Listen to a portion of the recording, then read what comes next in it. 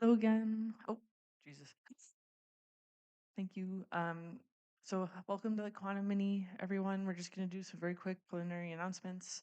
I'm one of the organizers, so is Andy. I have to leave in like 10 minutes because I have another talk, but just some quick logistical stuff. We're going to be keeping time, so we have some time cards here that will show speakers. So please just try and be mindful so that everyone gets their chance to present their work. If the speaker before you is taking questions, you should come down with your laptop and start getting set up so that we can have a pretty smooth transition between the talks. And also, if you're a speaker and someone asks a question, please try and repeat it into the microphone so that it shows up on the YouTube stream for those watching remotely. Also, it's easier for people in the other parts of the room to hear. Is there anything else we wanted to? Okay, great. So our first speaker is going to be Jean-Baptiste, who's going to be speaking about optimizing quantum control. So we have 2 minutes. You don't have to start immediately, but yeah,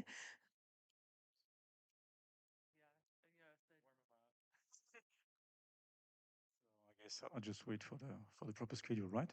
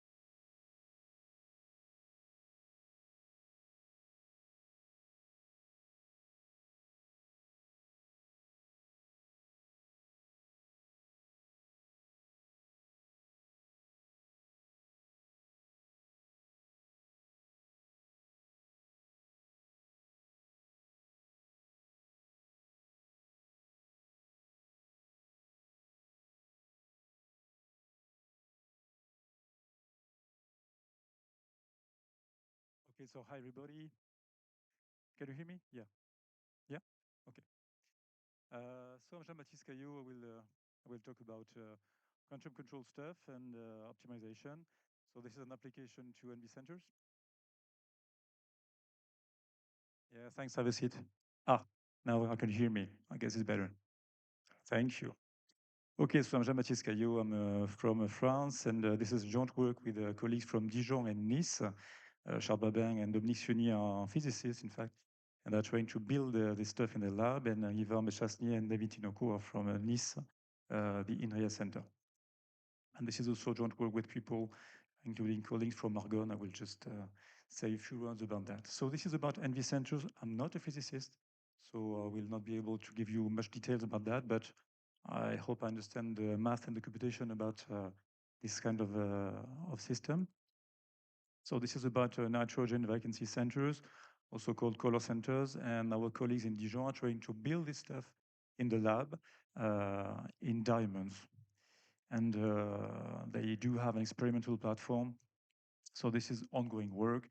I will try to give you a few hints about what we are doing now on the computation side. There's a paper, by the way, which is going to be presented at IFAC in a few weeks. This is in Korea, and the preprint is online. I guess I put the link to the PDF file on the JuliaCon website if you want to have a look.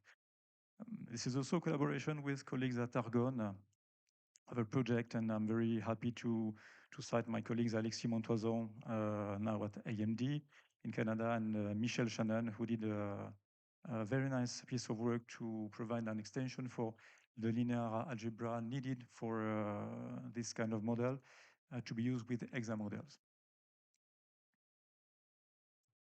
So just in a few words, the mathematical setting is as follows. We look at a system of several, say, n spin, typically spin 1/2, but it can also be spin 1, in fact. In several cases, I will just show a very simple example with 2 spin 1/2 stuff.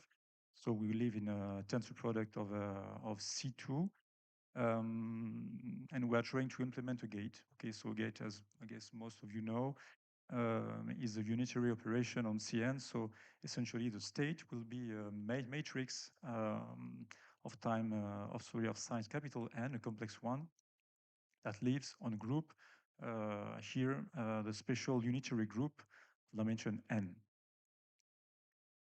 We look at the Schrödinger equation that actually evolves on a compact Lie group.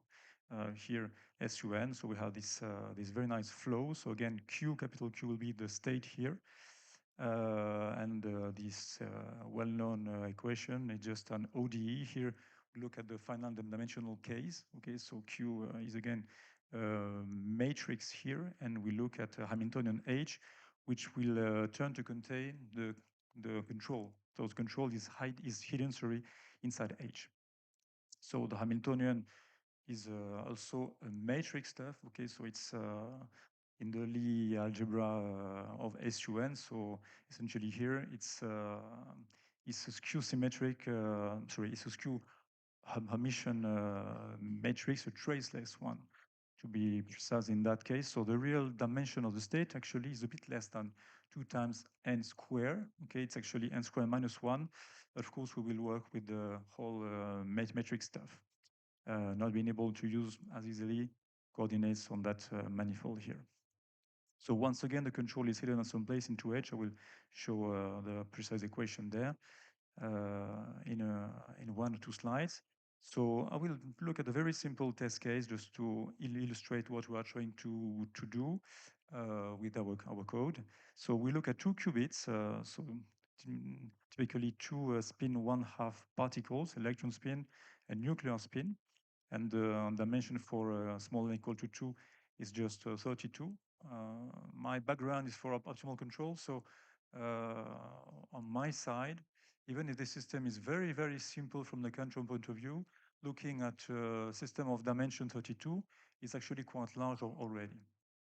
Actually, if you try to do some shooting things, say, in such a dimension, it's not that common. Okay, so even for such a small thing, it's quite challenging to be able to do so.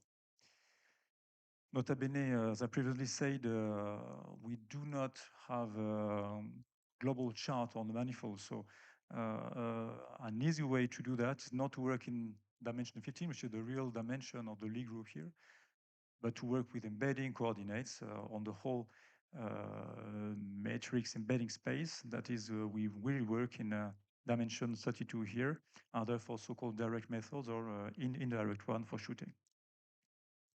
I will not present this case here, but we are also working now on having one spin one particle among a bunch, sorry, of spin 1/2 ones. And this will change a bit since we have to move from SU2 to SU3. So the dimension is even larger in that case. So now let's go to the real math and the dynamics of that. So the control will be a microwave pulse that works on the electron spin alone. Okay. So typically here for our system, after some approximation, I guess the RWA acronym is familiar to you. So this is a rotating wave approximation. The Hamiltonian with 2 real controls, U1 and U2. I mean, these are real functions of time. Read like h equal to h0, some drift. Okay, that actually describe the interaction, which is the crucial thing if you want to be able to act also on the 2 spins. So on the nuclear spin also, and this is a very standard thing. So you have some interaction part that in this model are described by 2 parameters, A parallel, A perp. And the notation, I suppose, is familiar to you, but let me just run through it rapidly. So in H0, you have some free frequency, omega I. This IZ, easy stuff, are just the standard tensor products, namely Kronecker product in the matrix framework of the Pauli matrices, sigma x, sigma y, sigma z, where I is just identity. So IZ is just I tensor sigma z, and so on, and so forth. So essentially, that's for the drift H0, okay? And we have these 2 control Hamiltonians, H1 and H2, that are in some sense fields on the manifold, again, with some those frequency, omega r again, with xi and yi. As you see, the the field is only acting on the first spin. That is why you just have x and y, xi times x times I, sorry, and y times I. Okay, so this is the dynamics here on the matrix group. And we can always make a reduction so as to start from identity and to target quantum gate, which can be any matrix in SUN. It is quite clear, and this has been well known and for more than a decade, that using standard control and geometric control tools, you can prove that the system is indeed a controllable one. Here, there is some issue. In fact, when APEP is zero, actually you just reach a sub-orbit, not the full group, but I will not go into this kind of consideration here or detail. But essentially think that the system is indeed a controllable one. That indeed, starting from identity, you can reach more or less any quantum state, any quantum gate on the Lie group. So on the basic numerical example, I'm going to show you now. I will consider a simple case where omega is zero, aperp is zero. Okay, we still have some a parallels, so some interaction. In this case, we can just reach some specific gates, but just for a numerical example here. Once again, a very basic one. So we can work with time minimization. In this case, I will just look at fidelity maximization. Okay, and I will fix final time in that case. But of course, we can work with a free final time also. Has some constraints. So here I will just use a very simple one. One of the focus of this talk is to emphasize the fact that we are going to use a general optimal control solver. I will say just a few words about that, which allows us, in fact, to deal with a general control system, constraints, and cost. Just to fix ideas, fidelity is just the Frobenius product. I'm aware that the notation is not so common to you, but once again, this F is the square of the squared modulus of the Frobenius tensor product, scalar product. Okay, so just let's have a quick look at optimal control.jl, our package that is a general one for optimal control problems. Once again, if you look at such a general thing with dynamics given by F, some cost in Lagrange form, here in Boltzmann form, you can readily discretize it into an NLP. Okay, so here, for instance, you look at a Euro scheme and quite clearly you can get an NLP. Of course, we have other schemes available in the package, and then you have to solve this NLP. So just in a few words, I'm glad also to quote my colleagues from Toulouse, Olivier Cos, Joseph Jargot, and Pierre Martinan. The main thing with this package that we are trying to stay as close as possible to the math.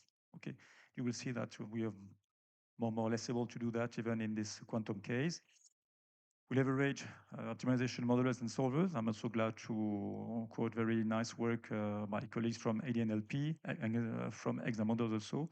That's for the modeling side. And on the solver side, we use IPOpt, MadNLP, Nitro, Okay, this is with very nice work of Charlie Manare, who made available in Julia last year. And this stuff, thanks to, in particular, ExaModels and MadNLP, run on CPU and GPU. You can have a look. There are a lot of benchmarks online, and you can have a look at the performance here. Once again, in CPU or GPU. At the moment, one of the best things we can do is to use ExaModels with MadNLP, which can beat, in some sense, even IPOpt in quite a lot of cases. We have also comparison with JUMP and IPOpt for the combination modular solver. So please have a look. I will show you the link in the end. So let me quickly come to the end. This is the way we model the problem, okay, with the two spin one half thing in optimal control.jl. So you see that it's very close to the mathematics. You will just define the matrix here, standard linear algebra. And you see here that we have the three Hamiltonian, the drift and the control ones that we define in a very simple way. Just know that we have some macro here that vectorizes non-allocating anything stuff because we work with vector, not matrices, but this is completely transparent for the users. In the end, we are just able to declare a problem here, which is a problem with fixed time, okay, with a state which is a vector at some point in dimension 2n square, okay, so 32 here because the capital N is 4. we have a control with a two-dimensional one initial state and the dynamics here that we write in a very simple way. The minus I here is just embedded into this dot here. And you know that you can also see that we have a constraint on the control, which is that the control lies in the two-dimensional disk. Okay, so this is a non-linear stuff, which is not an issue here. Of course, we could have used the constraint to work on the angle. Okay, the angle would have been free, but I mean there is no specific reason to do that. We can solve, okay, and you just def and solve just like that, and you get that the fidelity indeed can reach one, reach the final state, and reach one in here in this case. So the last graph is f. So just more or less the last slide about the fact that you can also use shooting to solve this. Okay, it's very easy for those of you that know about the PMP. You define the regular maximization control here in a very easy way. Okay, just this three-line code. You define the Hamiltonian flow in a one-line call. Okay, with our package. So this is the Hamiltonian flow with this maximizing control U. So you have Q the state and P the adjoint state, both in dimension 32 here. You can just define the shooting function here. This is the transversality condition. And you just integrate the flow. So imagine that this FR call will call to a differential equation. You can solve again to arbitrary precision here. So to conclude, we are going to, of course, add more qubits. Okay, this is ongoing work. There's a nice paper by Greek colleagues that you can have a look at that also use our package. And the last slide is just have a look at controltoolbox.org where you will find some more examples, in particular one from MRI, where you have a much more complicated system, which is a system whose control has a quite complicated structure, so-called BSB, bank singular one, that you can have a look at here. But still, it's very easy to define the shooting function in that case too. With this, I will stop. Thanks.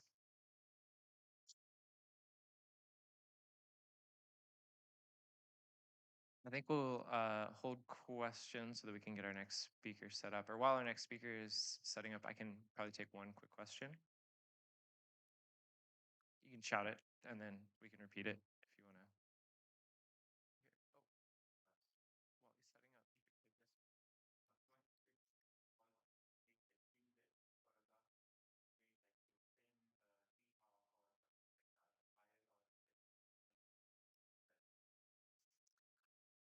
Yeah. Yes. So with spin one, yes, we are working. So the question was, is it possible to simulate with spin one thing in particular? Yes, so the answer is yes. Okay, we will increase the dimension. Actually, we're working with spin one because for this NV thing, okay, spin one is important, in fact. So yes, the math works. Okay, you can prove that it is a controllable thing. That's a new thing, I think, as far as I know. And yes, it's possible to do so. You will increase a bit the dimension, but still the process is the same. So yes, sure.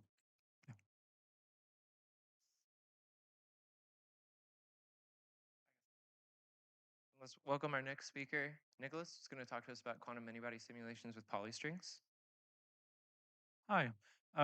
Yes, I will show you some like numerical methods for high performance quantum many-body simulation based on polystrings.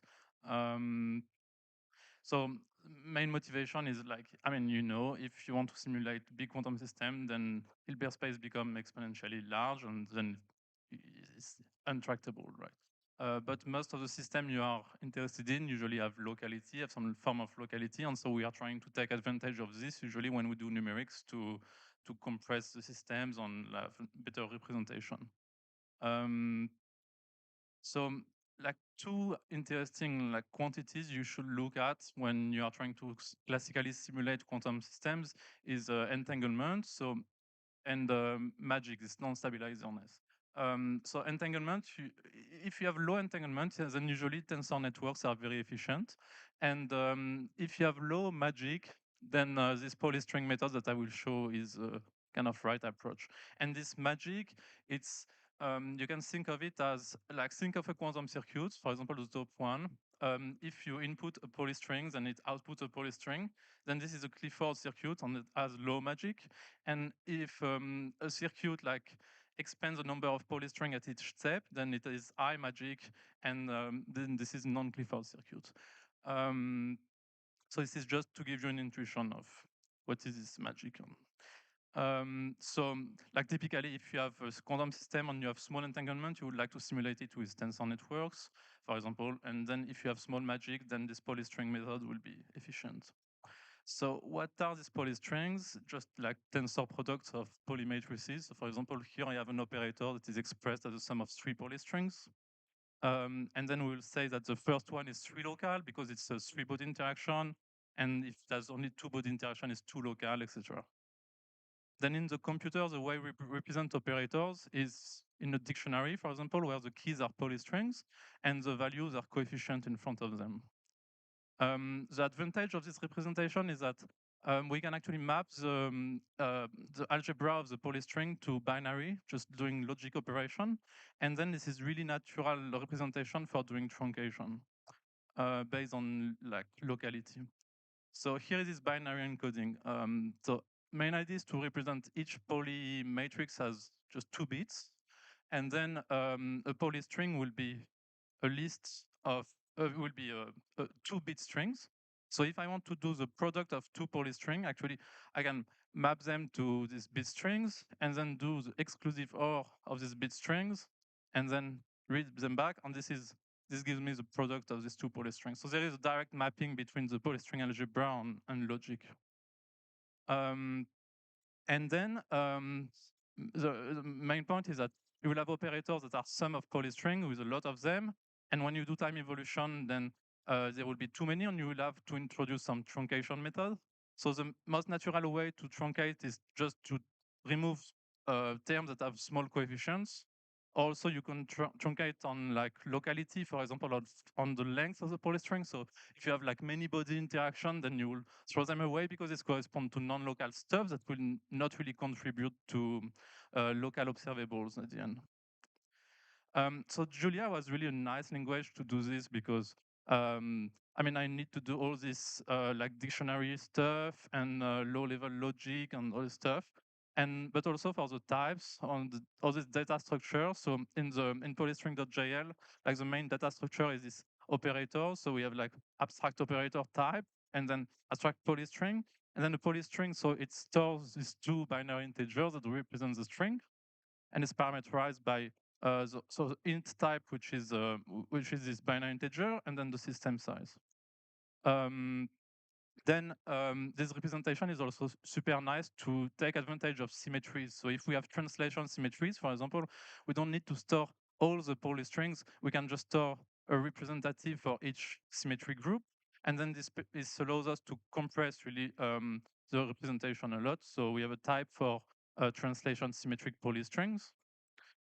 And then once we have defined this polystring, then we can define a linear combination of polystrings, so some operator that now can store just like a set of polystring and coefficient.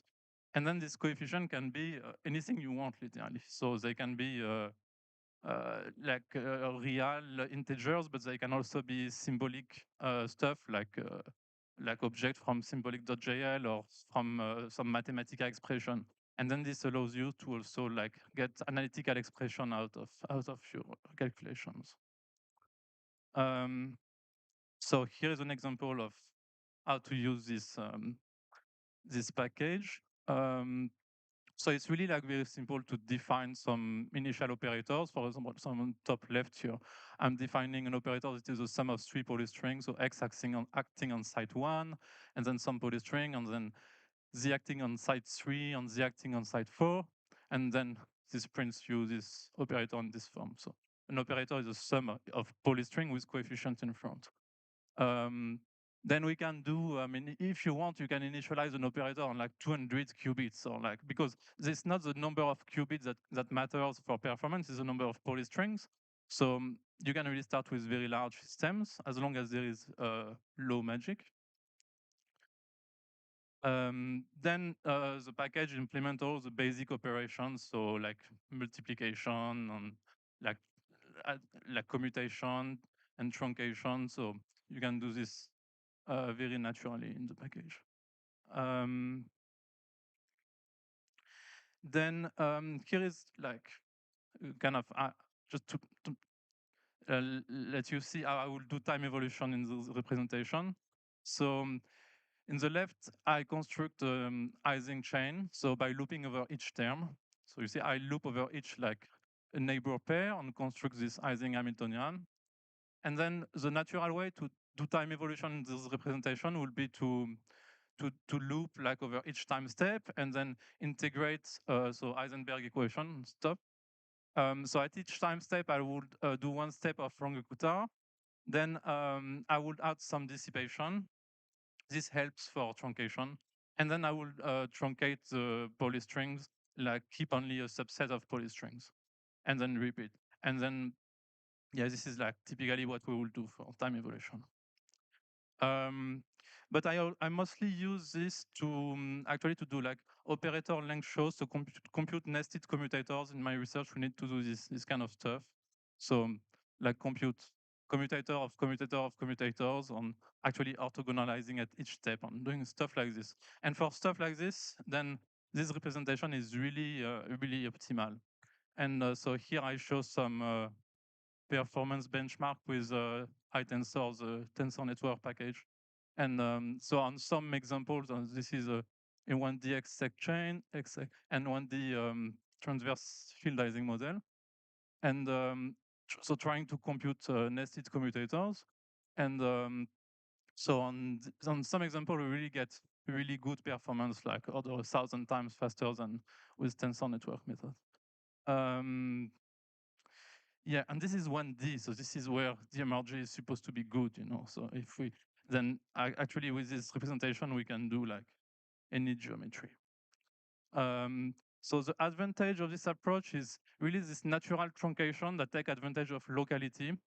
You can easily truncate away non-local stuff and keep local stuff. And then the representation is really agnostic to the geometry, so you can define operator that lives on crazy graphs, do all this naturally without having to construct like special method for each geometry. Then I think it's like very basic, it's very stupid. It's like, I mean, eventually what you are doing is just expanding operator in the poly basis and truncating in some way. Then we are limited to Heisenberg picture. It's all about operators and not about states. And you need low magic. And so typically to have low magic, you will need some form of dissipation. Yeah, thank you.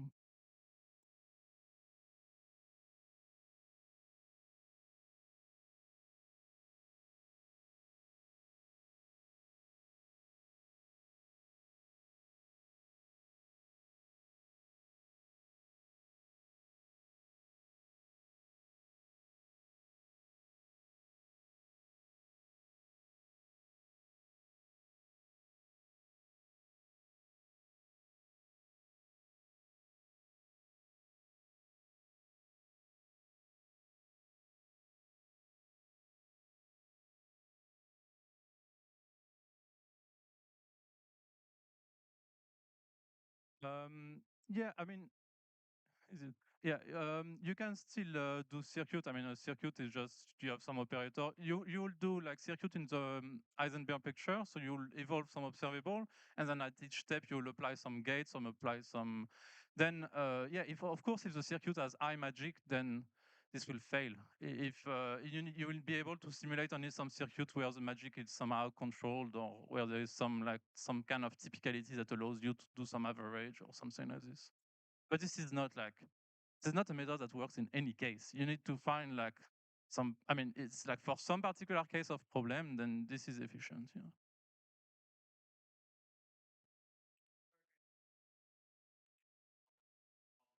No, we have, yeah. There is like a front end for circuits where you can actually like input your circuit and simulate circuits with this. Yeah, yeah, yeah. Yeah.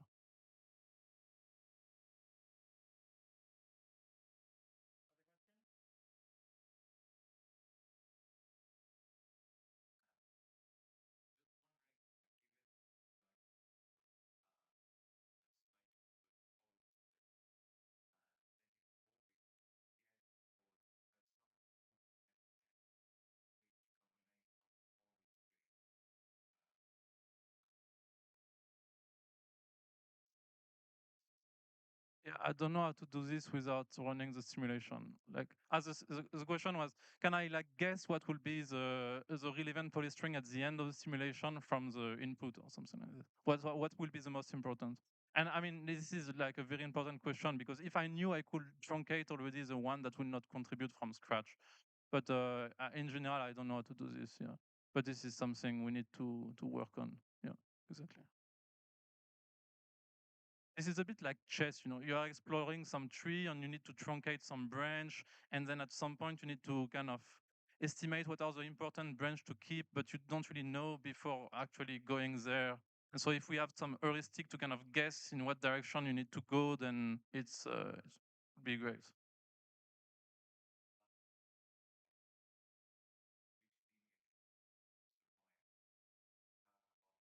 Okay.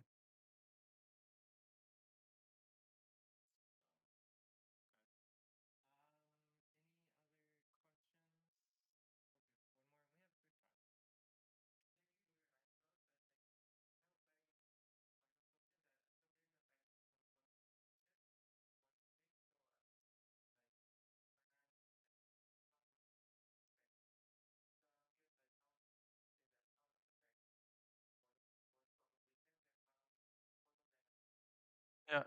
Yeah, the question is how this differs from the polypropagation.jl package.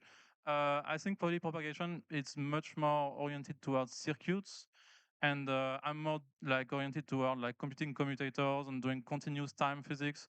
So I think the thing, if you do like circuits, you will probably use polypropagation, and if you want to do continuous time physics and extract like symmetries and do like more like condensed matter stuff, then polystring will be more adapted for this.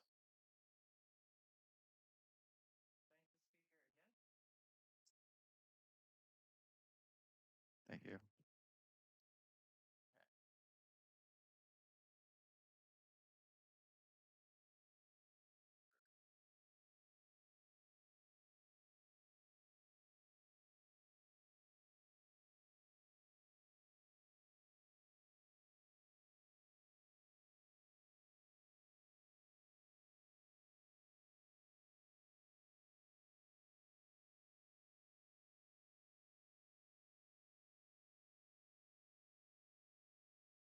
It's great to be back here in Europe for, I guess, the second time at my JuliaCon, second JuliaCon in Europe.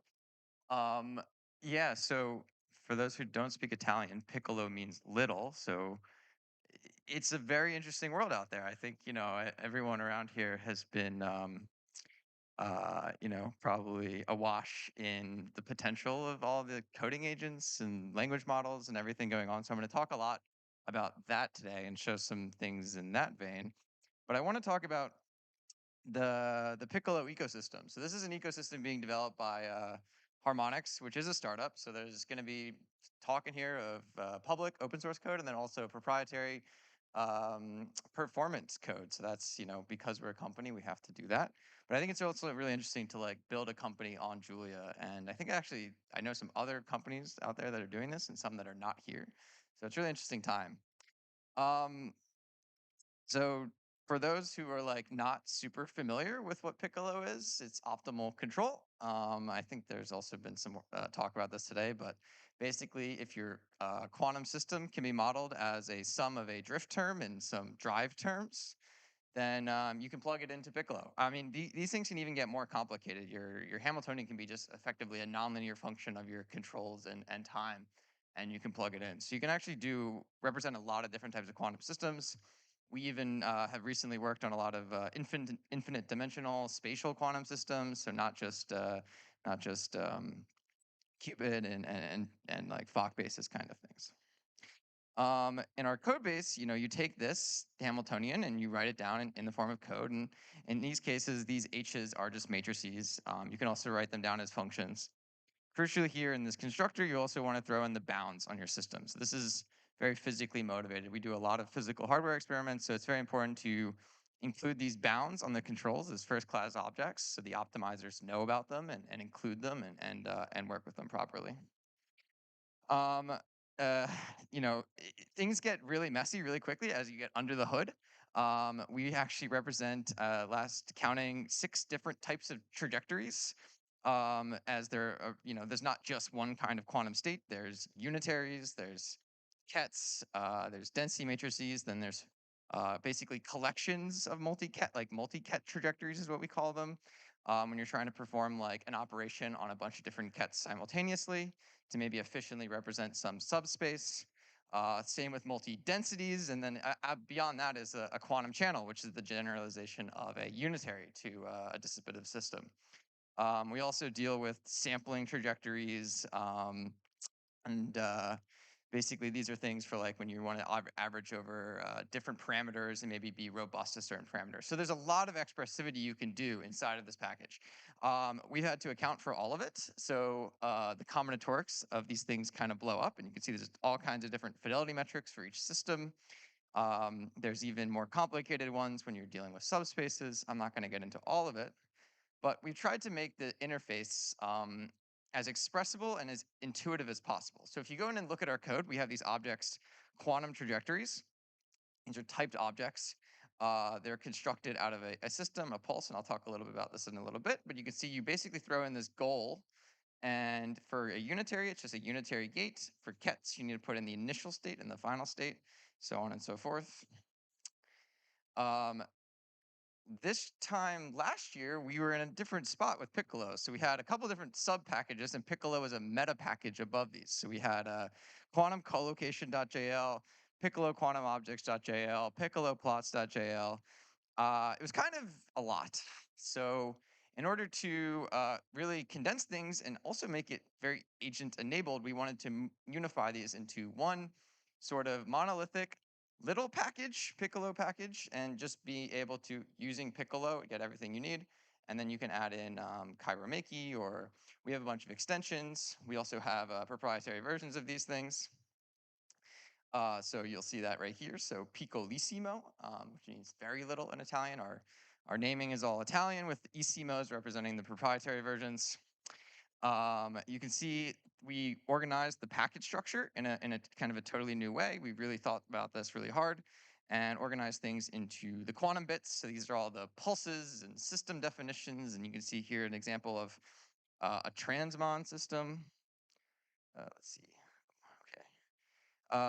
Unitary trajectories, and then we have a lot of control templates. So we're borrowing a lot of stuff from robotics. So if you go back and watch some of our other talks, JJ is here, part of Harmonics, and like he's a roboticist. We're borrowing a lot of nonlinear trajectory optimization methods, similar to what was discussed earlier.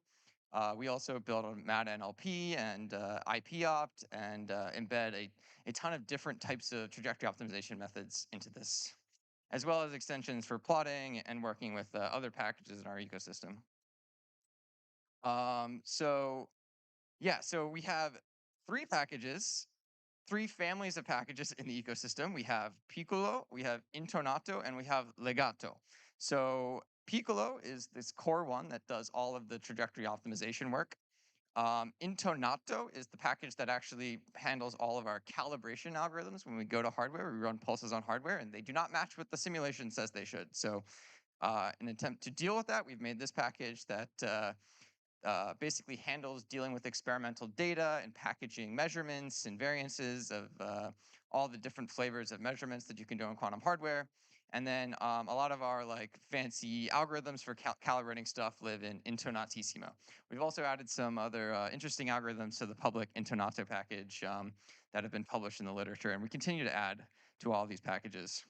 And then on the top layer, we have Legato, which means Intonato means in tune in Italian, and legato means smoothed out. So we are very much about optimal control. So we design basically a lot of things to compress circuits into pulses. So we do pulse compilation essentially. So we're actually building up kind of massive libraries of pulses that we can then compose and then re-optimize to extract minimum time results, higher fidelities, do a lot of different things, and Legato and Legatissimo are there to basically make this really efficient to do and handle and manage all of this kind of crazy pulse compilation from when you take a QEC circuit or an algorithm circuit and you want to compile it onto a hardware platform. That's there to handle. I should also mention we're also adding a new package, Strumento, which is actually going really down low to the hardware. So we recently partnered with a group called QICK, out of Fermilab, that does control hardware. and we're like very close to that. And then very up the stack, I actually was playing around with a lot of QLDBC codes, and the Unitary Foundation, which sometimes sponsors JuliaCon, has an open QEC challenge, and I've been like battling people to get to the top of the leaderboards just for fun. I'll show you a little bit about how I've done that. Okay, this is a really interesting slide. So this is, I mean, I imagine all of you guys have probably seen a similar thing. If you notice this line in the middle, that was February 5th, which is when Opus 4.6 came out. Um, it's kind of crazy. So this is the cumulative number of merged PRs into all of our packages. It's, you know, it's kind of weird to see. Like, I don't even, I'm not actually sure what the baseline is here, but I mean, it's just this massive inflection. And it's even kind of tapered off recently a little bit. And I know I've been traveling, so maybe that's why exactly. But actually, we've pivoted a lot of our development over to Amicode, which I'll show you in a little bit. But you can see just how dramatic this is. And I don't need to I don't think I can understate that. Like, it's weird times.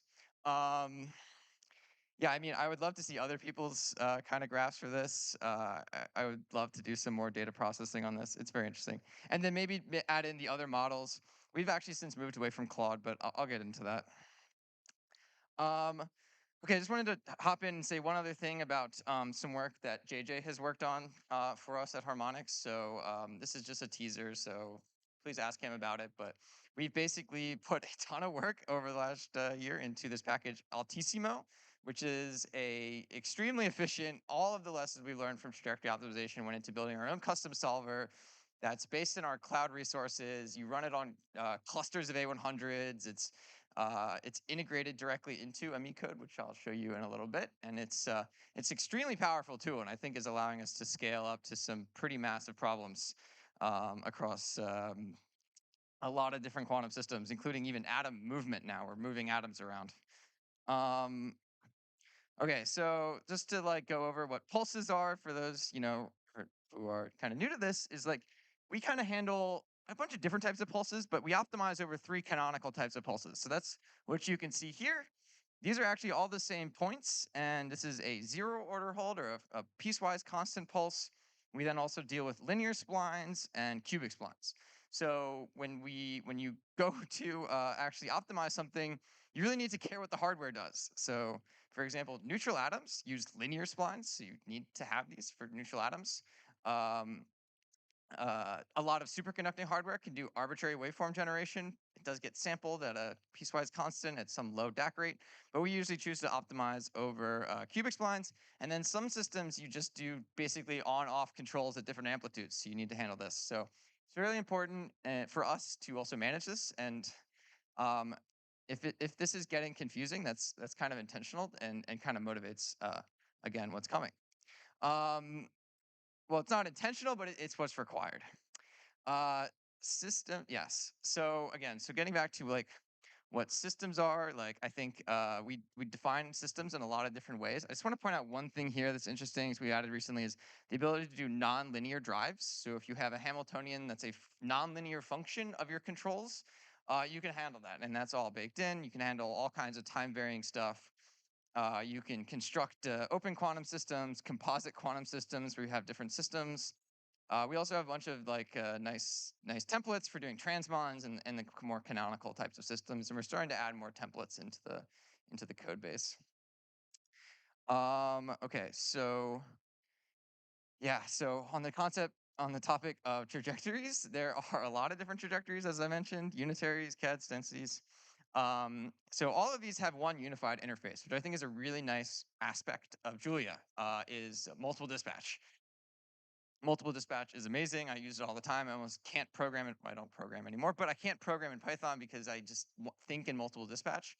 So if you build a quantum trajectory, it's really easy to just like take a new pulse, add it in, roll it out, get a fidelity. All of this is very nice for working with trajectories after and before you solve them out of the solver. And this object is kind of supposed to be a continuous object. So you can, I didn't have the syntax here, but you can basically go in and sample it at any given time continuously along the trajectory. So it's kind of syntactic sugar to wrap this kind of discrete trajectory data and easily sample it and get out the state, get out the pulse, all these things. Okay, so once you have a pulse, And then you have a trajectory, which you build out of the system and the pulse and your goal. You can then just plop that into a what we call a problem template. So we have all these different problem templates. Here you can see a couple of these. We have something called a smooth pulse problem template, which makes smooth pulses. We also have spline pulse problem templates. These are all basically wrappers to handle all the different types of nuances when it comes to indexing and dealing with cubic splines and handling different constraints. For example, with cubic splines, you need to constrain the points in between the knot points to actually get the constraints to hold. So there's a lot that goes into to this behind the scenes. There's a ton of indexing, and we've tried to make it as easy as possible to do this. If you want to get down into the weeds, it's perfectly possible. And we have really good packages. There's a package named trajectories.jl, which handles all of our trajectory indexing stuff, and it's supposed to be as intuitive as possible and as also like expressive as possible. Okay, so once you made a problem, then you can actually start to compose problems. So here we made a spline pulse problem. We solved it, and then we get actually a solved problem, and we can just pass that problem to a minimum time problem, where you then say, okay, I want to constrain the final fidelity to be X number, in this case 99% fidelity, and then you solve it again. So you can kind of compose problems in this kind of uh, layered way. And we wanted to make this as like also as as composable as possible. And this is also like a very fun thing because minimum time stuff is kind of only something you can do in a direct optimization framework like this, because you can just add a constraint to the final fidelity, and that's just handled by this and our solvers. You can also do all kinds of interesting sampling problems and robustness problems and all kinds of different things, and kind of compose problems in different ways. You can do spline pulse problem, sampling problem, minimum time problem. We're working on this composability as well. Okay, so here's kind of what it looks like to basically go through this whole thing just once again, using Piccolo and using Piccolissimo. So spline integrator is a Piccolissimo object. It's very fast, it's very efficient. I wish we could open source everything, and maybe we will one day. Yeah, so you can see, again, transmon system, define a cubic spline pulse, define your quantum trajectory out of the system and the pulse, build the problem, solve it, plot it. And, you get plots out like this. A lot of our plotting infrastructure is also built to handle plotting all of these cubic splines and all these things via multiple dispatch. So here you can see a representative high fidelity pulse. It's a little wiggly. You can add all kinds of objectives to this. There's deep in the code base, there's something called the bending energy. I mean, there's a lot of fancy things. There's a lot of ways to compose things, which is kind of a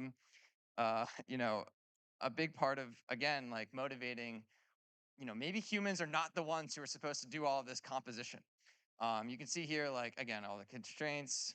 You can see all the physics informed infidelities and constraints you could possibly add, and then you're going to you're basically solving. You're going to hardware. You're returning measurements. You have all these packages. Because of all these merged PRs, which are wonderful, we now have a ton of functionality and a ton of ways to interact with hardware.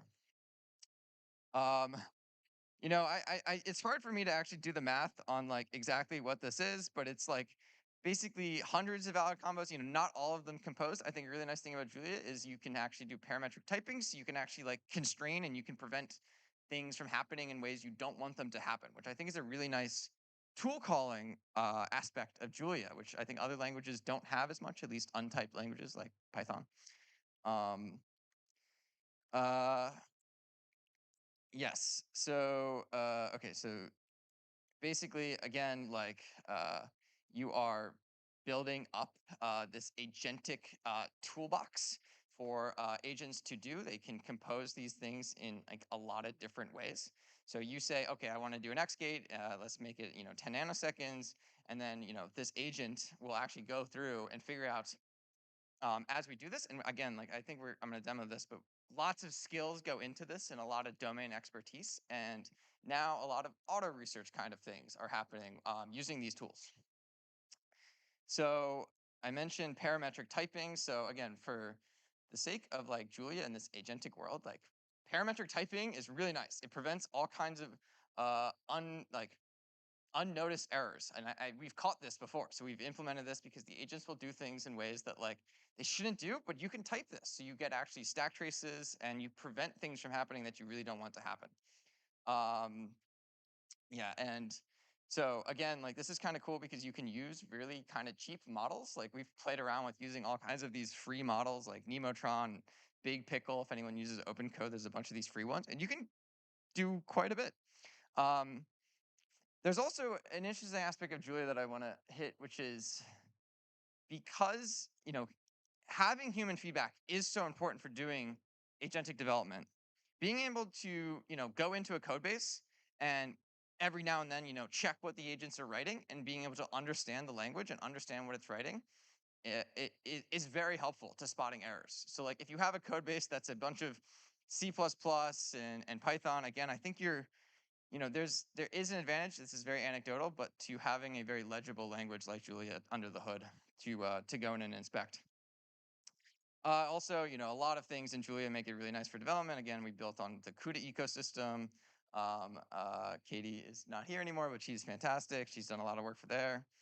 There used to be this, notion that basically, it's so hard for someone using Python to switch over to Julia. It's not true anymore. So, I think a lot of doors are opening.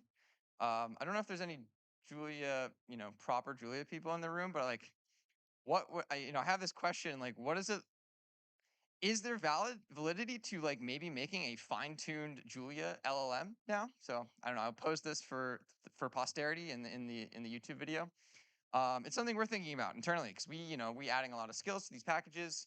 The models are not, focused on training on Julia, which, is understandable, but like maybe there should be an open source model that is fine-tuned on Julia for doing Julia development. Anyway, thoughts out there.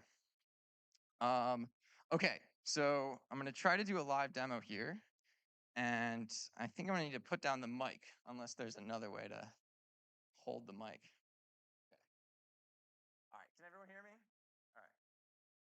All right, so I want to show you guys a me code. So this is basically what has caused me a lot of sleepless nights recently.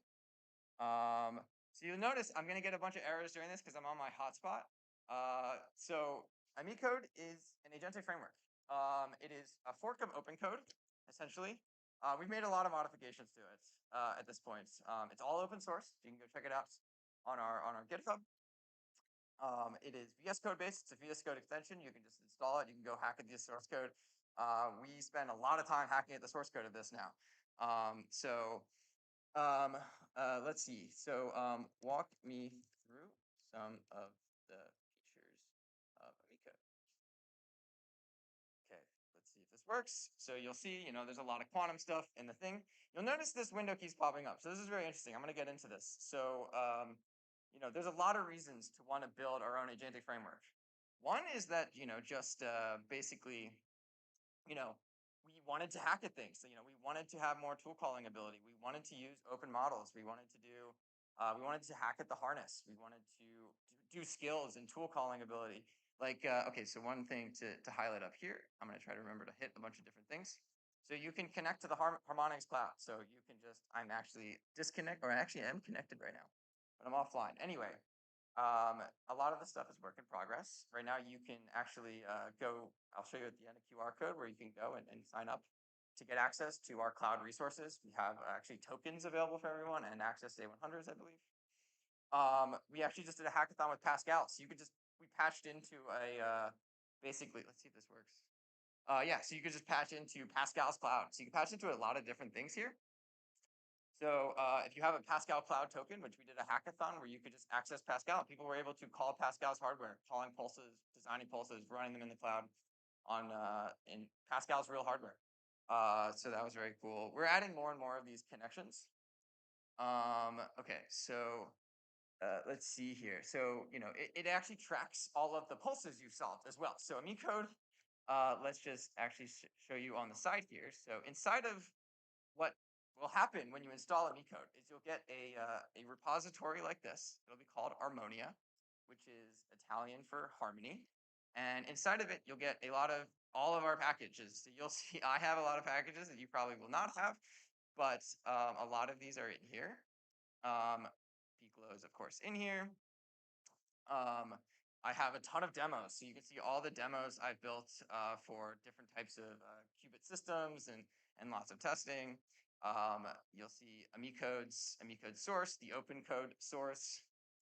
You'll also get vaults. So this builds right directly on top of Obsidian vaults. So Obsidian is what we use to manage all of our knowledge in the Harmonia ecosystem, in the Amicode ecosystem. So basically, as you build out Amicode, it will record your results, your insights, your hardware domain in vaults that are yours. They're your vaults, they're your data. We want them to be your data. So you can see inside of here, I have, my own vault. I have an Armonissima vault, which is kind of our proprietary internal knowledge vault, all kinds of meeting vaults, a lot of different vaults. I have a Raise vault. I'm doing a lot of things, so I have a lot of different vaults. And we also have some public vaults. We have a public Harmonia vault, which you can check out on our GitHub as well. You can do things like, you can actually go in here, you can say pulse designer. Let's do a single qubit pulse. So you can come in here and you can actually walk through very simply, like getting started with Amicode. So you can say, okay, what do I want to do? Maybe I want to do, let's just try something else. And we'll try to do something else. Let's do a 2-spin qubit gate. So I don't know, we're gonna, how much time do I have left? 5 minutes? All right, so we'll just walk through a little bit of a pulse here, and I'll show you a couple other things while this is going. So you can just go in. Also, you can move around tabs. We just added this feature. This was not there before. So you can go back and forth. You'll see the notifications pop up. Let's do 2 levels. Why not? One other thing I want to talk about is in brief, describe my fleet. Okay, so the fleet is a really cool feature that is like new that I've been working on because it's just been necessary. As we deal with a lot of different devices, we've wanted to make it really easy to work with a lot of different devices. I have a Mac Mini at home. I have a workstation at home. We have a Mac Studio. We have all of our cloud resources. So you can see like I'm actually running all this from my Mac Mini server. It's hosting my MacBook. You actually tell it about your devices. So it goes in, it knows all about how to SSH, how to call and dispatch solves across all your devices. It has a lot of fleet orchestration, and this is really good for experimentalists. Experimentalists are in the lab. They have the lab computer, a workstation computer, their laptop. A bunch of different people have laptops, a bunch of different devices. So we wanted to make this like very extensible. And then, okay, so, they're large language models. So they know a lot about the physics. So we don't have to tell them a lot about everything. And we just go right to resolve. So let's just pull start it. So all of these things, what is the target? Let's just do a CX. It'll know what I'm talking about. So you can go through these kind of pulse designer phases, fixed time and free phase on. So it knows a lot about the code base. It's even recommended doing free phase fidelities, which is another type of fidelity metric. Okay, I want to just hit one other thing. Yeah, let's just do this. Okay, so I did this. Yeah, okay, so there don't have any questions. So I think, I'm gonna let this run at the end of here. And I will open up to questions while I close out. And I know we're at break, so 3 or 4 minutes. Okay.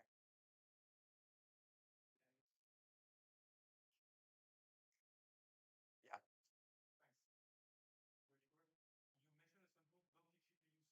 Yeah. Yes. Yes. So the question was about the multi-GPU solving. Yeah, I will say, yeah, quantum systems get big. You kind of just like you hit the memory capacity of one GPU and you need to go to another. If the question is about how we did that, I wish I was the person that was able to tell you how.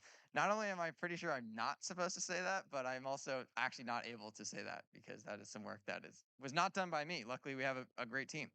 I will say, working with A100s, you definitely need to think about parallelization.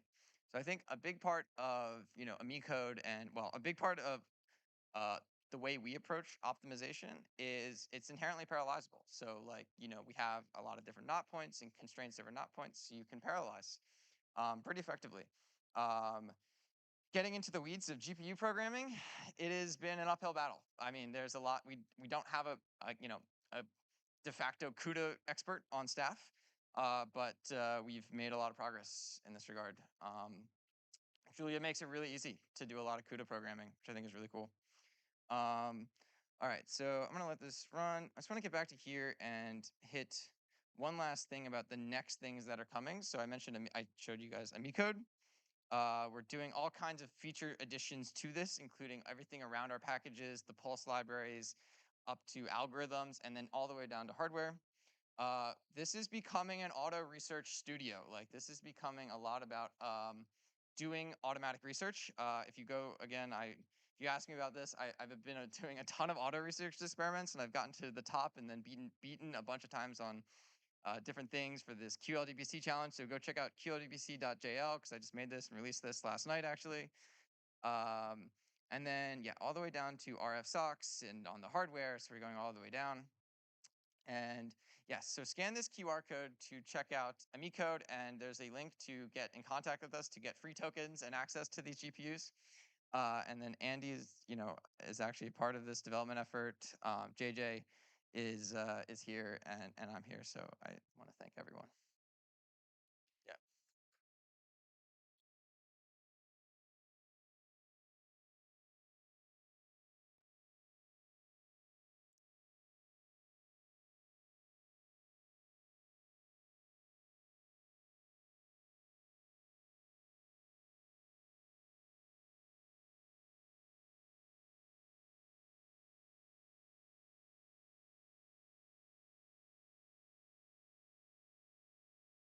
Yeah. Yeah. Definitely chat to me about it afterwards. Yeah, QCS, like I think is like so the Unitary Foundation put on this competition for QLDBC codes. If you're a part of it, it's really cool. They released Python code to do a bunch of the Python is 25 times slower than Julia serial.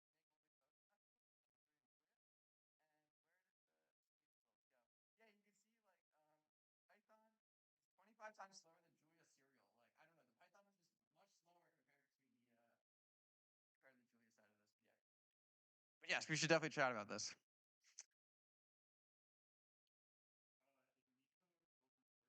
Yes, AmiCode is completely open source and hackable, and we encourage PRs and please hack at it, add whatever you want to it, add skills for your package to it. Like we want to make it a community tool. We are working with the Unitary Foundation and their auto QEC effort actually to make this a community tool as well. Yeah, we want to make open models and open source and all this stuff as available as possible and as hackable as possible. Yeah.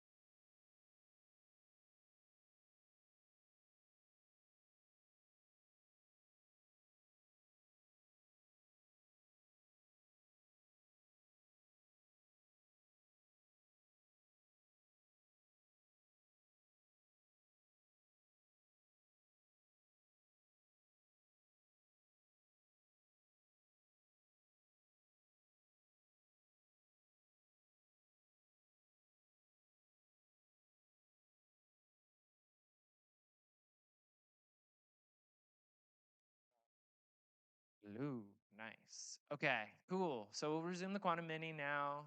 Yusuf's going to talk to us about the Cruise toolset. So excited and keep a lookout. I'll give you a warning for 5, and that'll include your questions. So if you want to stop early for him. Okay, cool.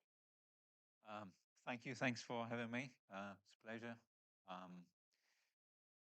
Yusuf, I'm a scientific software developer at Cruise. I'm going to walk you through the software we are building over there called Cruise Toolset. It's an autodiff simulation and optimal control toolbox. Just going to walk you through what we are actually trying to solve and what that problem actually made us think about how we should design the software, and also from the perspective of the architectural design. I would talk also at the end about the features and some plots about benchmarks of how the software performs against some other open source software available on the landscape. So what is the challenge when we go into the quantum industry is that there are plenty of hardwares over there that are good candidates for qubits, like superconducting ME centers, spin qubits, photonics, trap ions, and the list goes on and on. Each one of them have their own properties. Not only properties, but you have different, you require different facilities and equipments to operate on these devices. So it's a zoo of hardware, and it's also complicated.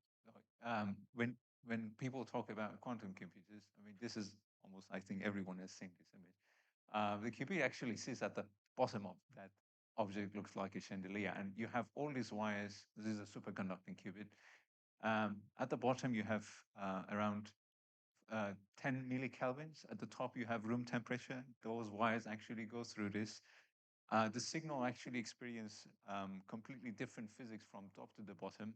And you have all the control electronics in the back that generate the pulse, filter them, and finally send it to this. So this is for superconducting qubits. Different, for instance, for trap ions, you have laser arrays and etc.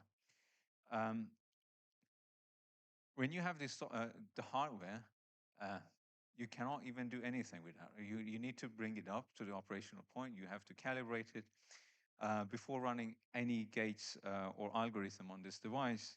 You need to know your hardware first thing first. So you bring it into the lab, and that's actually where your actual hardware sits. You start to probing it with signals to see where its sweet spot is, where this operational point is.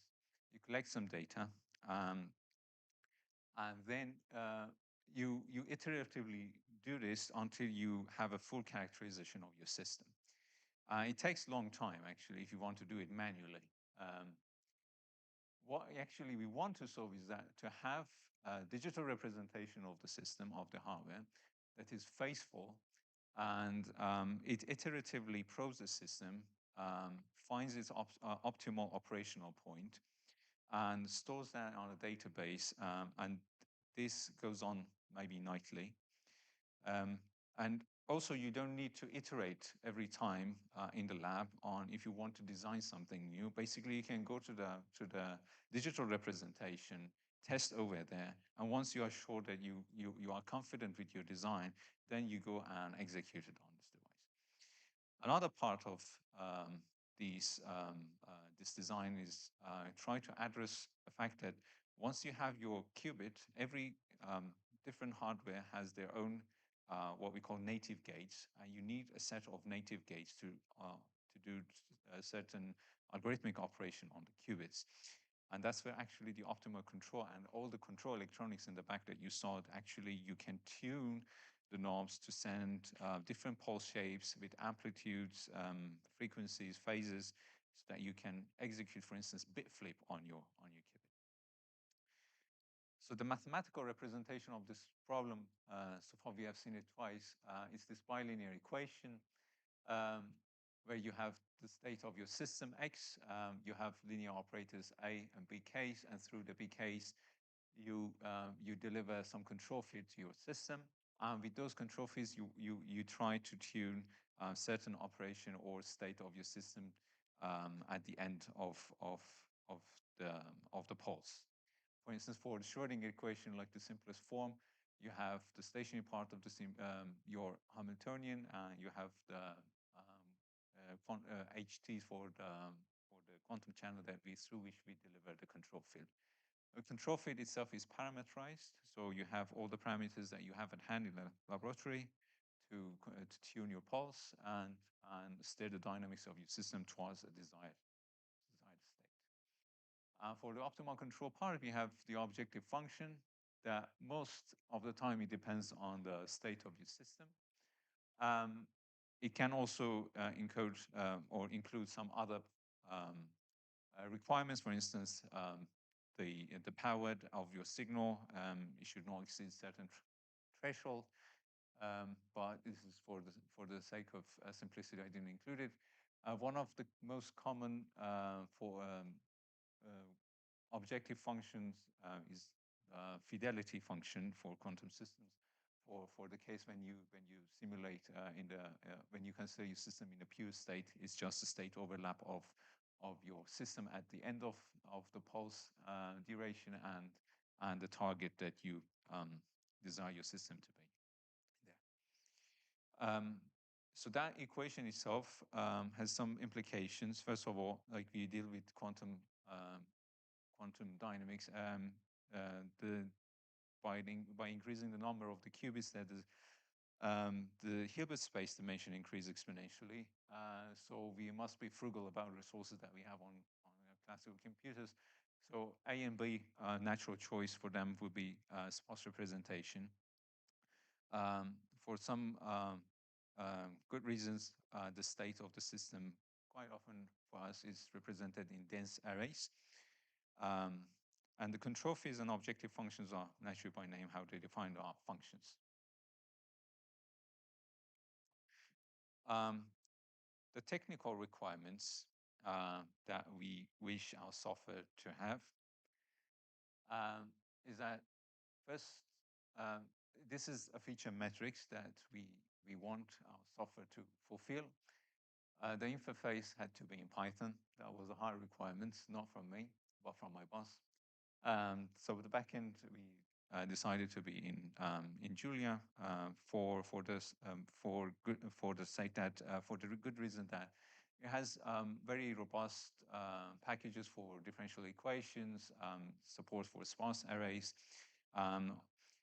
If you remember the image I showed initially about the closed loop calibration, that must actually run almost live because you cannot just wait, for instance, for days to calibrate your system and then do operation on certain days, and then the system drifts away from its operational point, and then you have to do this over and over. The system doesn't stay actually in its place over a large span of time. So AD is essential, so it must be auto-differentiable because we want to optimize with respect to the parameters that our control fields allows us to set. For comparison, the other software packages that are there in the ecosystem, like Qtip, that is quite widely used. It's a Python package with NumPy. It doesn't support automatic differentiation, whereas it fulfills the other criteria. Those dynamics developed by Alice and Bob, people at Alice and Bob. It has JAX backend. The JAX, the limitation of JAX is, of course, although it satisfies the automatic differentiation, but it has limited support for sparse array, and there is no native quantum optical control on top of dynamics. And quantum toolbox.ja, quantumoptics.jl, they are there. They also don't have that layer for optimal control. We actually want this layer to be as simple as possible for the user, and just feels like quick when they want to run an optimal control problem. Also worth mentioning Piccolo and Optimal Control JA. We already had a talk about them in the morning, but they actually designed specifically for optimal control, but not for the digital twin representation of the hardware. I might be wrong if you correct me later. Yeah, so the hard problem is now that, okay, everything that we have by the choice of the interface that it must be in Python. So all this information now should be carried from Python side to the Julia world. So linear operators, state of the system, the parameter space, they're over-defined, they're arrays. Well, what about functions? Like when the user wants to define the control field or an objective function, how can we actually translate them in Julia and ensure that they are still differentiable? So that was actually, it took me quite a while, like almost a few months, um, going around and doing trial and errors. I finally settled on Numba. Numba actually has this nice feature. Actually, if you write your function in a way that it does not rely on quantum Python objects, it can emit C functions and at the same time the LLVM for that. That's nice because then I can just pass the LLVM to the Julia, and thanks to enzyme I can differentiate. It worked out eventually, and we had that layer. I'm going to talk about it at the end. But back to the software itself, how we designed it from the perspective of the building blocks of what I just mentioned about the equation that we want to solve. We have the parameter space that is fed to the drives. Those are the control fields, and the control fields goes into the Hamiltonian. The Hamiltonian itself does not imply what equation you want to solve for the binary equation. For instance, you want to solve the Schrodinger equation, you want to solve Master equation, or you want to solve Monte Carlo stochastic Schrodinger equation. That's actually the knowledge encoded in problem. Extra with at the same time also some extra information about the initial states, the duration of your simulation, etc. All those go into the session, and session is that interface between Python and Julia. All the information is carried to the Julia side, and from that moment onward, everything gets simulated on the Julia side. And we retrieve the data at the end of the simulation. So a toy model, for instance, is this two-level system with H0 as the sigma z Pauli operators and H1 as sigma x Pauli operator. We want to drive a system with a simple sine function that is parameterized by its amplitude, frequency, and phi. So that block here over here is how we define the pulse. One subtle thing that I have to mention about is that the functions must be type annotated because we compile them and we get the LLVM. So it must, the type of the parameters must be known at the compile time. We have the parameter space. It's a tuple of the value lower and upper bound. You can only pass the value itself if you only interested in the simulation of the system. But for optimal control, you definitely need to pass the upper and lower bounds. We define the Hamiltonian, and finally we defined our problem here as a Schrodinger problem with the Hamiltonian, Schrodinger equation with the Hamiltonian. The initial state here, I assumed the ground state of the two-level system and the time span of my simulation with the parameter space. Then we instantiate the session and the problem, and simply solve the problem. So this is the output of our simulation, basically projecting the state of the system onto its spaces and see at every instance of time if you perform a measurement on which state the system, the quantum system's state is observed. The result is actually returned in an X array. It has a nice data structure when we want to stack all the information about the parameters and the state of the system, and can be easily transformed. Second thing is that it has support for different plotting backends, and that makes life much easier. For the optimal control, we need to define the quantum optimal control problem. It receives two extra information, the state, the target state of the system, and the objective function that we want to minimize. Similarly, we initialize this problem and let through gradient optimization find the optimal pulses. If we remake the problem with these newly updated parameters, we see now that with that sine function, with optimized parameters for the amplitude, frequency, and the phase, now the system actually represents a bit flip operation. So that's the gate responsible.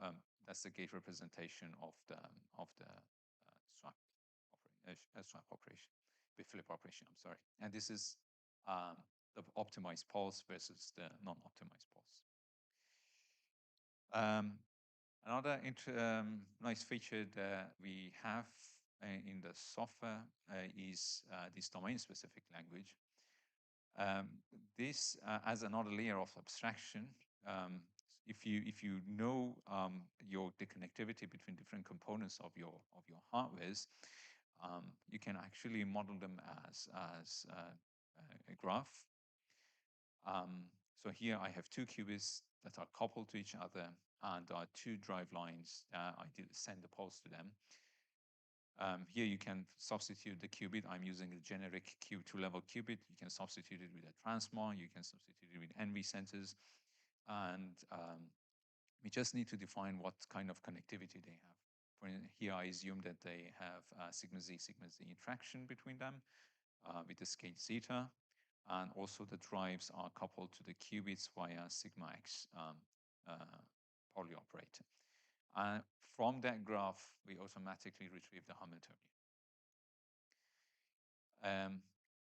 Another layer of this digital model is not only the building the model for the hardware itself, but also the controller stack. That's actually itself is quite an important indispensable part of the whole setup, because you imagine that you want to send a Gaussian pulse, but that's not actually the pulse that gets to your hardware. First of all, it is sampled digitally on the control stack, for instance, for superconducting qubit. Then it goes through digital to analog converter. There are some, you might apply some filters, or because of the design of the control electronics, it might filter some of the frequency, filter passes. Or it may experience some rise times, not might, but definitely experience some rise times because of the delays of the signals that are getting transformed in the electronics. So at the end, the pulse that is sent to the hardware, to the qubit, is not what you ideally thought of. We take into account all of those imperfections of signal generation. You can actually play around with the parameters of those, optimize them. Finally, about the benchmark, this is 16 Rydberg atoms, approximate two-level systems. So they are on a chain. We have the van der Waals coupling between them. That's actually where the entanglement comes in. And we drive them with the global Rabi pulse and the global detuning. So actually, compared to the other packages that I mentioned initially, so we are doing fairly well. We simulate this in around 20 seconds. And we are on par with Quantum Toolbox. As a byproduct, we open source this layer for the NUMA and enzyme. Actually, now you can define functions in Python. If they are compatible with NUMA, they can be lowered to LLVM representation. You can get the gradient and Jacobian vector product of them. At the moment, we only we have support for binaries for x86-64 with libc above 2.39 and Python 3. Please give it a try and let me know if it is useful for your work. Want to acknowledge lots of help I received from Jose about metaprogramming, and William and Valentin for lots of help for the LLVM and enzyme, and my fellow colleagues at Cruise. And thanks a lot for your attention and attending this talk.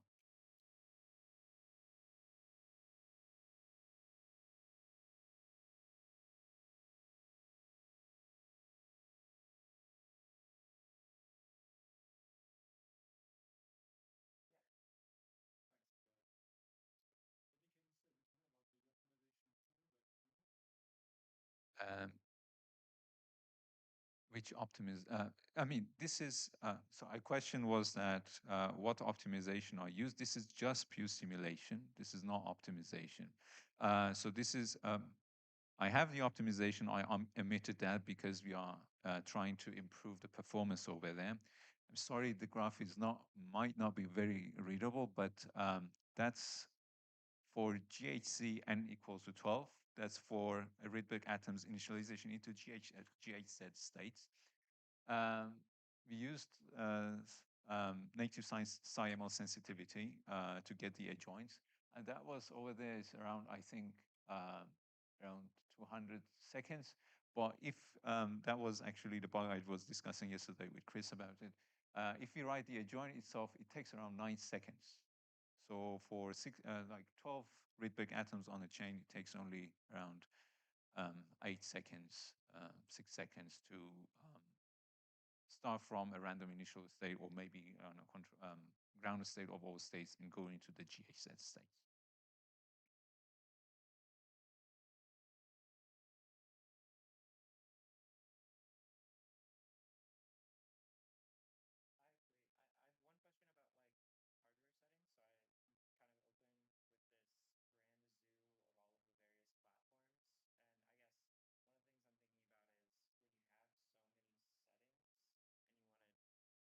Okay, yeah, for the online audience, that way you don't have to repeat. So we've got this zoo of hardware settings, which we saw at the start of the talk. And one of the things that becomes challenging when you start to look at building a library of digital twins and you want to handle all of these kind of like experimental settings very carefully is managing that zoo and dealing with the uniqueness of kind of each setting.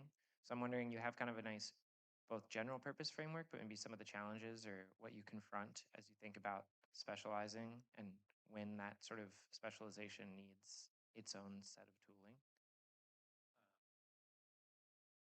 So yeah, I mean, we actually work with labs, and they have the like they have the stack for instance for control electronics. I was involved myself to characterize them. It is quite difficult because even each series of the hardware release has different characteristics, and you have to actually iteratively build new digital twin of that hardware. Like for instance, you have different noise spectrum for the hardware that you are um, building the hardware for that. So it's a huge undertaking. At some point, we try here to be as abstract as possible and to try to provide as much flexibility to define, for instance, your spectrum, etc. But if you would ask me, like, can I just go and select, I don't know, Zurich instrument to control a stack? It might be over there, like might be brilliant, but if one day you come with me and say, I built my own control stack, but then I would say, okay, maybe you just do like spectral analysis, pulse spectroscopy on it, phasor spectroscopy, and we provide actually these higher level tools so that you can encode those information in your digital twin. So this must be possible. The code must be composable, otherwise it would be huge. I don't know if I answered your question. No. Yeah. Yes. And you have to have access to the hardware. Like without and these are expensive devices. Like you you cannot get them all the time.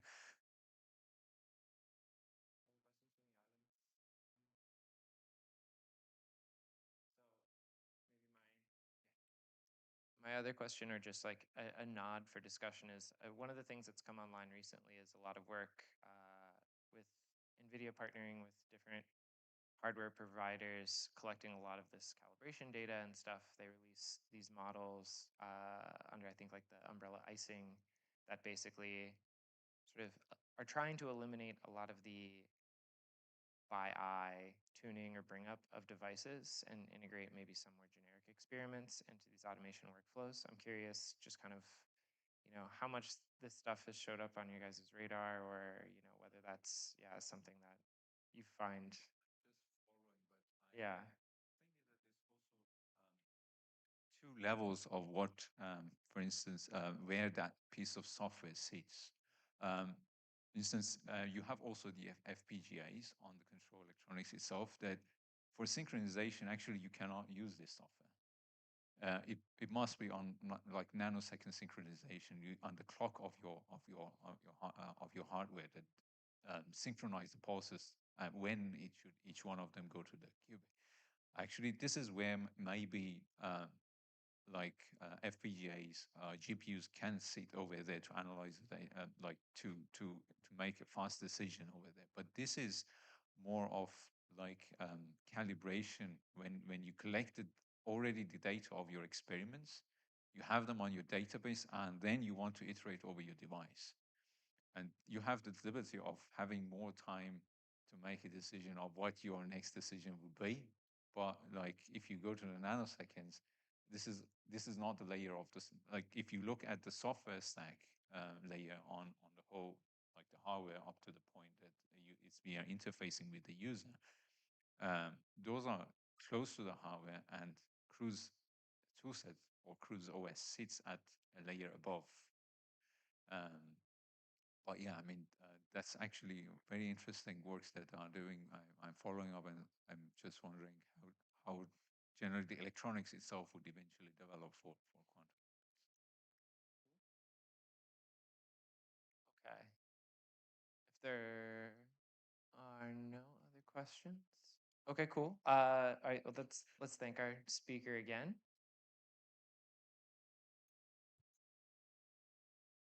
And then we'll bring our next speaker down.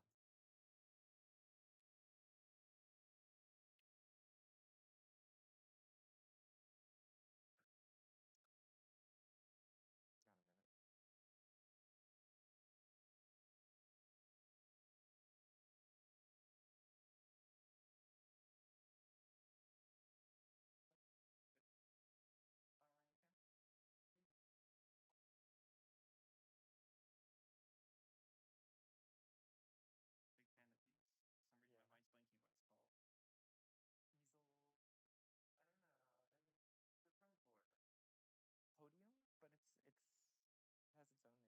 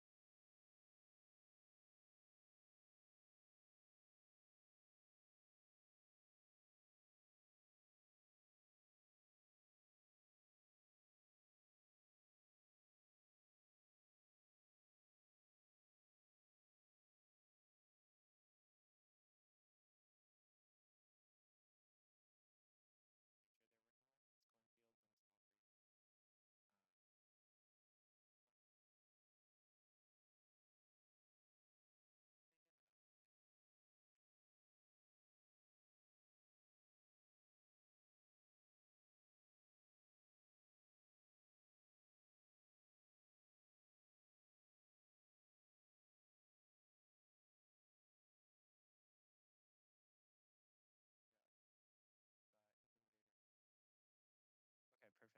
So to introduce our next speaker, we're going to be learning about quantum hamlets, distributed compilation of large algorithmic graph states. Oh, dropped algorithm. Two. All right, so Anthony's going to teach us about the hamlets, and I'll let him take it away. Okay, so thank you everybody for coming and giving me your attention. I'm from the University of Massachusetts, and so is Andrew and Stefan, my advisor. Napa, Mihail, and Rodney are from KO University, and this is a joint work while I was visiting them. So I'll begin with a motivation to my project. Well, the first is just noticing that to achieve large-scale quantum computation, you may need to have a distributed quantum computer of some sort. Even in some models of computation that have reusable qubits like MBQC, the spatial cost can grow with the pathway size of the graph state you want. But regardless of what platform or what type of qubit you're thinking of, or model computation you're thinking of, if you have a distributed quantum computer, generating an entanglement between nodes in that computer will be very expensive. So much so that you can mostly say that any gate you perform locally would be free relative to the cost of generating a bell pair that has a high fidelity between the two processors.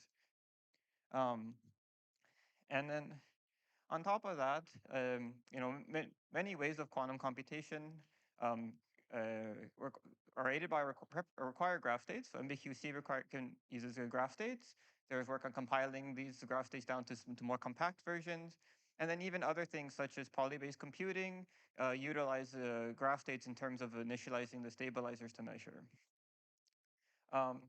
So with these two things in mind of graph states being useful in a lot of application and distributed quantum computing probably being needed at some point, there's a question of what do you do when you want a graph state that's too big for your QPU that you have.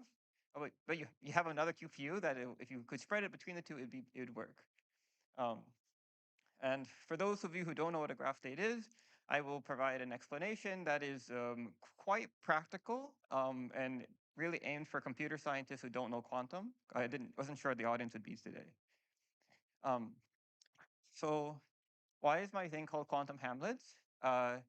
Simply using words like quantum processing unit and communication qubit and computation qubit is cumbersome. So I just made these terms up. So a hamlet is just going to be, you can think of it as a QPU if you want to view this in the distributed quantum computing framework. But a lot of what I talk about will not inherently have anything to do with quantum, won't have anything directly linked to distributed quantum computing. But a QPU will be a subset of qubits that can communicate with each other very easily with high fidelity. The cost of those operations are low. But if you go between hamlets, the cost will be high, and we're going to try to minimize the amount of entanglement we need between them. We will be assuming we'll call the villagers the qubits, and if we have this distributed computing picture, we'll have a quantum network that can place the mayors in entanglement with each other. We can create bell pairs between them, and this is generally a pretty simple view of what you might have a quantum processor look like in this distributed setting. So now I'll go over graph states. Just the bare minimum needed for my talk. There's much more rich ways of defining graph states with stabilizers. I wasn't sure if everyone would know that.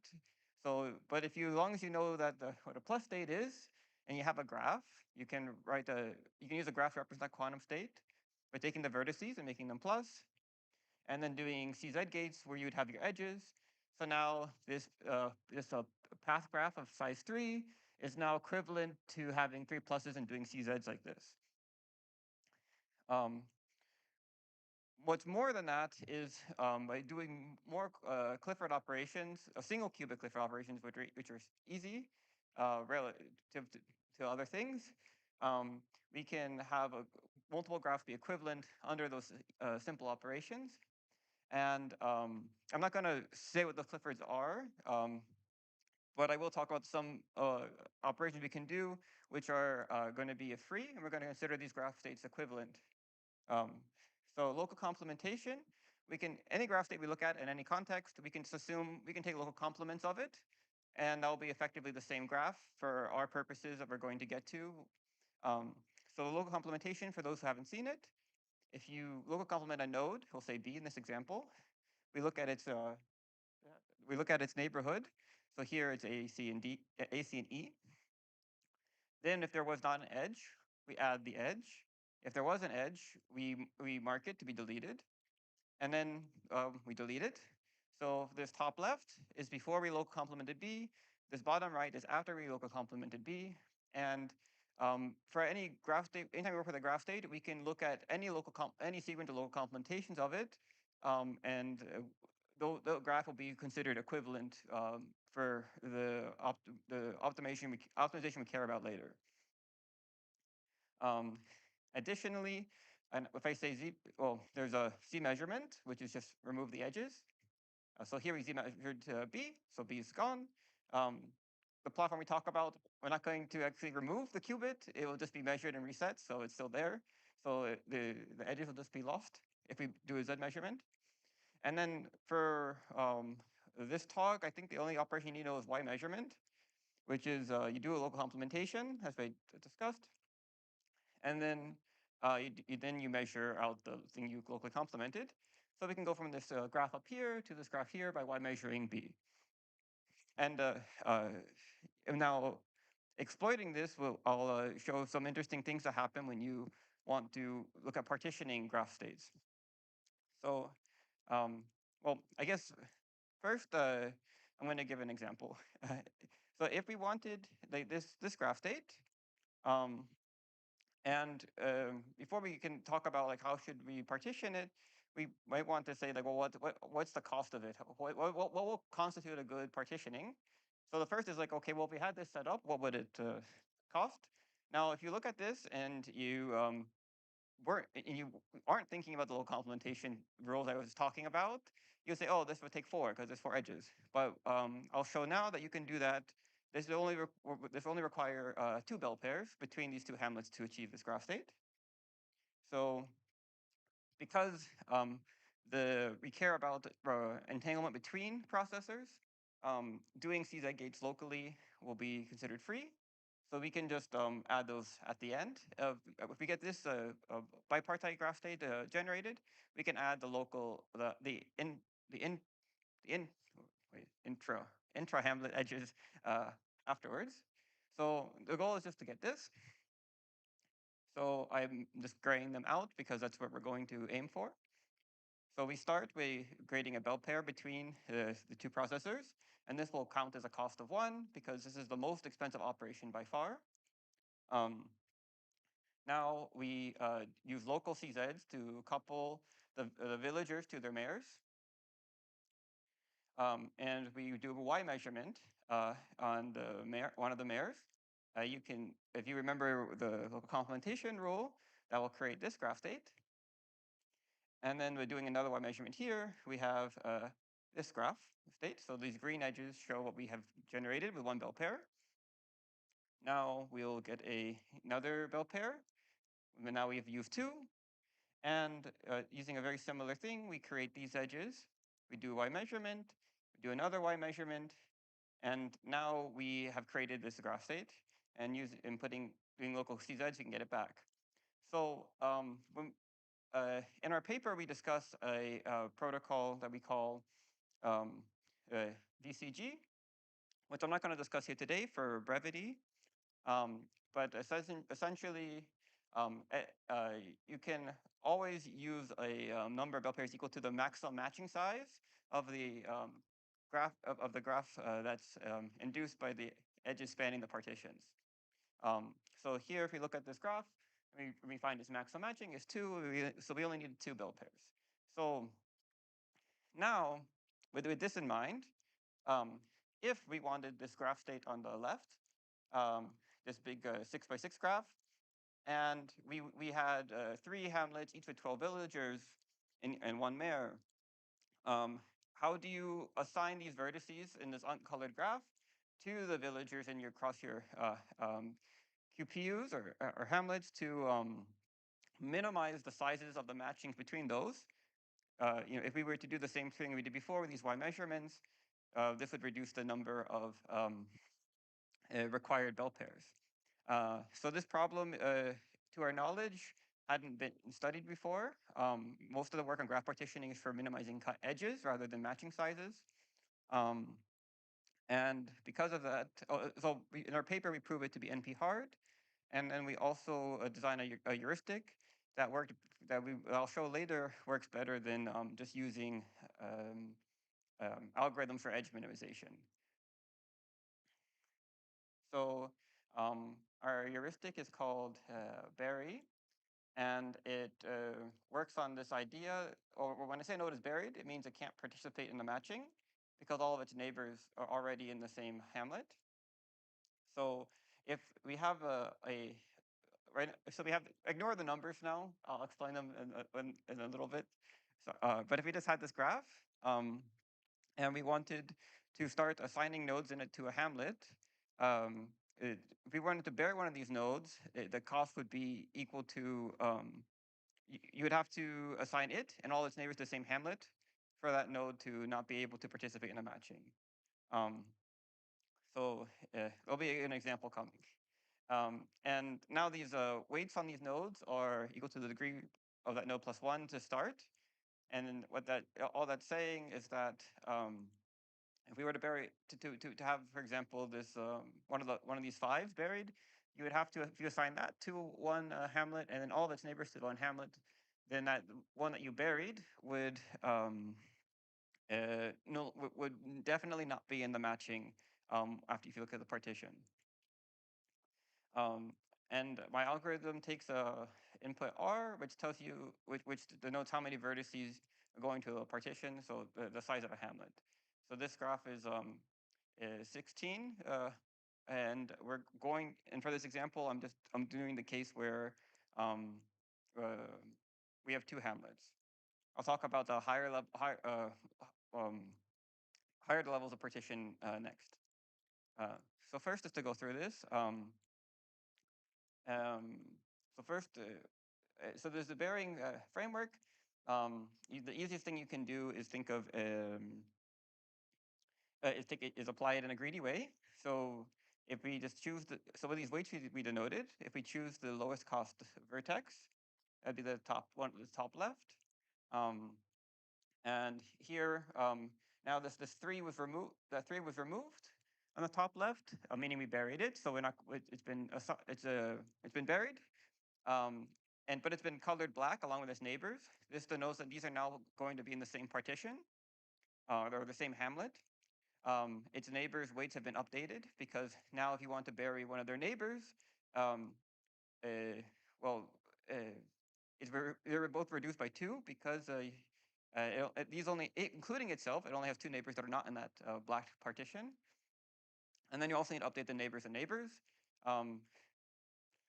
as well. Yes. So now if we continue this process, and we also update R. Now if we continue this process, we chose this 2 second from the top left, and we reduced R because we colored 2 more nodes. And if we continue this process, here we're going to bury this 1 because that's the lowest, and so on until R equals 0. The current implementation, if you don't hit 0, we'll just choose things randomly. You could also change it to the boundary, and yes, and then so that was how we do a bipartition. And if you look at what we did, we really just the way this algorithm was working is that we had a blank graph, and then we were just assigning nodes to it. That we say how many nodes we want in a partition. So this makes generalizing this algorithm to higher levels of k. So you're more hamlets and larger partitions. More rather straightforward. You just set R to be equal to the size of your hamlet. So here's an example where Berry was run on this graph. The top right, the color denotes the first round of Berry. So those 5 are in a hamlet. And we can see that the way it works is it put 1 and 2 such that they cannot participate in any matching. And then I believe this green on the bottom was run next. And it did a similar thing with 5 and 10 also being done like that. And then by taking the remaining subgraph and then recursing the Berry algorithm on that with the proper updates to the weights in R and so on, you can easily run this to higher levels of K without too much of a cost to the runtime. Here, the red denotes the matching sizes, but this might be a bit, but I'll show a more simple picture what these reds mean. So, and I want to talk about a comparison. So on the left is a partition found by Metis, a state-of-the-art algorithm for doing graph partitioning with the goal of minimizing edges cut. Um, and as you can see, it does a good job of minimizing the number of cut edges. Also, if you notice, um, the cut edges would look the same as if you found the matchings between all of them, because we just have these single lines going across. And really, what these red lines are showing, or these red edges are showing, are they're highlighting matchings between the different colors. So on the same graph, Barry partitioned it this way. And here, if we look at, for example, the orange section and the green section, I highlighted a matching between them from 5 and 11, 10 and 16, 9 and 15. This matching is size 3. And using the VCG, or kind of expanding the example I showed at the beginning, you could generate all of these edges between the orange and green with only 3 bell pairs. Now we just do this pairwise between all the different Hamlet colors to arrive at that. To get this graph state, we'd only need 9 bell pairs.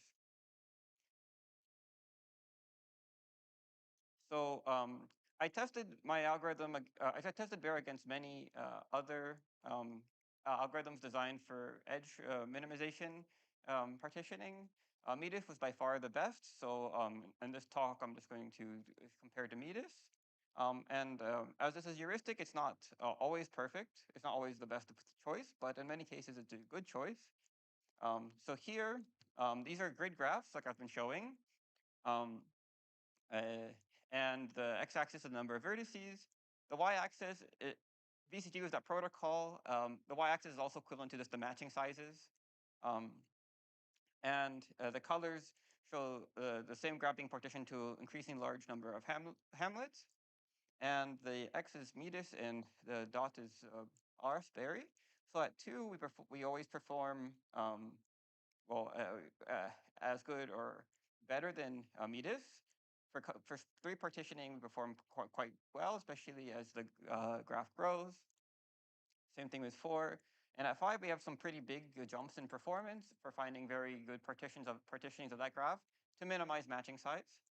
I will say that my algorithm Barry does not work that well at minimizing edges, because that's not what it was designed for.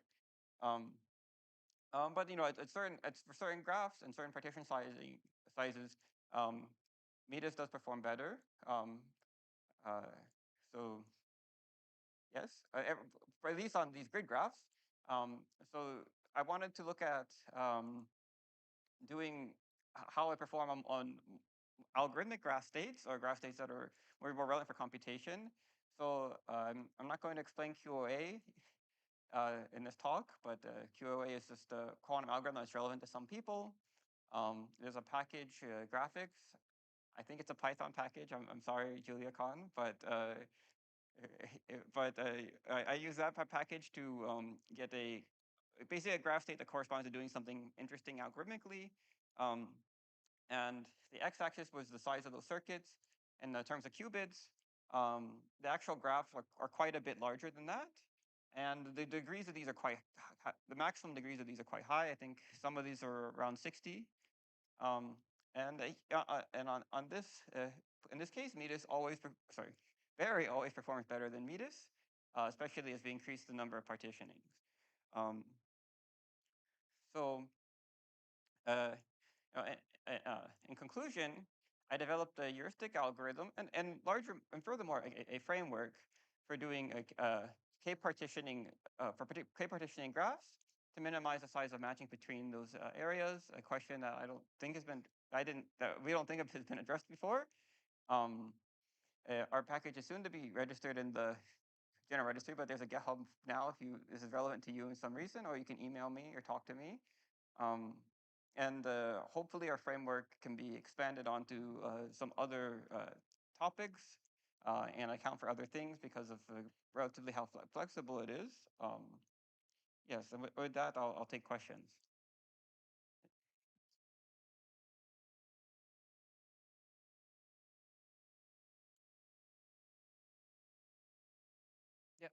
Actually, you can just hold on to this if you're okay talking and repeating.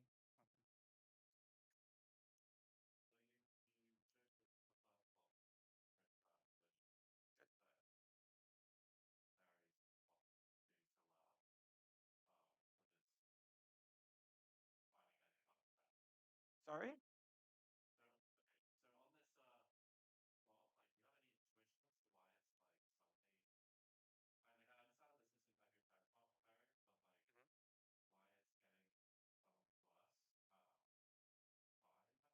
Oh, no. So for the question was, why does Barry perform worse at certain points?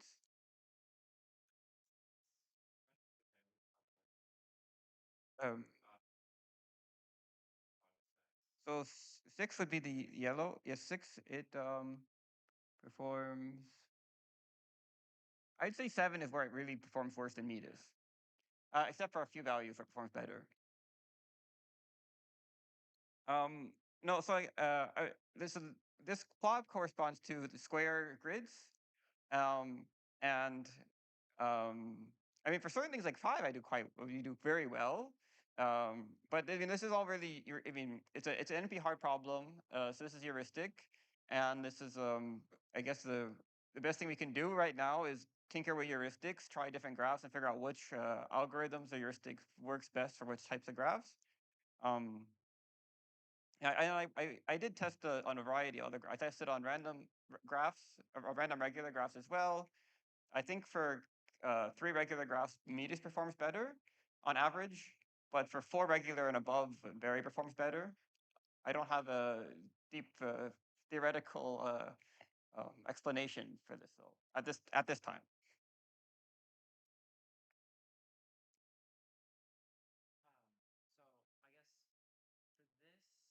So I guess for this, I know you said right here for the online. So I'm thinking about the fact that in our hamlets so far, it seems like we are agreeing to elect one mayor.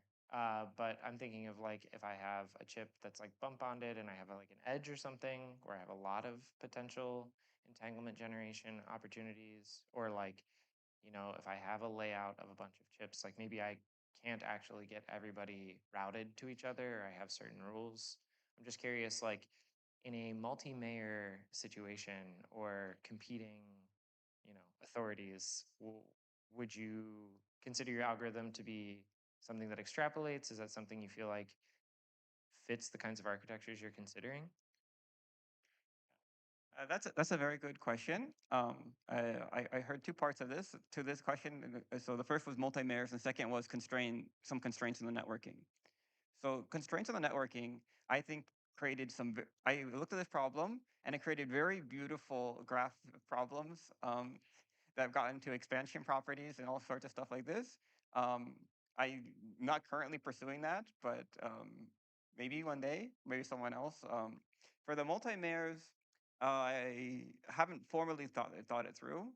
Um, I don't know. It might just be as simple as I guess I haven't formally thought it through. Um, but basically, if you could just represent the multi-mayor thing in terms of that minimizing the matching size would still be helpful. If that's still true, which it sounds like maybe it would be, like I don't know if you have enough mayors, you can just use them all at the same time without any cost. Then no, you don't need to force more edges through by doing these Y measurement tricks. But and whenever you have more edges that you need than mayors, then doing these Y measurement tricks kind of helps you like force, quote unquote, force more edges across the partition. Other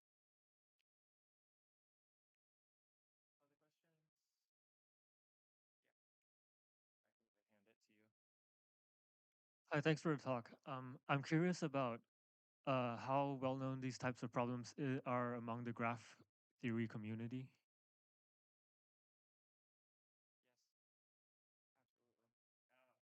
Yes. So I'm not, as I don't know your background, I'm just going to give it a general answer for everyone. So graph partitioning in general is a very well-known problem, and I was from even the 70s. I think the first approximation algorithm with a known bound was sometime in the 90s by Saran and Vazirani. Not Umesh, his brother, not the quantum one, his brother, but they're both computer scientists. Um, I think VJ is his name. But anyway, so the graph partitioning to minimize edges is very well known, very well studied. NP hard and all its flavors. This changing the metric to matching sizes, we couldn't find any literature on. So yes, I don't know. I have time.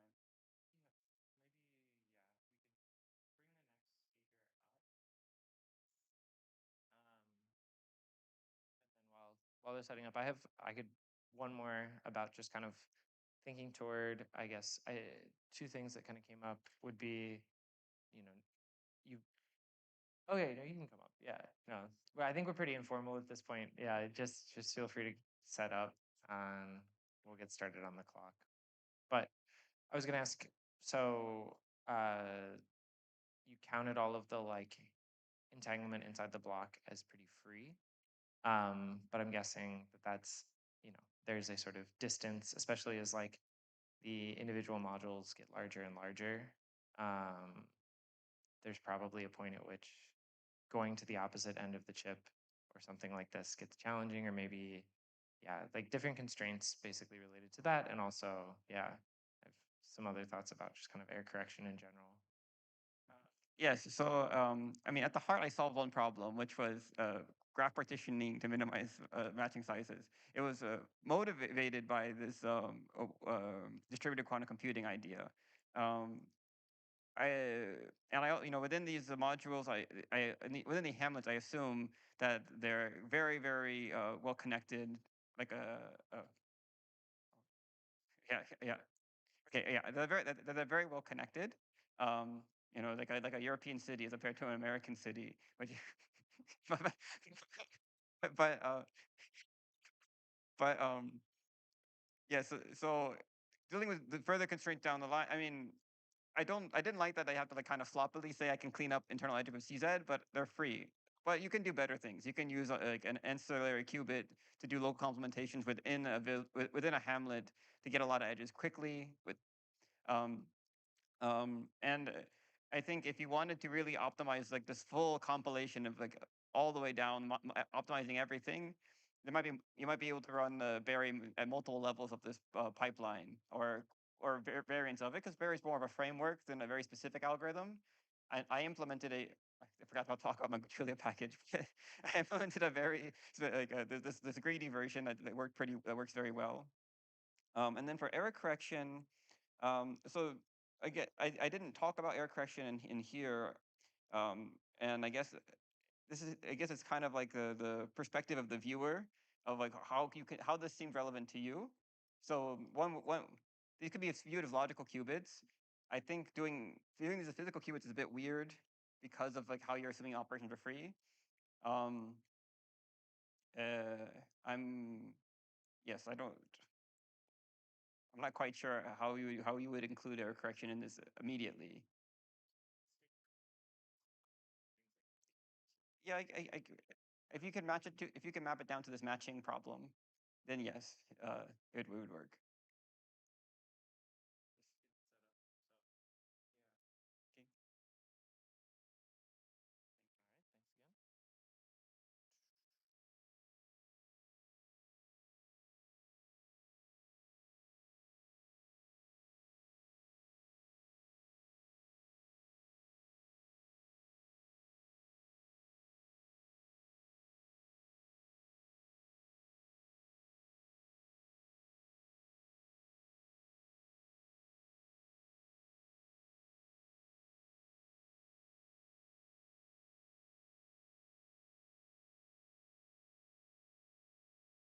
Okay. All right. Well, then I'm happy to welcome Feroz, who's going to talk to us about multivariate multi-cycle codes for complete single-shot decoding.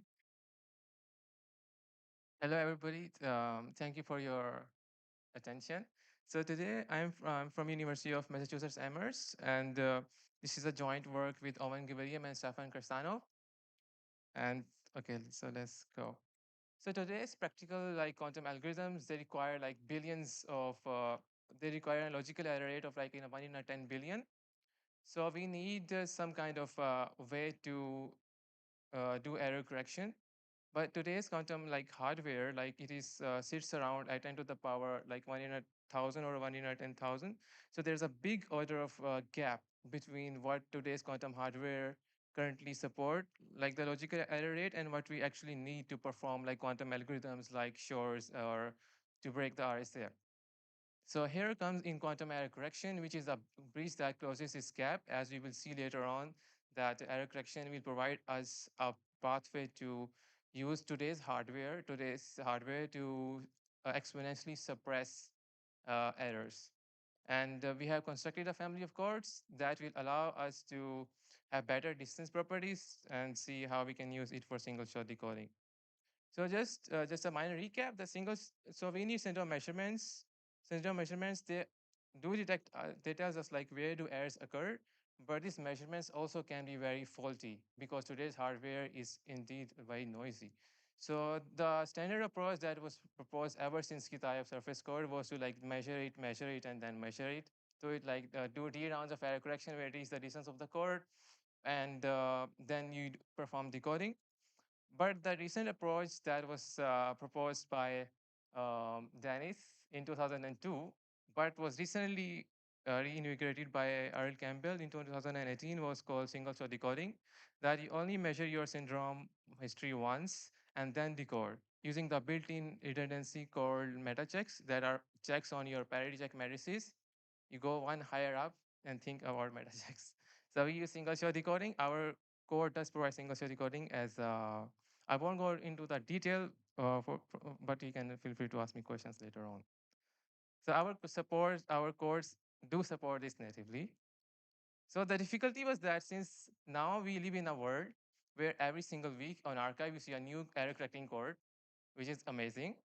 But the thing is that since there are so many families of cores, like in 2024, IBM introduced their BB cores that are not single shot because they only have parity check matrices. Then you have TT cores in 2025, which is amazing. They have partially single shot decoding. Then in 2025, the same year, they had this abelian multi-cycle cores, which are amazing, but they're very hard to build. You have a high dimensional chain complex, and then you have to find out what are my Boolean matrices by figuring out these linear maps. But our codes are able to generalize this into a single family of code. So our family does provide a unique mathematical unification, and we will see why it does provide that way. So the difficulty was that there was no common recipe, but now there is, thanks to our codes.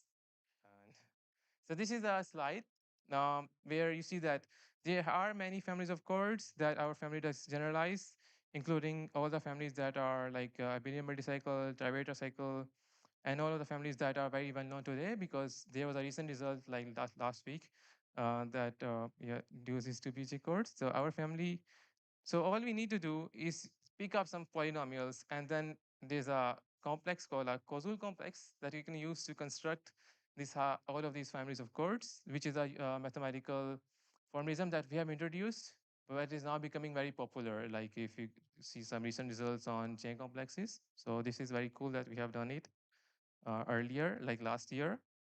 And then now, like we see that how like we are building these families of codes that are very advanced, but we have implemented this in quantum clifford.jl, which is a package that our group has. And here you can see that how easy it is to define this complicated family of code using like few lines of Julia code using Oscar.jl, which is an amazing algebra system in Julia, and how we are utilizing it using an amazing library of quantum clifford.jl that you define your multivariate comes from the fact that there are four variables indeterminates in 4 dimensions. So you have a polynomial ring on 4 dimensions. Then you take an ideal, which is a way to define a subset of polynomials. Then you can take a quotient of that ideal, which means that you are defining a toric-like surface, but in a high-dimensional lattice. Then you define polynomials, and then use our code, our constructor to define a code, which has 486 physical keywords, 24 logical keywords, and distance is 12. So how it is that you can use 4 lines of code. Even your LLM agent can understand this. So no need to worry about complicated math behind this. So since we live in a world of LLM agents, as we saw in like some talks ago, so this is very amazing that not only we, but our LLM agents can understand all of this easily. We have great documentation in our package as well. So now I will show you a benchmark of our codes.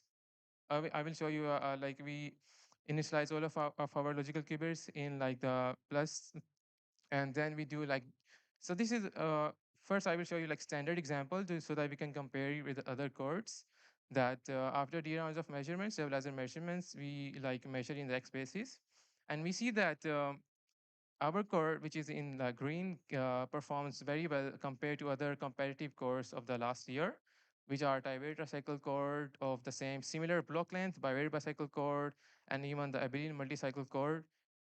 We do perform our core.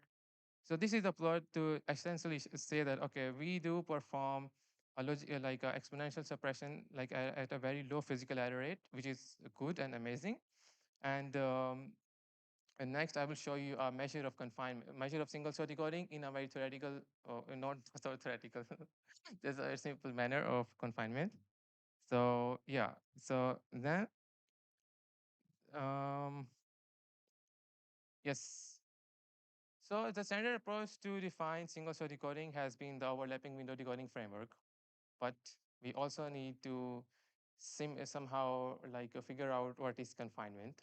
Confinement is said as it's asked that imagine that you have your physical error creates a syndrome of a certain weight.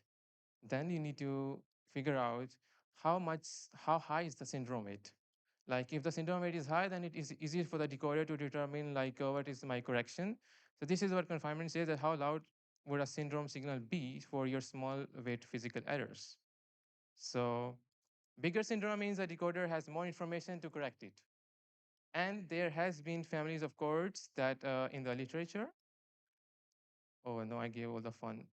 Yeah, so there have been like previous codes that had the standard, like for a weight one physical error, the syndrome weight was only 4, and a weight 2 qubit error had a same syndrome weight of 4. But our multi-cycle cores have like increasingly high syndrome weight, and for weight 1 physical error and weight 2 physical error, which means that our syndrome rate is very high, which is easier for the decoder to detect. So this means that confinement is a way to theoretically see like how your decoder performs. And yeah, so we have we have a record-breaking confinement.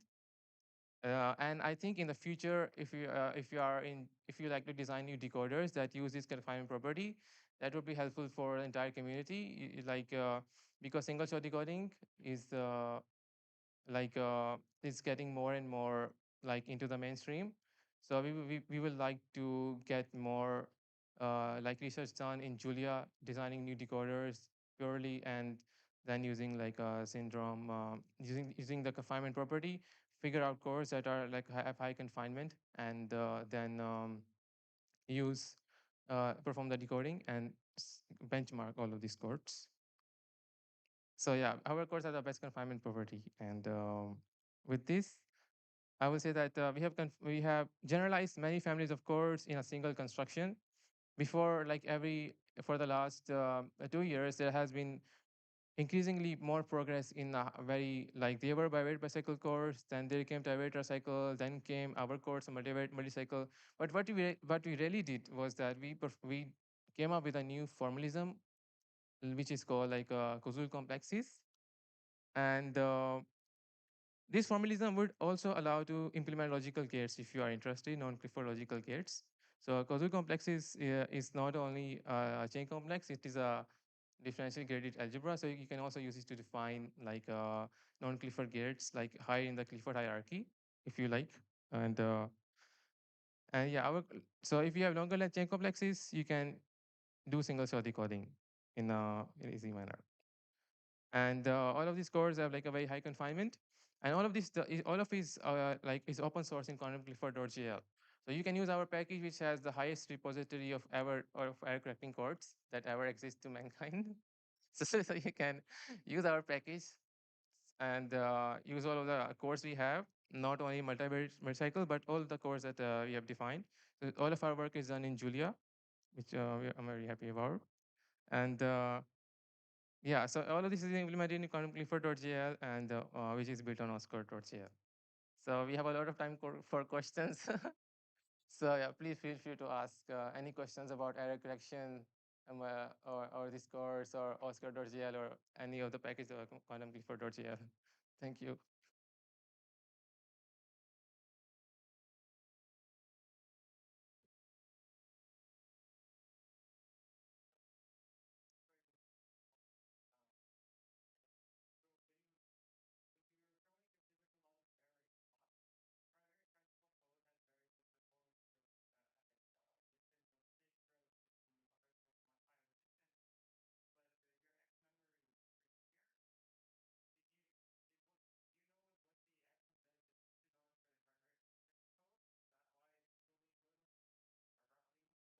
I think that's a very good question. So trivial core, these are asymmetric family of chords. So which means that their z distance is around like so this is the x distance here 6, but their z distance is like 14. If I remember. So they perform very well in the like z memory experiment compared to the x memory experiment because of this asymmetry in their distances. And some chords like if you have asymmetry, then you can perform better against certain types of errors. So these cores, asymmetric cores, are indeed very useful in error correction. This is the first one. Yeah, but there's a better one. So, but this is the advantage that our cores have. That our cores are good in both bases, both in X and Z, which means our cores are symmetric, both in the Z memory experiment it is, but not in the X memory experiment. Yeah, so our cores have a same kind of behavior in both bases, which helps us to have a good performance. Thank you for your question.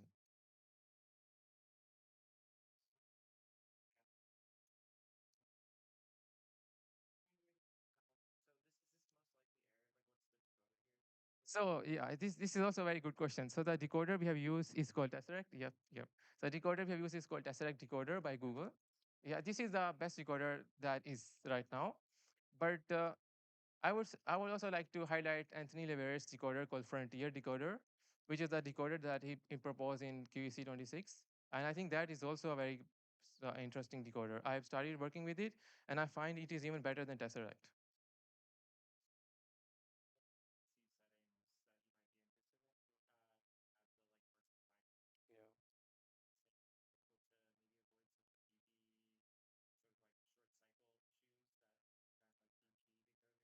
Exactly. So that is the reason we do not use BPOSC.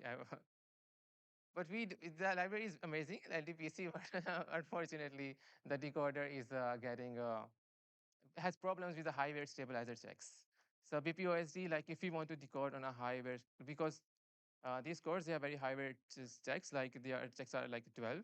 Uh, yeah, we need a decoder that is able to figure out the correct error given the high check weight here. And I would just like to say that check weight is getting, so there was like a proposal last week that non abelian lifted product codes, and those codes have like a complete like well like we have designed the complete processor with their all of these instruction sets. That was based on non-lifted, non-abelian, non-lifted product codes, and those have a check weight of 9.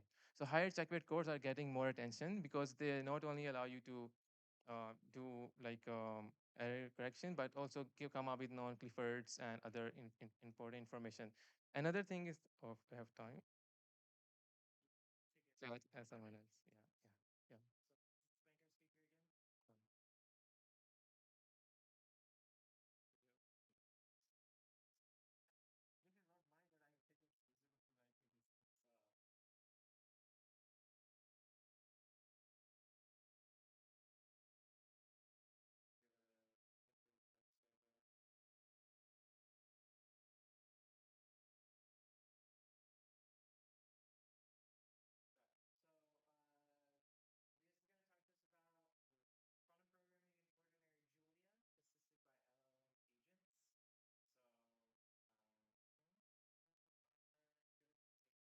Fantastic. Thank you very much. It's a wonderful pleasure to be here today. Um, ridiculously excited to be here at JuliaCon. This is my first JuliaCon. A little bit of background. I learned programming in C way back with Borland. And then in my undergrad, I was exposed to MATLAB and never really escaped. Uh, but I've always retained a kind of interest in programming languages. And when I learned about Lisp, I was like, yeah, this is amazing. What an amazing idea, but not great for numerics. And so then when Julia was announced all those years ago with that little benchmark webpage, I thought, this is the most amazing thing I've ever seen. And I can certainly share that for me, Julia still feels like a programming language from the future. Working with it now pretty intensively for a while, it's been a wonderful pleasure to experience this programming language and the ecosystem around it. In advance, I have to confess something. I'm an extremely awful programmer and very slow, which is why I never really wrote anything in Julia all these years, despite this love affair. And then, of course, coding agents came along and allowed me to experience and experiment with all those things I really wanted to try, but just didn't have the programming chops for. What I want to do today, I mean, 15 minutes is a good amount of time to keep me to. I can speak for 2.5 hours if you wish. You do not wish that. Um, so I'm going to keep it short and just share one of these many prototype experiments, one that I think lays a compelling case. And the case that I want to make today is that Julia is probably the best quantum programming language that there can be. And I want to present this case to you today by looking at two prototypes that I experimented with and the design decisions that went into them and what Julia enables that other programming languages really can't. It's a quantum talk. I'm a quantum computer theorist by training. My PhD is in quantum computing. I don't assume anyone here really knows about quantum computing. There's a couple of things to keep in mind as we go through the talk. Quantum computers, almost everything in this talk can be understood as long as you take on faith or are happy to believe that reversible computing is a thing, and that there's only one sort of genuinely quantum bit you need to add in to be able to talk about quantum circuits and quantum algorithms, and that is the Hadamard gate, which is a unitary, is a box that takes a bit, does something to it, which puts this bit into a superposition, or the thing can be in two states at once, and then if you apply the same gate again, it resets, or doesn't reset, but it returns the bit to the state it was before. And the final primitive, which is extremely important for operational quantum mechanics, is measurement. Measurement means that's when you gain classical information about your system, you collapse the system, and the system falls into a classical state, and you gain information. With these three primitives, you can express any algorithm in quantum mechanics and in quantum computation, and that's the target today. So what I want to do is first start with why. Why am I talking about this stuff? I don't like other programming languages, and in particular, I'll throw a lot of shade at the main quantum programming languages that are popular at the moment. To me, they look like an awful chimera of VHDL or Verilog and Python. What does it mean? It means you're kind of basically you're forced to using the wrong abstractions to talk about the underlying physics. And for me, this has always been problematic, and I could never understand, in fact, the attraction of mainstream quantum programming libraries, languages. I don't think this way as a quantum algorithm designer. It's just nothing like the way I think, and I can't find myself able to use them. And so what instead I wanted to do was to dream about, and I'll share the dreaming with you, what would the ultimate quantum programming language look like, right? What do we want? And the idea, my dream is built on sort of two very non-negotiable contracts, right? The first is that, the stuff that's classical should stay classical, and it shouldn't break your existing code. I mean, it's ridiculous if you write a whole bunch of stuff and then you have to reprogram it, painfully line by line into some weird Verilog Python chimera thing, just to get the less functionality than what you had before. And the second thing, which is also not negotiable to me as a physicist, is like the programming language should expose the right abstractions for the physics. And it's a tough ask, right? It's a dream. But I think Julia is uniquely placed to be able to deliver on that dream. And the rest of this talk is really sort of justifying these promises. I don't claim that I've invented the world's greatest programming language or anything like that. It's an experiment, but I want to share with you the learnings, and I think they are very interesting. And what I wanted is I wanted to be able to write programming. I wanted to be able to program, but not think about gates, right? Thinking about gates is already these abstractions are getting ridiculously mixed if you think about gates when programming. So I wanted to think about programming when programming. And so what we want is we want something that looks like programming and actually compiles to gates in an intelligent way, right? The way compilers work. And I'm going to talk about this experiment, storm.jl. It's just one experiment. And one of the learnings from it was not actually this part of it, but something else that we'll come to in a minute. Yeah, let's go through the founding principles of what I think Julia can deliver and why I think this is a good place to experiment with quantum programming languages. We can add types, right? Quantum data it's about values and it's not about wires, right? And so the first thing we want to do is add. We can experiment with quantum data as a type, and that's very easy in Julia. And so we can talk about quantum booleans and quantum ints and so on and so forth. And then the width lives in the type, right? One of the nice things. The next thing that for me was, look, I should give some credit already in advance. I should have said this to two of our group members, Zoran Vilkening and Leonard Binkowski. We argue continuously about what's the right way to build a quantum programming language. I land on one side of a divide, and that side is that measurement in quantum mechanics, this destructive process whereby you gain classical information about the system, that's crossing the type divide, right? You have quantum data, you have classical data. Making a measurement is when you cross the type divide, and therefore, in my way, what I'd advocate for is that quantum mechanics should express measurement as a typecast. When you cast a quantum variable to a classical equivalent, the measurement happens at the cast point, and then you gain, then you project the system into this lower information sector. And so it's just like casting from a float to an int, right? You're going to lose something. Measurement is lossy in quantum mechanics, so should typecasting be.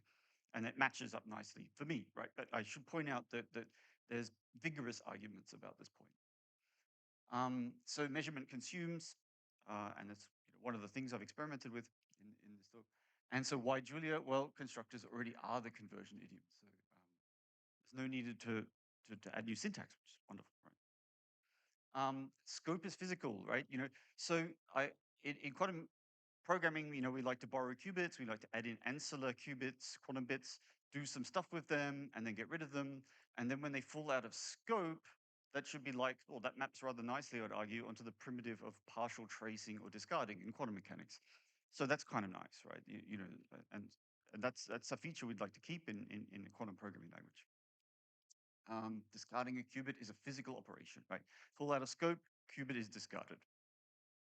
What else did I want to talk about? Yeah, control flow should be quantum, right? If you have a classical branch, what is a quantum branch? A quantum branch is when you do a controlled if or controlled not or controlled whatever, right? And you should be able to do that coherently.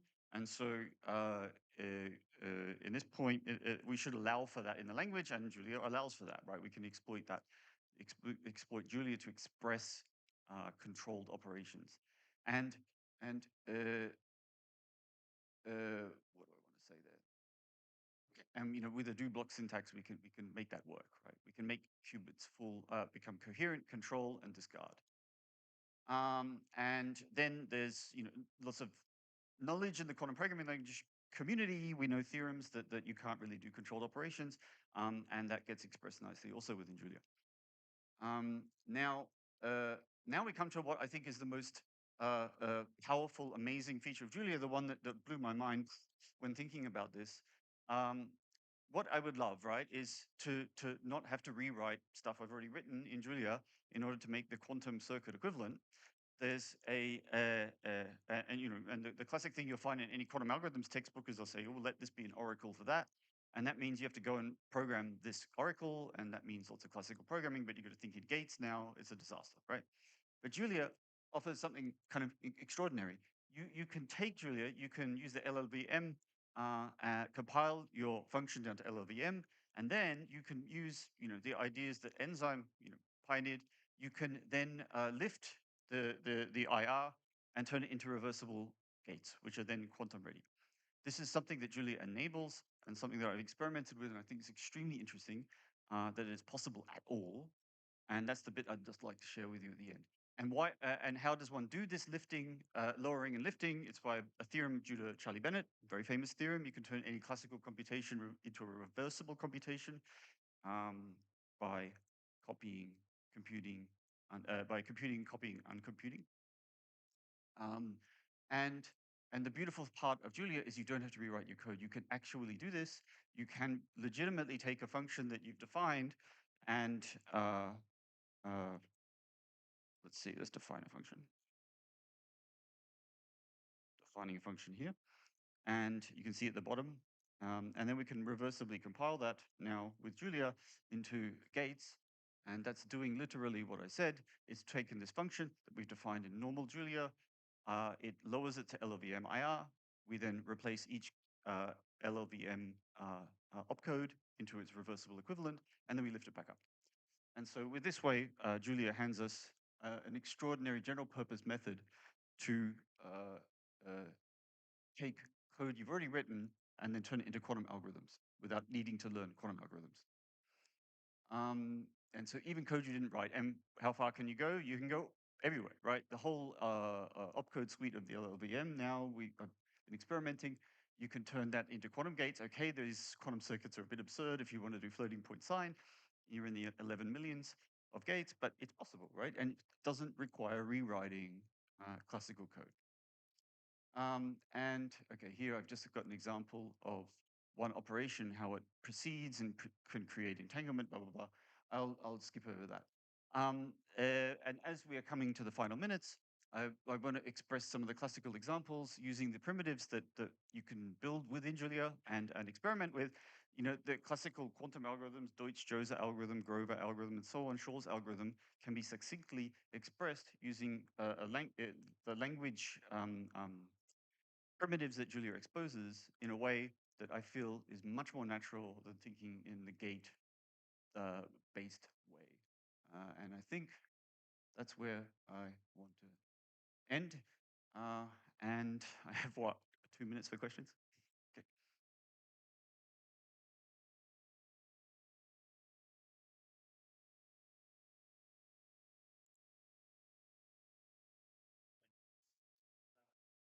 Thank you.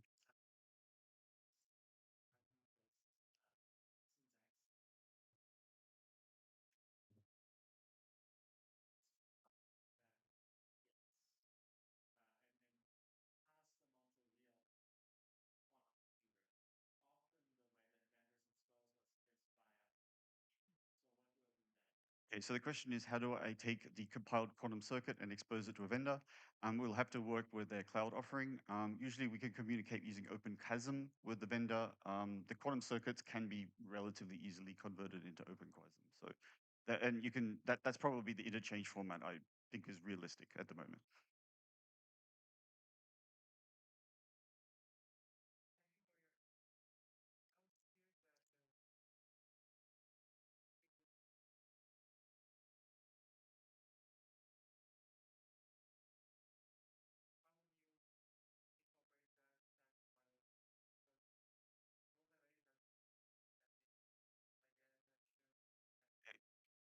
Okay, so the question is, how do I do MPQC or some other model of quantum computation? I mean, it's another backend, right? So what I've shown you here is a pipeline, and there is a virtual machine backend that you can experiment with, and I would target MPQC using Flow probably with some new backend. I haven't done this yet, but I mean, it means a new backend, right? Realistically, yeah.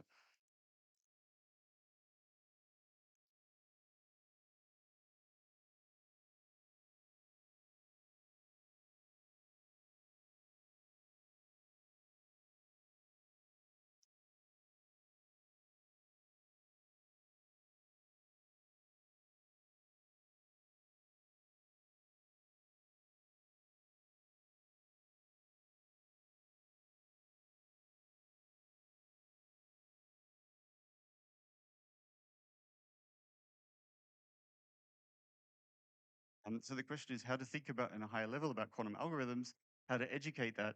I think that we have to invert our education. I think we have to start with working out what those higher level abstractions are, and then rediscover quantum algorithms that way. I should stop though.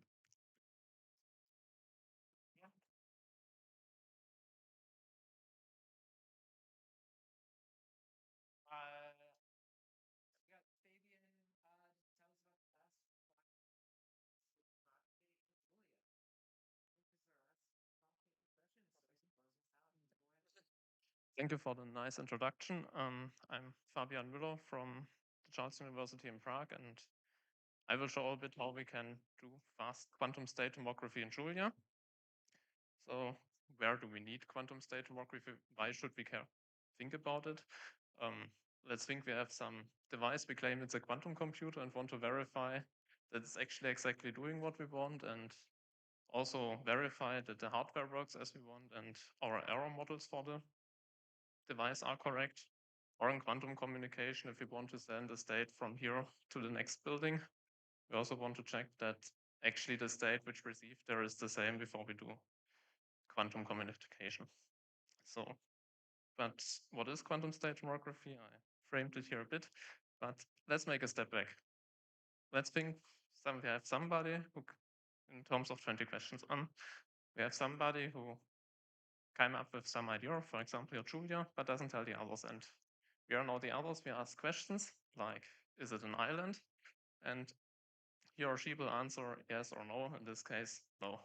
And from the question we ask and the answers we get, we need to infer what was the actual object or word he had in mind. And this is the estimation process. If we did it correct, then we can also come up with Julia. So how does this transfer to the quantum world?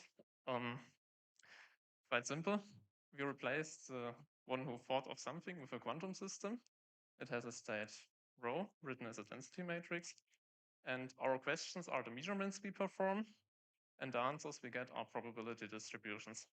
And our task now, after we perform the measurements, is to guess what state had the quantum system.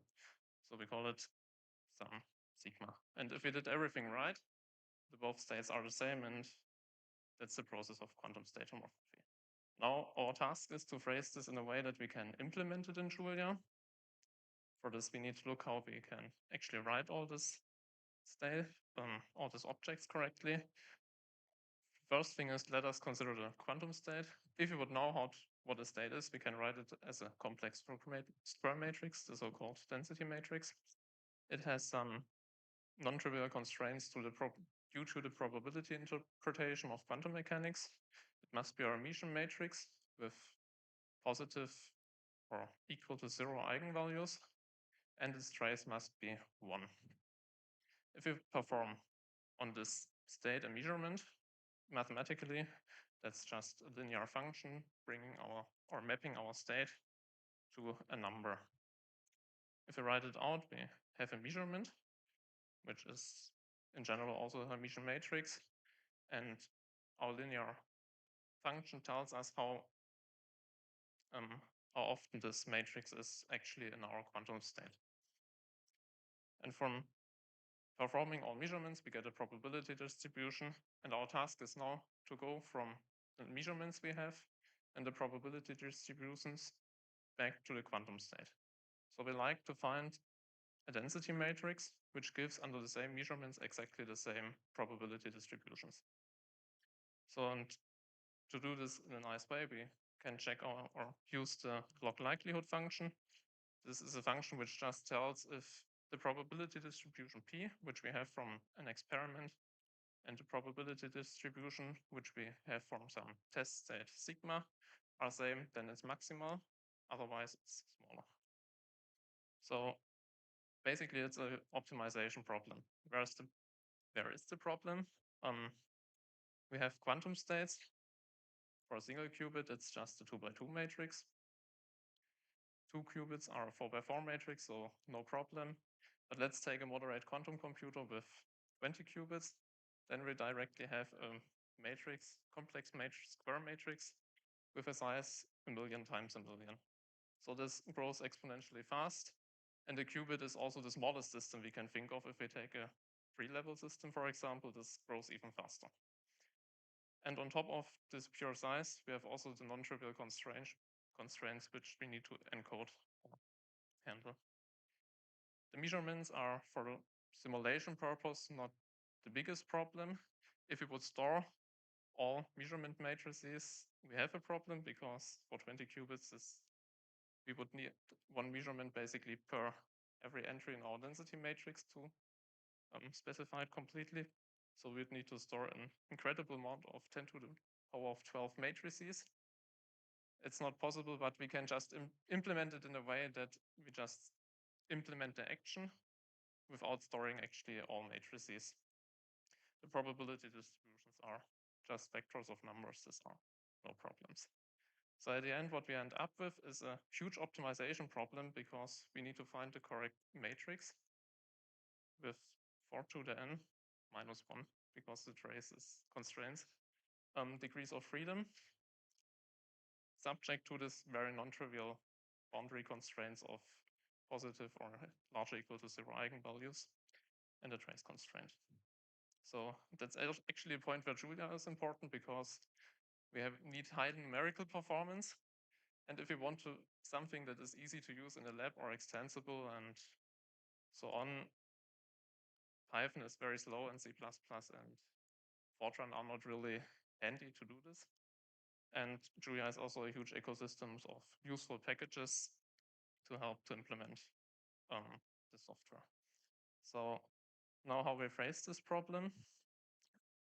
To get rid of this huge or difficult boundary constraints, we basically can use a good parameterization and geometry. And then we have an unconstrained optimization problem.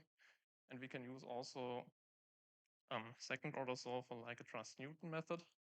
And if we want to implement all of this in Julia, we can use the huge ecosystem for quantum states as their matrices, the linear algebra package. And when we want actually to include the geometry correctly, we can use the manifolds package. And yes, if we then go to an experiment, we need to somehow to input something in our function. So here, for example, we can then just define the dimension of the problem. Let's say we think of 6 qubits. From the experiments, we would know some vector of probabilities. And let's phrase it in a simple way. We can include also or insert also our measurement operators. And then we just insert everything in our function, which then actually solves our quantum state tomography problem. And we get out our estimate, which is for exact data and everything exactly the state, and some additional information which covers how good we converged and so on. And using our method, we actually are able to be 10 to 100 times faster than established methods, and mainly based to a much smaller number of iterations. So let's look at a benchmark. We have here a plot showing the number of qubits on the x-axis and the actual runtime on my desktop computer at work in seconds. So, and to have as a benchmark which is useful, we stop at the cost function at a similar precision. And we see we are depending a bit on the problem size. For large problems, it becomes better. We are 10 to 100 times faster, and at the same time, we see that we are basically settling at 40 iterations to reach this precision, while other algorithms are, for another algorithm, which was proposed actually end of last year, needs around 1,000 iterations. And as a benchmark, I took here basically a Julia JuMP implementation with CSCS, just the convex optimization problem, which performs much worse. So with our method, we can actually do quite fast quantum state tomography and be able to detect noise and hardware errors or do calibration on actual devices. Still missing. So what I presented here is a fast and general purpose quantum state tomography algorithm method which enforces the physicality constraints by parameterization and geometry, and it outperforms the established algorithms. I especially want to thank my coworkers, which helped me to develop all of this, and my funding, and also for your attention so shortly before the lunch break.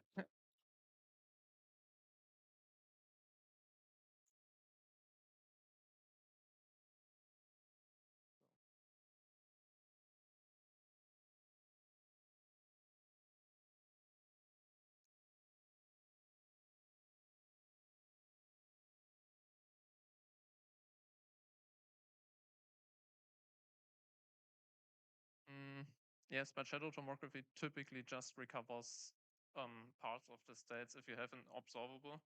So the idea of shadow tomography is maybe to say it well. You take just random measurements and then no, just take random measurements on the state and then get from there an idea about how the observable is. But you typically just get an observable and not a full state back, and we can really recover the full density matrix of the state.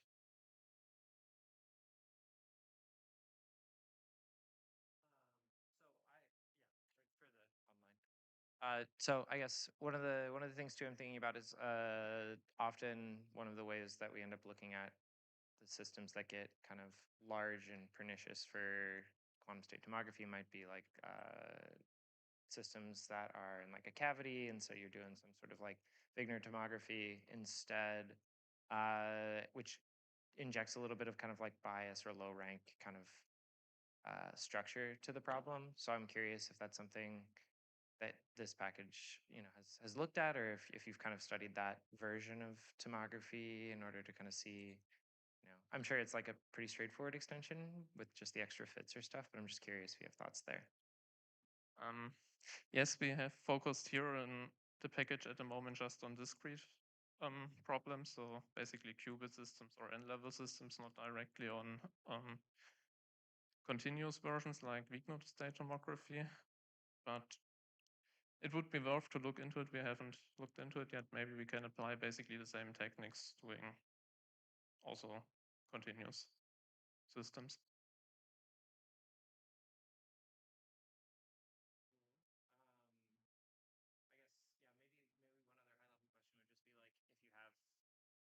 Yeah, like I'm guessing it wouldn't be too crazy to like inject priors too if you're kind of like redoing tomography after kind of knowing what state you were going to prepare, things like this to maybe eke out additional performance or have kind of other settings that I've seen people kind of play with. So for example, if you were just kind of taking a few measurements and you had a bias for like your state and things, like swapping out different cost functions in your optimizer would be kind of a game that would be fun to also be able to do. Yeah, so You're basically meaning a prior. Okay, yes. Actually, in the paper, which is hopefully soon on archive, we will do actually also that. Just the talk was a bit too short, but we have this as.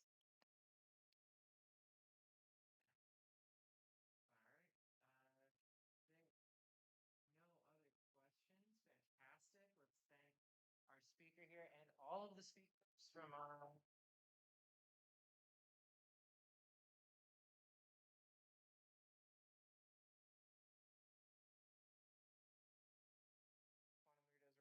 the Uchin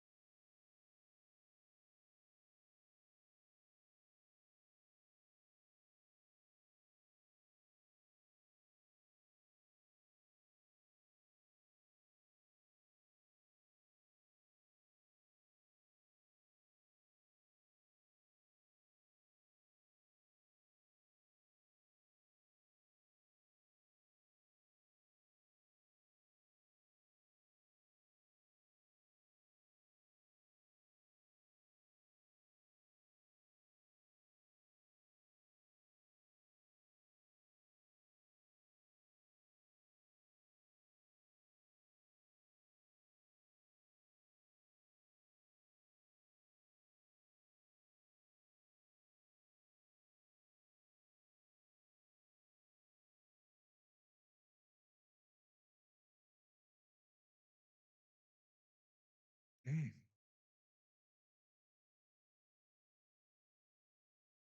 There's still some people outside deciding whether this is the right room to where they should go to.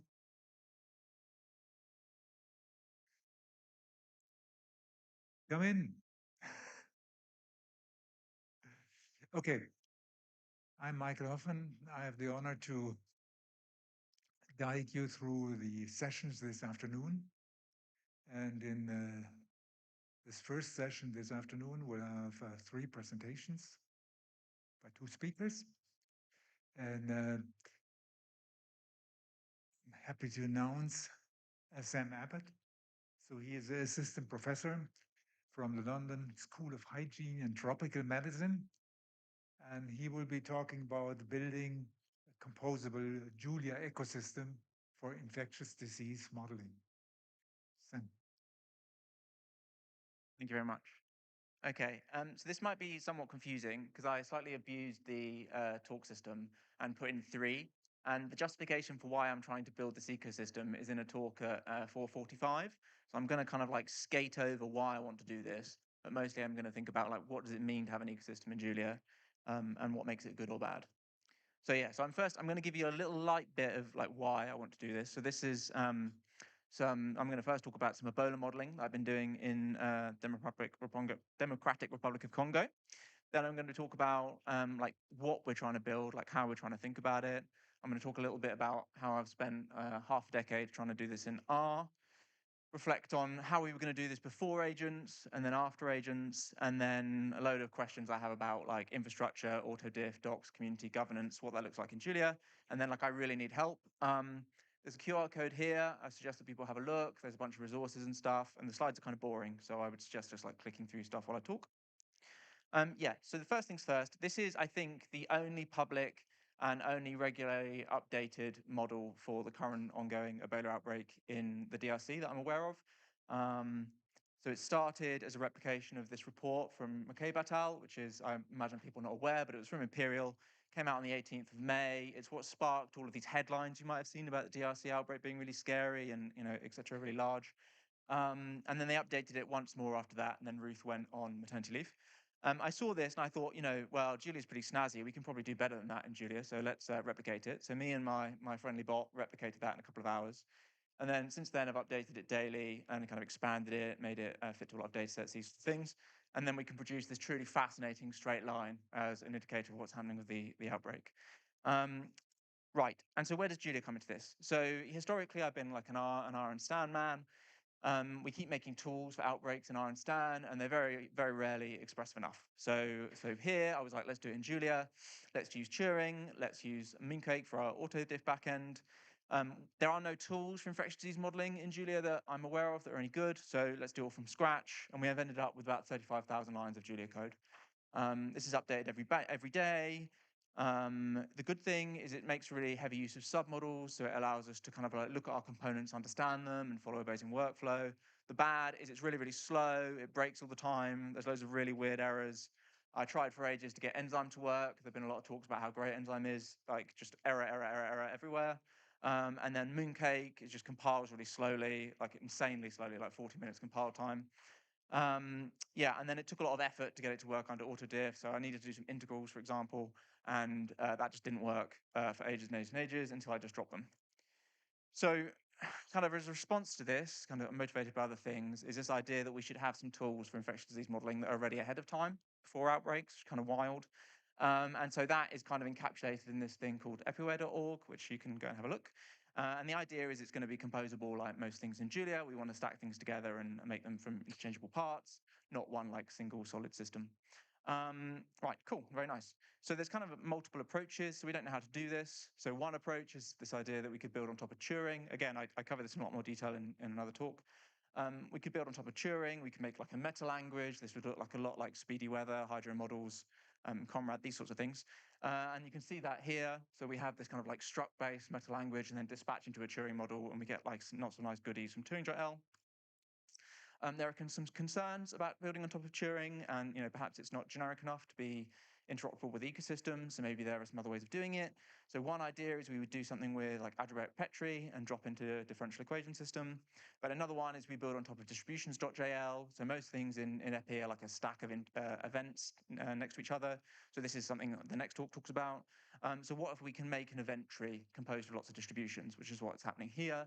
And then with that meta layer, we can then dispatch through a series of different models. So we can do individual level models, we can do kind of like discrete time convolution models, and then maybe drop into differential equations. So those are the kind of ideas.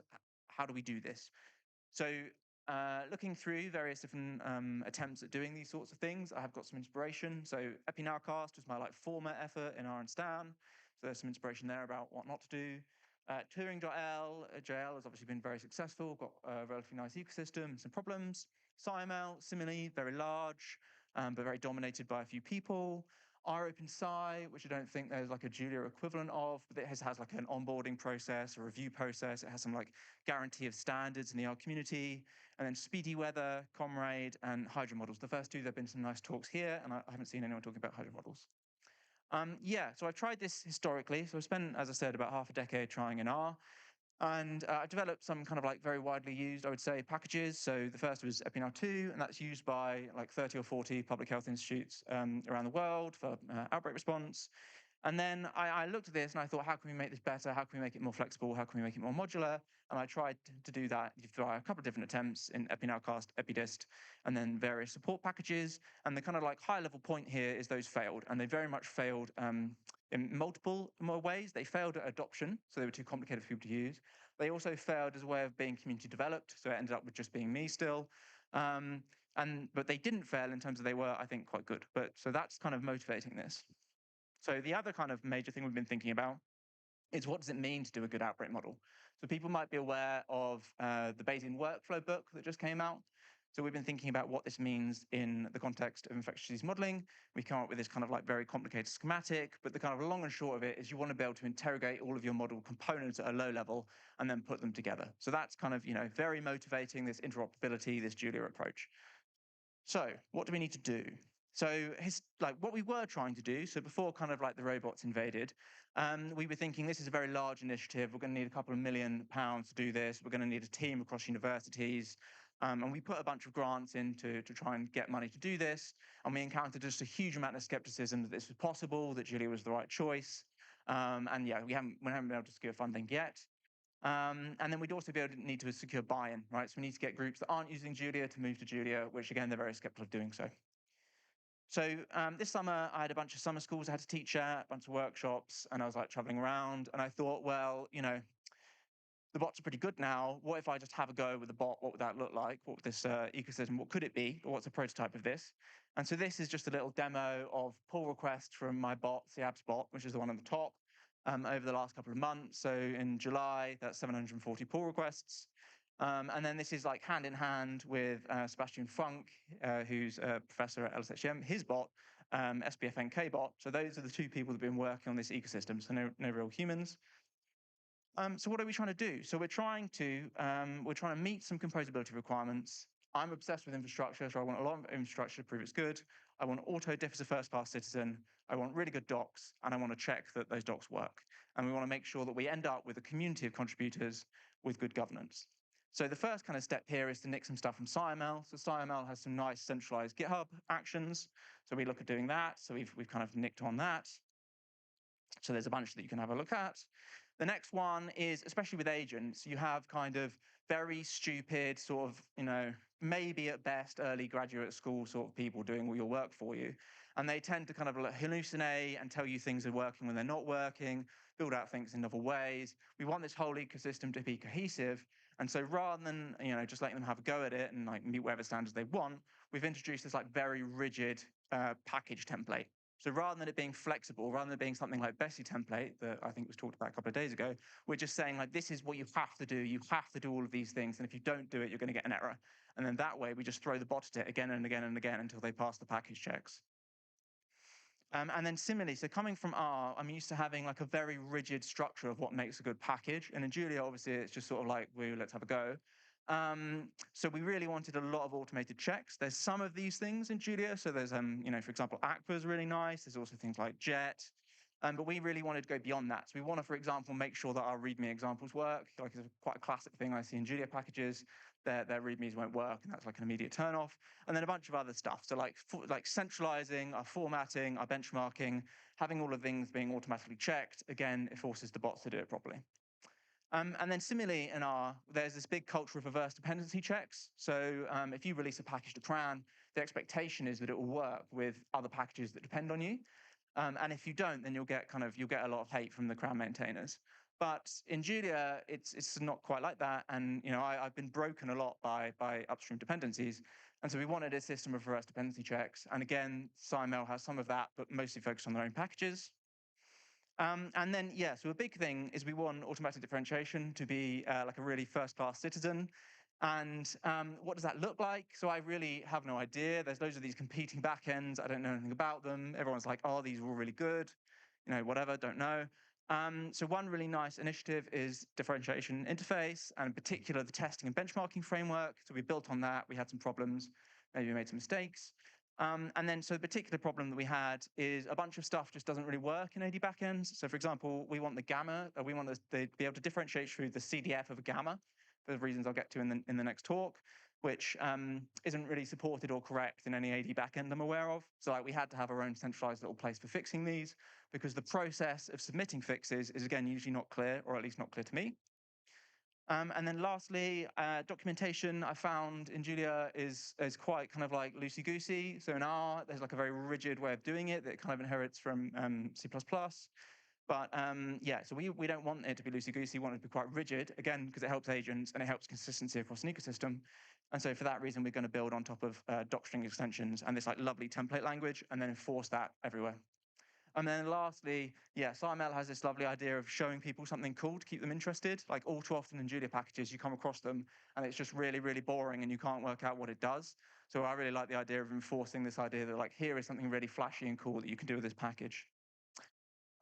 Right, so I need to wrap up, but I think lastly, there's this idea of what is a community ecosystem in this world where 99% of contributors are robots, right? So we've seen a lot of like positives from that. This idea that I, as a superhuman with my army of like 95,000 robots, I can write 200 packages and maintain them and then go kayaking, which was something I heard earlier in the week.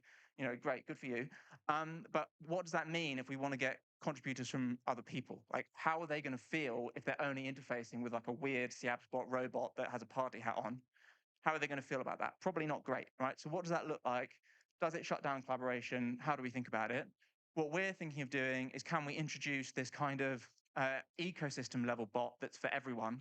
What would that look like? So rather than being like my bot that I control, it will be something like, this is an org bot that we opt into, and there's some sort of like voting process and discussion process that's approved before it then goes and does actions. This is like super not working, but I think this might be where we need to go, because otherwise we're just going to be these like weird bot ecosystems that like whack into each other. And then governance, I think, everything I've ever been involved with, you end up with just like one person who does like most of the work, right? So most of my previous stuff, I've been like kind of alone doing a lot of stuff. I see that a lot in Julia. So it's not like Julia really fixes that. You still see ecosystems where there's like one or two developers who do the majority of the work. And I haven't seen really great examples of that ecosystem working together, but I'd be really interested in hearing about good examples of that. And then, I think there's quite a difference between what we do and a lot of users in Julia. So, the people I work with, they're working in the middle of an outbreak response, and they're very, very like entry-level programmers usually. So they don't care about the language being cool. They don't care about it being fancy. They need it to work, right? And the right response, that you hit an error, and then you go through a couple of like fun months of like fixing with technical experts. That's not something they're going to be able to do, and they're not interested in. So they need it to be trustworthy, and they need to know who's behind it. So how do we make that? How do we make it like actually workable enough so they can use it? And I hope this talk is really, it was me complaining, but really, I don't really know the answers to this, so I really would like some help. There's a bunch of resources here. And I'd love to have some conversations about this at some point.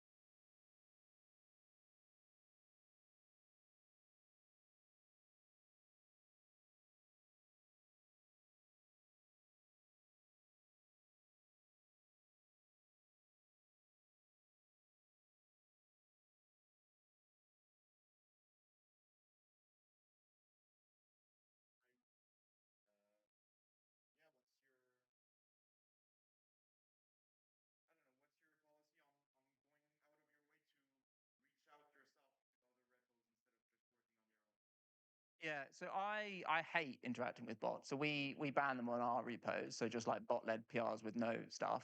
So I try and avoid my bot like going and talking to other people. So I would much rather always have a human at the interface between you and other parts of the ecosystem. And so what I take from that, as our kind of like surface area of ability to do stuff gets wider, it might change like where then it almost needs to be a place where the bots interact, so like an issue channel for the bots, and then like some sort of human interaction level, I think, and that's somehow filtered. Because I don't know about you, but I get very bored of reading like these huge long bot issues and trying to work out what they're talking about. So I think there's some infrastructure challenges, and then there's also some kind of there's documentation challenges, and there's also working out what the new norms are. And I don't really know the answer to any of those questions. But I'm very tired of reading Claude.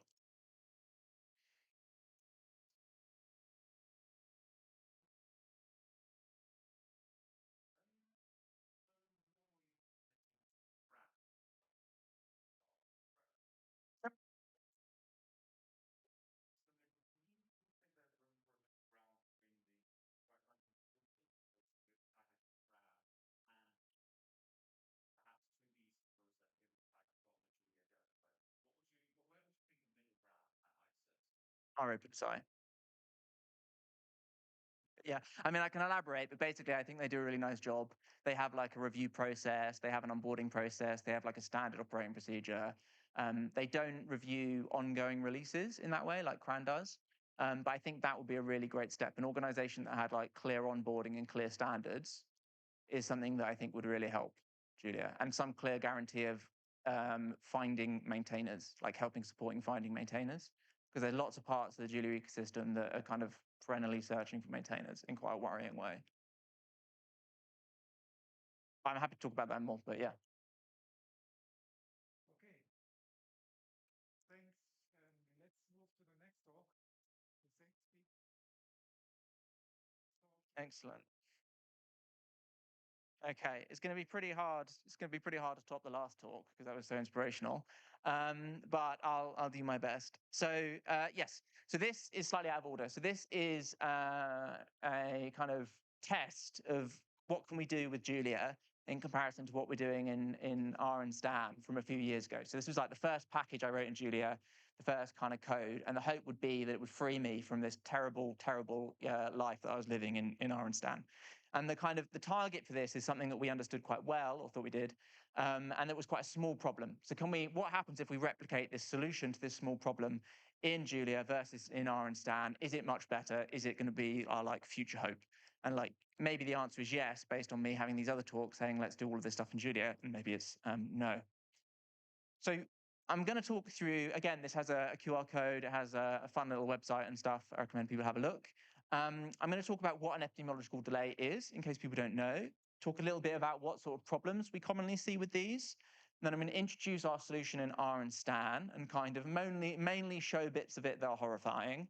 And then I'm going to discuss what the solution looks like in Julia, with the hope being that it's, the best thing ever. And then right at the end, I'm going to talk about, well, regardless of if it's the best thing ever, do people use it? Is it actually being used by people in meaningful ways? So first of all, an epidemiological delay, it's just the amount of time between two epi events, right? And like, obviously that's somewhat simplified, but like at a very high level, it might be something like the time between an infection and a symptom onset. So we usually call that like the incubation period. It might be something like the time between a symptom onset and hospitalization. So we'd call that like onset to hospitalization delay, these sorts of things. So on an individual level, it's just an event time. And then when you look at across the population, you end up with a distribution of event times across the population. And we need this for lots of things. So if you think about kind of like a forecast, you might see our like humorous, ridiculous forecasts we make about infectious diseases, where there's like these huge outbreaks that we say are going to happen, these sorts of things. All of those things are conditional on epidemiological delays. Or decisions like quarantining, if anything happened to you during COVID or any policies were put in place, all of these things were conditional on analysis that was done using epi delays. And encouragingly, or maybe not encouragingly, there are lots of biases with these delays. And historically, virtually all of the delays that have been estimated and used have not corrected for these biases correctly. So most of the decisions that have been made, most of the decisions in COVID, most of the decisions in prior outbreaks, they were made conditional on these estimated delays, which were wrong in various ways. So that's not great. So what sort of biases do we see? So the first of these, this is all quite like high level and it's not super important for the kind of like coolness of Julia, but just as a high level, we see a couple of different things. So one is we see this idea that we don't know stuff within the primary interval. So this would be something like a symptom onset. We don't know a symptom onset precisely. We're only going to know it to a day, to a week, to a weekend, these sorts of things. And this is often called primary interval censoring. And it's not always going to be kind of like a uniform distribution within that event. So it might be kind of like dependent on someone's work regime. It might be dependent on something more complicated. It might be dependent on the underlying growth rate of the outbreak. But in general, you maybe can pretend it's uniform, and you end up being able to account for this by doing a convolution of this primary event with the delay of interest, and you end up with an adjusted delay. So that's primary interval censoring. And then compounding that, we also have a problem with censoring of the secondary event. So if we're saying our primary event is symptom onset, our secondary event is hospitalization, again, we're unlikely to know hospitalization precisely. So we might only know that to a day, we might only know it to a week, these sorts of things. And this is much simpler to adjust for. So this is just taking the CDF of two different distributions and just taking the difference. And that will give you the probability of being in between those for a given distribution. And then lastly, the most severe, which is just exactly the same as you see in any other field, is this idea of right truncation. So this is this idea that you don't know precisely when something's going to happen, and you also don't know if it happened or not. And it occurs for us because we usually condition observation based on the secondary event. So this would be like saying, I don't know a symptom onset is going to happen until they've been hospitalized, for example.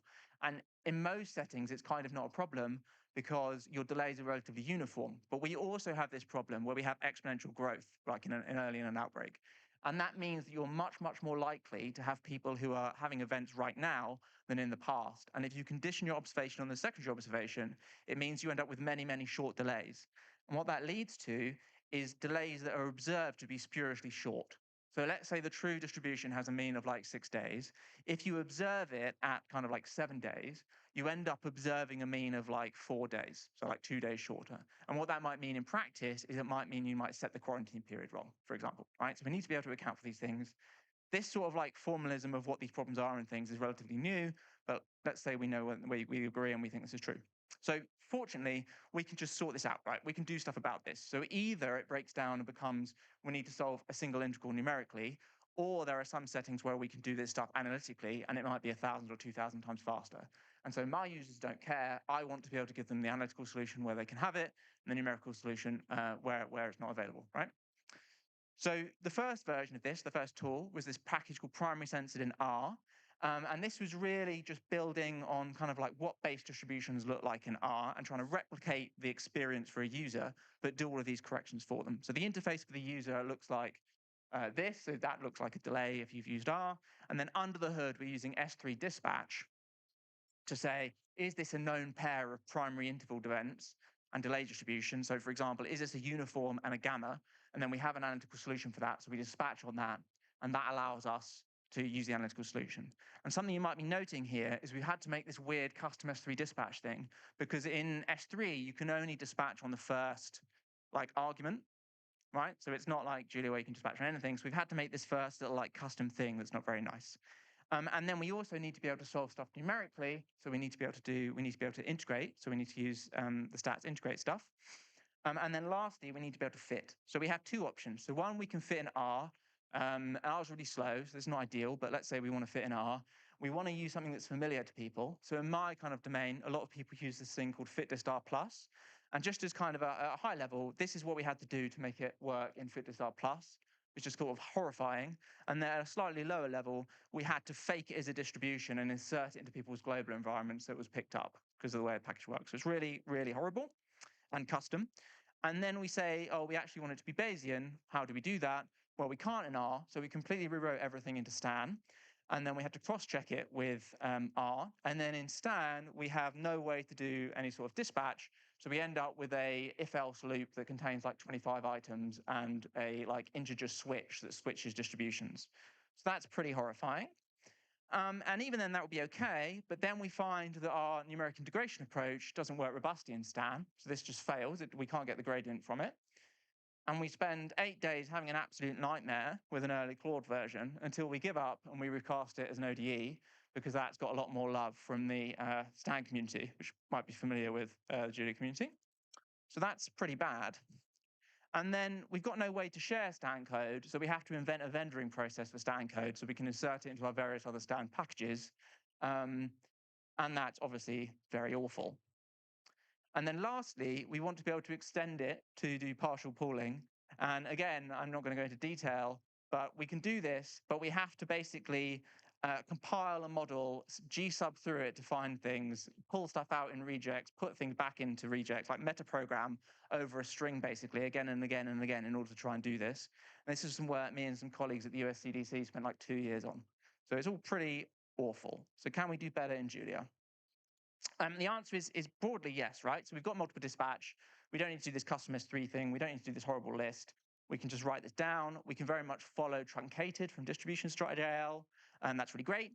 And then also a high level, because this is distribution, because so many things target distributions in Julia, we can just use our distribution natively anyway, right? That's the hope. So we can use it in Turing.jl, or you can use it elsewhere. We can just get MLE. We can get Bayesian fitting for free. And we don't have this awful if-else problem. We can just use any distribution. Unfortunately, not true. So unfortunately, when we go to use this and we go and use most AD backends with most distributions, we run into the problem I flagged in the last talk, where we don't have support for gamma CDF, so we can't use most AD backends. And then we fix that, and we run into a bunch of silent errors where things don't error, but the gradient's wrong. So if we actually use this for people, then the solution would be wrong. So it looks really great, it looks like magical, but the actual underlying solution is either breaking or wrong.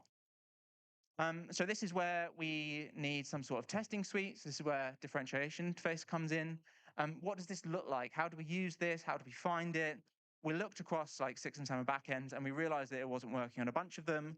And this lets fix stuff. And then we also realized the numeric integration didn't support AD. We had a really sad time of this again, and we ended up with a really like sad, customized, fixed integral approach, right? So we can't use any of the nice magic from integrals.jl. None of that's working with AD for us. So we have to fall back on like a really awful scratch approach. So it looked really like it was going to be really magical in Julia, and it's kind of ended up being a bit of a hack, which is a bit of a shame. And then there's no BRMS in Julia. Like obviously that's less of a problem because we can just use it as a distribution. So we can insert it into something like Turing, or I think there's a talk later about R-inler. And I think there was a talk about no limits.jl, like all of these things it might just work with. So perhaps we don't need it as much. But for a lot of the people we interact with, they're not going to be writing these custom models, right? So they really need a custom formula interface. They need something that's going to be really easy for them to use and really easy to like adapt models. And as far as I'm aware, this doesn't really exist, right? So they want like a whoa, this is incredible moment. And this doesn't really exist as far as I'm aware. But if it did, it would be incredible because Julia is so extensible. So it would be a really lovely thing to see. And yeah, just as a kind of like summary, this is a Claude written example of the kind of comparators, right? So there's some good bits and there's some bad bits. Right, but the slightly sad bit is who's using this stuff, right? So the R package, even though it's hacky and kind of awful to maintain, that's got like 10,000 downloads. And the Julia one has about 100. So they've existed for, I think the R one's existed for about 6 months more. The R one is used in about 9 or 10 different packages. So most of them are from us, but also a couple from the CDC.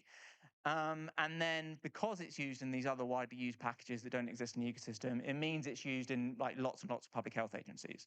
And so, for example, I was reading a paper that came out in the New England Journal of Medicine the other day about the Ebola virus outbreak in the DRC. And it turns out that primary census is being used by the response team like on the ground in the DRC without like any intervention from me, right? So that's really great. And we don't see anything like that in Julia. So for the Julia version, it's just being used by me and 2 other collaborators.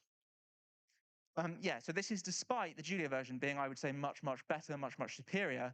So what is the kind of, how do we move people towards using this? So I can say the code's more elegant, but they don't care. So it comes back to this, like it needs to work really well. It needs to be like really, really easy for them to use. We need to lower that barrier to entry. How do we do that? Yeah, so thanks very much for listening. There's some kind of various conversations going on about making BRMS for Julia. I'd really like that to happen. If you're interested in that, please talk to me. And then here's some links. Thanks very much.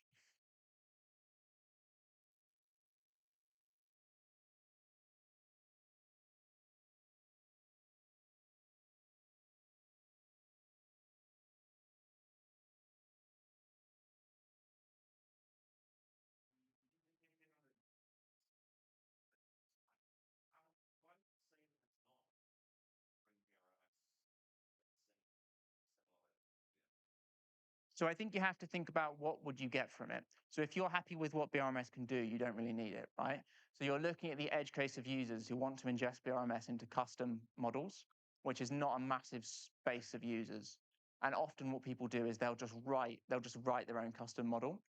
So the like space of providers of flexible tools for other people is not very large. So I think it's probably that.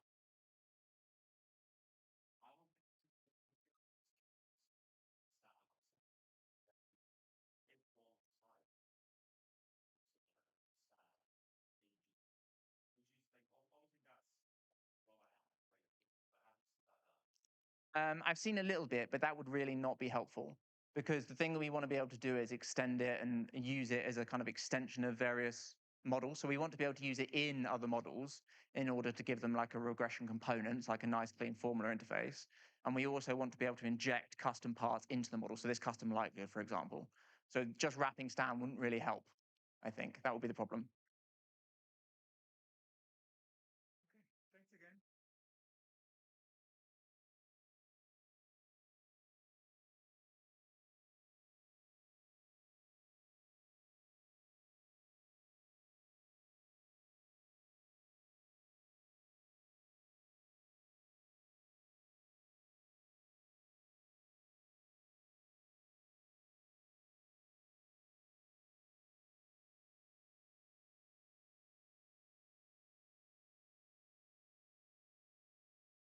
signature tensor in Oscar. Yeah.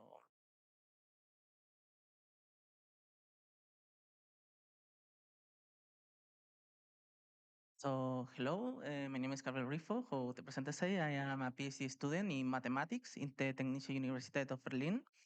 And we know my colleague, Leonard Smith, we create this package, signature tensor.gl, that allow Julia to work with signatures.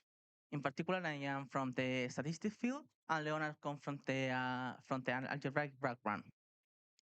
So the presentation will be divided by this. First, I will explain more of the notion of the signatures and what is useful. Then I will explain the package. I will illustrate how to use the package in practice. Then I will talk something new that is called membranes. And after that, I will explain what is the root path for them for the package. So first, signatures. So this comes from the stochastic analysis world, in particular to finance data, but could be also extended for all time series data. That a time series data is basically some data that is sampled over time. So this has a lot of application and it's a completely field, very useful in statistics. In particular, they have application for finance, mechanics, electronic, electricity, etc. And generally, this data comes from a multidimensional that is multivariate of variable length. And the most important, generally, there are irregular samples. That means that the time difference between the samples is not always the same. So one question that is important in this field is how we can turn our time series data or our path into a theater. So for this is when the signature transform comes. Basically, what a signature do is an transformation that sends a path or a multivariate time series to a hierarchy of tensors. So we'll have signature is just like this. We'll have a tensor of tensor when the first tensor is a vector, the second one is a two-dimensional tensor, that is a matrix, the third is a third-dimensional tensor, and this to the infinite. So particularly, the first level tensor measures the increment of each path. The second one measures the dependency between two variables. The third level tensor measures the dependency of groups of three different variables, and higher level also measure finer geometry of the path. One important thing of this transformation is that it's not commutative. That means that the signature, for example, in the matrix of I and j is different of the signature of the variable j when I, because the signature wants to measure the dependency of the variables. And the second one is universal, so we could approximate it by linear functions. This was created in the stochastic analysis world, in particular for finance, but now they have application to machine learning and also optimization. And to compute it in exactly and symbolically, need some exact arithmetic and non commutative algebra that comes from the Oscar package that we'll explain later. But first, the definition of the signature. So we will define a path that is basically a function that comes from 0 to 1 to RRT, a multivariate process. And the key signature tensor has these entries. So are just the iterated integral of the derivative of the variable. And that's it. And how you can see that it's called iterated integrals because you integrate over a variable, but you replace with another variable. So this produces that the signature is not commutative. So the first level are a little intuitive. The first one is just the total increment of the path, and the second one measures the dependency of the variable I with the variable j. For example, the signature I and j measures how much change the variable I when, sorry, the variable j when the variable I grows. And the opposite, the ji measures how much the variable j, the variable I grows when the variable j grows. So for this, it's not commutative.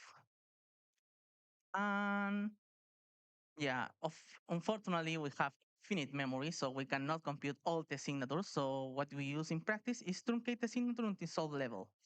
If we truncate, then we will have a sequence of tensor of increasing order, and we could collect them in this truncate and tensor algebra. This has this dimension, and the levels grow geometrically when k is the parameter that governs the cost. So the question is, yeah, we know what a path and a signature is, so why using signature and not another model? First, because we have a very nice property that is the chain identity. So if we call this operator the concatenation, that is the signature X, then we connect with the signature J, we will have that the signature of that path, of that concatenation of path, is just the tensorial product of the path X with respect to the path Y. On the signature with the path X with respect to the signature of the path Y.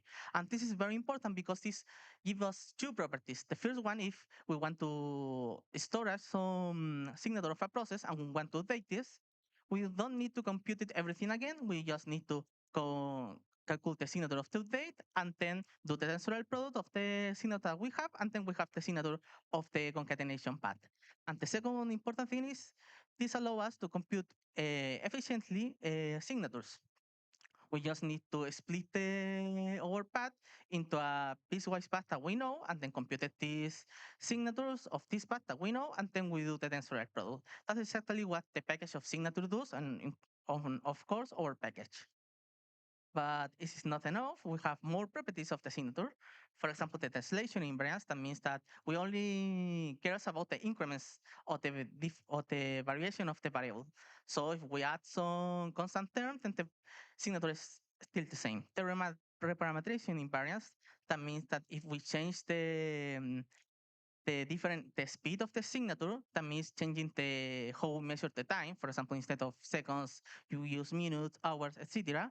Then the signature is still the same. That is the reason why the path is defined so only between 0 and 1, because if we extend to 0 to t, then it's the same path. Sorry, the path has the same signature. And we have a universal linearization that means that continuous function of s could be approximated by linear functional. And of course, the irregular sampling, that means that if the path has an irregular time difference between the samples, this is not a problem for our model. We assume that it will happen, so we just compute the signature. This is very important because in other model, like in time series, we assume that the time difference is always the same. And this is not true in all the process that we can measure. For example, in the action market, the finance market is only open from Monday to Friday. And in Saturday and Sunday, things happen. So the difference from one sample that was taken from Monday is different the correlation on Friday with respect to things, the same sample when Thursday. So for this, we have some time difference of the samples, but this is not a problem for our method.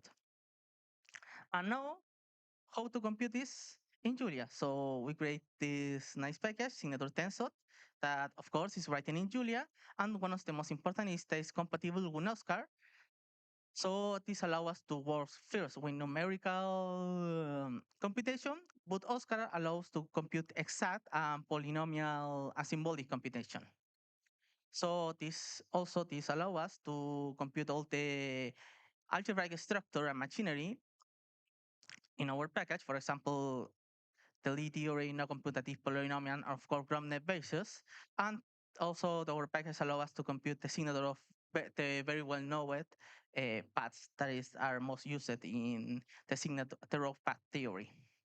And it's resistant in the Julia general register. So if you want to install it, you just need to run this line of code.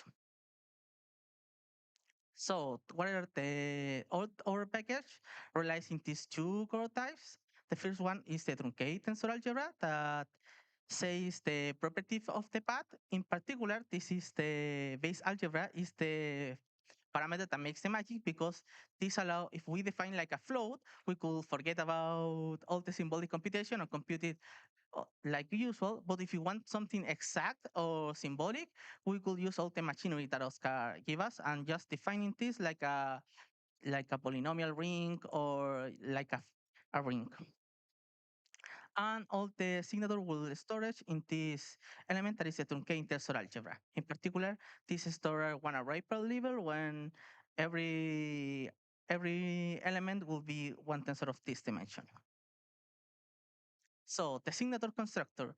So we have our structure, and now how we compute signatures. So the package has a constructor that is called sig, and we can compute all the most used signature row, the most used row path in the row path theory. So the most used, and what the other package only have is the piecewise linear. So at least a sig and the Macaulay 2 package of signature just compute this signature, but we also implemented another pro path, like for example, polynomial path, piecewise monomial path, and spline.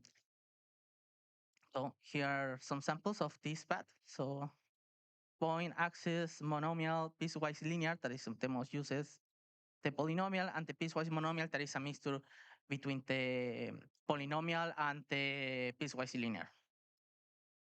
And one example of how to compute signatures is very simply just this code. So for this example, we take a two-dimensional path. That means that we could represent it in a square, and it's piecewise linear. So there are just a straight line between these 5 points. And then we compute it like this. We assume that it starts from 0 to 0, and this is the constructor, and they plot it like this. So it's very visual. Here we have the vector, the matrix, and the three-dimensional tensor. So there are two algorithms for running this. In particular, there is Chen that I talked before, and also the congruence that is just making a matrix tensor congruence. We do some benchmarking, and yeah, depends of the situation what algorithm is better to use. And we did benchmark against another packaging signature. The most used package is the I signature that we are competitive against them. So in sometimes they win, sometimes we win. And talking about the symbolic computation, the only package that exists is this package in Macalus when we are completely better than them. So we say that the truncate tensor algebra is an algebra, so we can do some operations, and we also implement this operation in our package. Basically, the addition, add, subtract, multiplication by a scalar, matrix tensor, congruence action, also the chain product, that is the concatenation. Also, we can obtain the inverse of a path with respect to this chain product. Also, we have the logarithm of an signature that is also very used in the application, but I will talk about that. Exponential, also, if we want to obtain all the signature and work with another package, we could use it just vectorizing the signature. And also there are another methods that we're building and realizing all these algebra structures that are in the package, and this relies in Oscar, like for example, barycenter and recovery, that all of these two methods has their own papers, and all of these rely in Oscar. So we know what is signature, but one important question is how we can use it, or what are these useful. So there are two types of methods when we could apply signatures. The first one are methods that were defined for words with signature, like for example, optimal stopping, the distribution regression, path recovery, etc. But today I want to talk about an example that use the signature like a filter of a path, and then to use machine learning algorithms. In particular, we will work in the time series classification problem, and we will do it from beginning to the end. So our example will be time series, multivariate time series classification. In particular, we take 4 multivariate time series from these 2 repositories. Everything is multivariate, and we use piecewise linear path to fit the constructor. So these are the 4 time series that we took. Basic motion, that basically is a smart watch that measures the acceleration and also the position and with the gyroscope. And we want to classify what activities the people doing, like walking, running, etc. Cricket, also articulatory word recognition that basically has 3 sensor, one in every lip and then one in the tongue, and we want to know what word they're speaking. And that ops that basically has and also 8 body points with their position, and we want to know what aircraft signal they're doing. So if this is a map, how we will work with signatures using just like a theater map. In particular, first we have a multivariate time series, and the first step that is not necessary but recommended is to add in time to create that is called the augmented path, and after that we compute the signature of the path.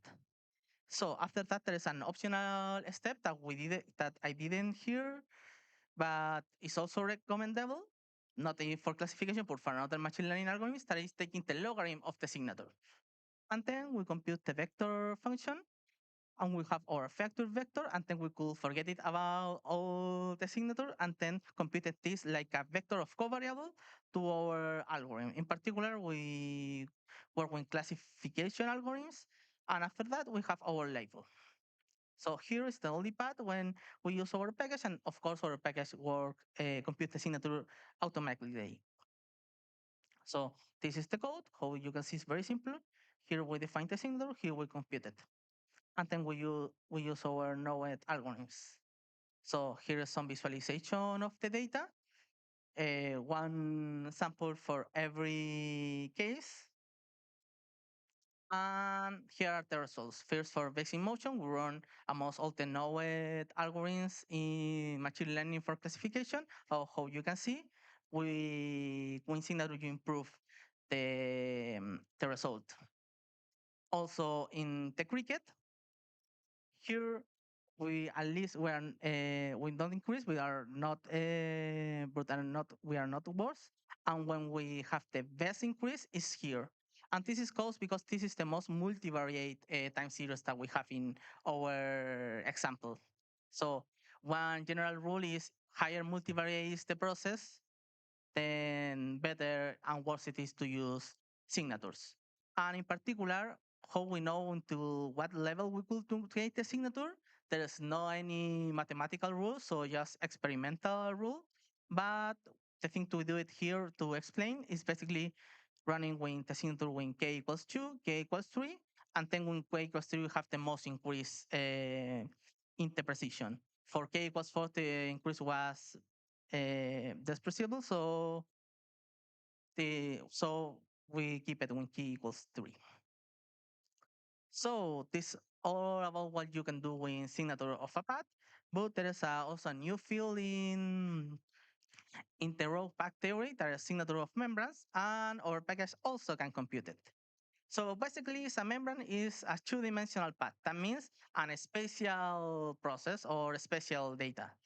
For example, one example of a spatial data are temperature that is measured over some field, also the elevation, also the geochemical elements in the surface, and of course the most used are image. They basically are 3-dimensional membranes because we have 3 colors. So a membrane is basically any map that goes from 0, 1 square to RD, and in particular grid and image are just a special case when the surface is what we call piecewise bilinear. That is the extension of the piecewise linear. And one important thing our package is that allow us to work with the same truncate tensor algebra, and it's the only package that computes this. No other package has going beyond of 1 parameter path. So the ID signature of a membrane is defined like this. We define a membrane that is basically the extension of a path, and a single derivative that is represented by the mixed derivative that is basically derivative with respect to one variable and then with respect with the other variable. So the K level ID signature has these entries, and in particular the level 2 signature has these entries. There are also iterated integrals. One of the problem of the membranes is they are not chain identity yet. So in contrast to path signature, we don't have concatenation product, so we need to use this matrix tensor congruence to compute the signatures. And also there is a field under intense development. So for example, the algebraic relations that we have between the different signatures are largely open. But of course, we have some members that we could compute is exactly the same as in the previous case in path, but with the difference that instead of there is some hidden argument, there is sequence type for path. For path there is by default, but if we want to compute signature of membranes, we put P2 ID, and then we compute the ID signature. And in particular, we could compute this ID signature that are the extensions from some paths. For example, the piecewise bilinear or the polynomial membranes.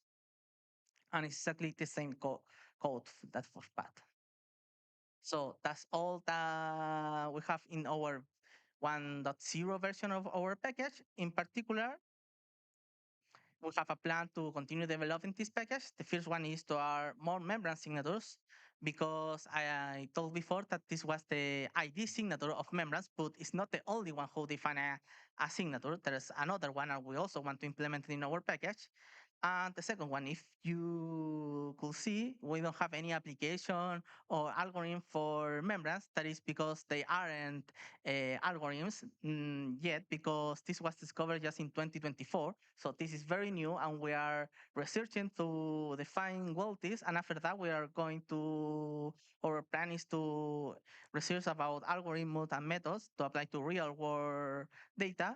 And also, if you remember the table that we have against iSignature versus our package, the iSignature wins in some cases. We know what they win, so we are planning to extend and optimize the one parameter side to then be the faster package available. And of course, this is open source and it's resistant Julia, so all the contribution that you have is very welcome. Also, if you want to use it in another problems and you need some help, of course, we're open to this. So these are the references, and these are our once that the documentation and where stays the code. So, and thank you.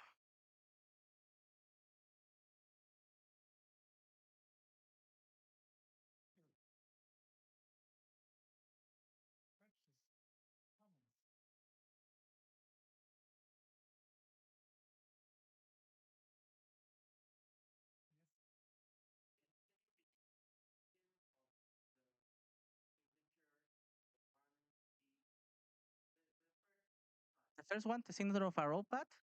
So basically, it's an iterate integral. Ah. So basically, the signature, the complete element, is just a tensor that has an infinite tensor that has tensors. And so level one, so wait, and every level tensor is computed like this with this iterated integral. So for example, the level one is just the first integral of the derivative of the process, and is just like this.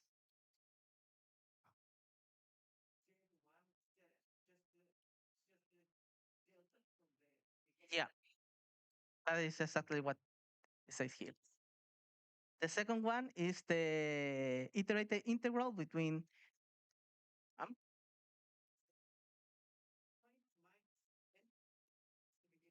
yeah. The second one, the entrance ing, is the iterated integral of the variable xi and the variable xj. So if we recover for all the I and all the j's, then we could reconstruct the matrix. And level 3 is something geometrically is a matrix that has the dependency of the variable j with respect to the variable I. So for example, this measure how the variable j changes when the variable I grows. And the opposite, because it's not commutative, do the opposite. Measure how the variable I change when the variable j grows.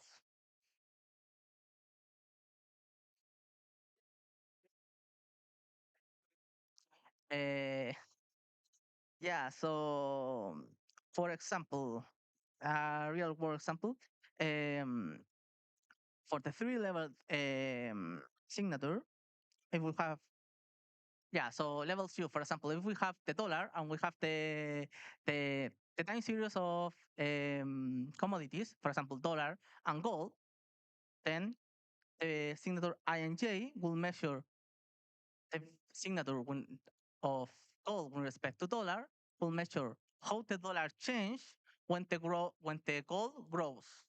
So we expect that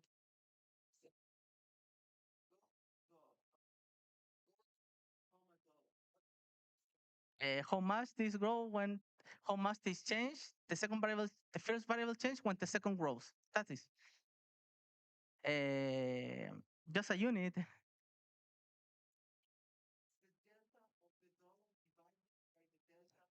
No, it's just this integrated integral.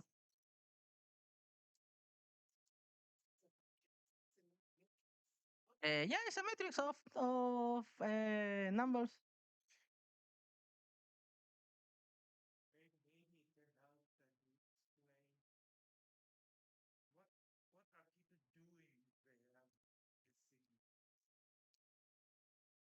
What?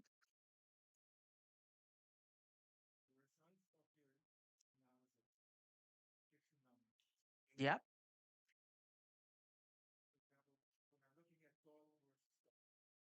Yeah. So for example, to path it at least to the correlation in the from the statistic world,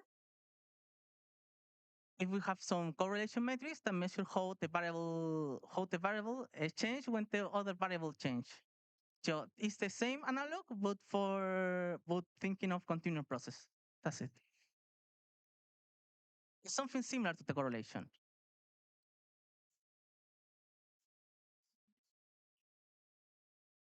Yeah, something similar.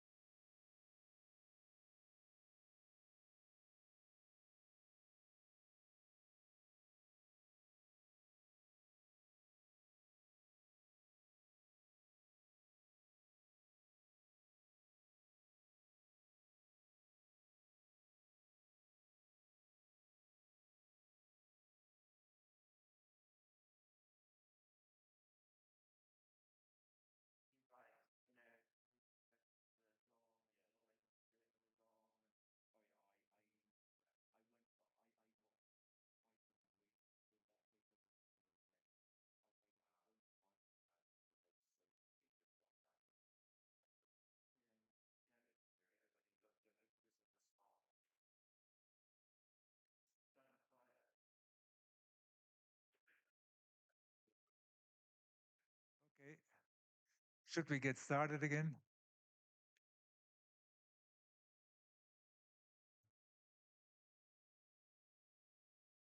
Started doesn't mean leave the room.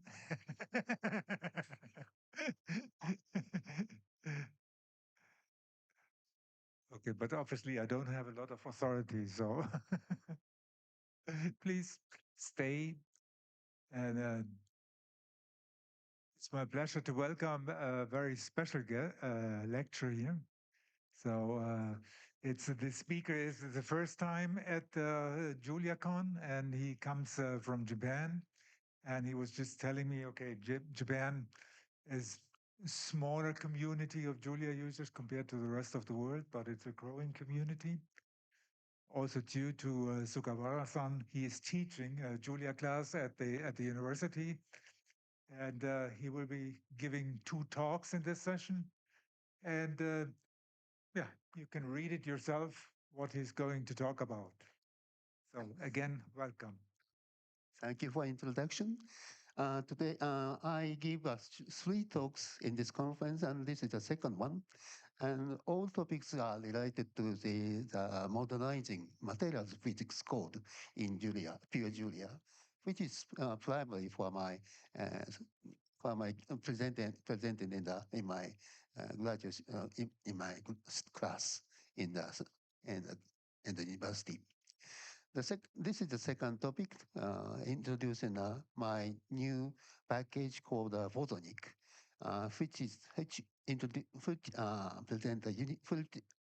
which provide a unified interface for calculating photonic and phononic bandgap in which pure Julia.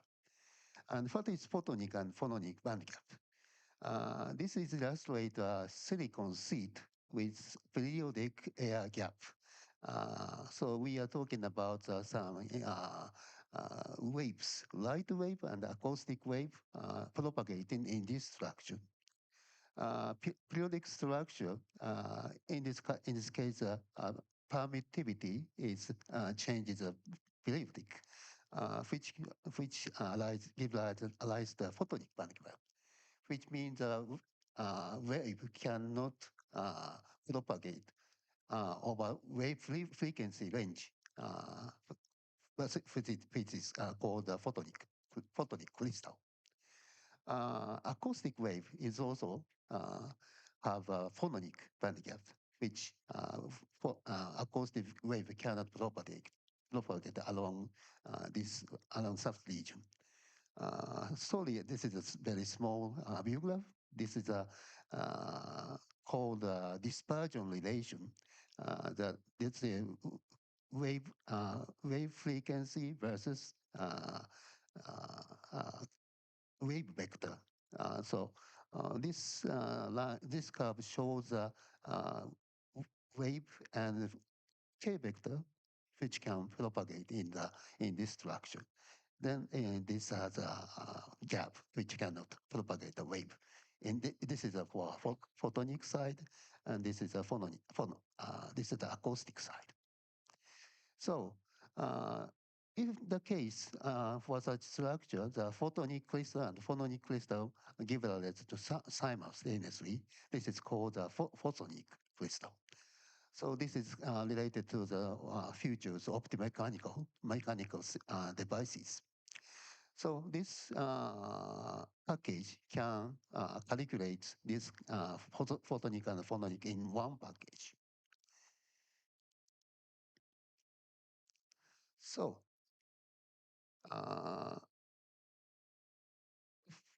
okay, so for calculating in such kind of the photonic and phononic bandgap, the researcher uses some separated tools.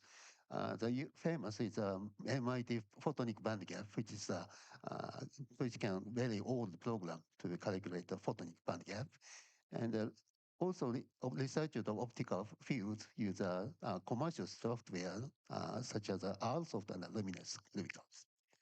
Acoustic acoustic bandgap researchers use some commercial tools, FEM2 tools, common source answer or something. So this is a first tool to treat both photonic and phononic band gap in one package. What we can, why this is uh, realized. This is a wave equation, wave propagation equation for light and for optical and acoustic wave with a different polarization. Polarization means geometry of a wave propagation direction and wave oscillating production. And this is also the wave equation. And if we expand using a plane wave, so this equation goes to the one, this kind of the wave equation. So in case we are using a plane wave expansion, it goes to the matrix eigenvalue problem, so we can calculate numerically. So this package can handle very various type of waves for dimension, 1 dimension, 2 dimension, 3 dimensions. Wave type means acoustic and optical and acoustic for some geometries. And it uses a numerical solver with dense matrix and sparse matrix solver, and matrix free solver is also supplied. So and supplied. So this is some snippet to how to code, how to calculate the photonic or phononic band gap. First, we define the materials. Materials in the case of the optical dielectrical constant, and for acoustic waves, some elastic constant. And we define the geometry, and then specify polarization and solver. That's it. So we can get a numerical eigenvalue problem using these 3 steps. This summarizes some axes that this package can output. The primary output is a dispersion relation, that the plot of wave frequency versus the wave vector that wave propagator cannot propagate. And also in the wave physics, there is a many attributed properties like a field, optical and acoustic field or density of state. So this is not a, this conference is not a physics conference, so we cannot do in detail. So we can, and the topological, some topological properties. So so we can get from the many properties outside of dispersion relation. And this package is validated with published famous packages. And this is the same one, same figure described in the second slide. This is a silicon with air holes, and optical band gap and phononic band gap give rise to the same frequency. And in order to calculate this kind of dispersion relation, we take only a few or few tenths second. This is this is the execution time that's using this my notebook Mac Pro M2 Mac Pro notebook. And this is another validation to some famous published result, MIT photonic band gap, and the Annapolis some textbooks, and some famous publications. So that my package emits the exact similar result within the plane wave expansion. And okay, this is so I will skip. This is some topological property can be calculated in the this package. Okay, so okay, this is just finished. That we can I produced for new package photonic package. We can calculate photonic and phonic band gap in one package. That is all. So thank you for the attention.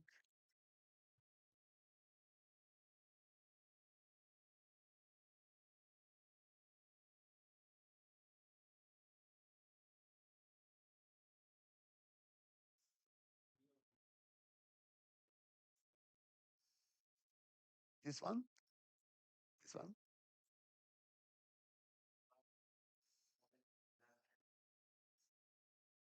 Yeah, the hatched region is we the light cannot propagate for this frequency range.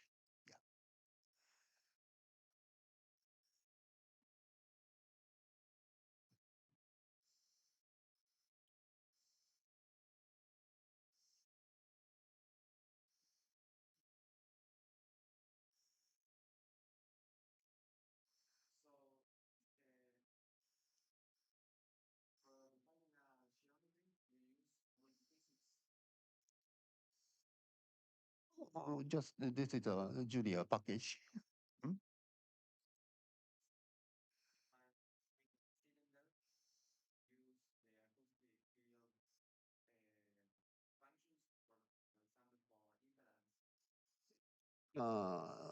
What do you mean?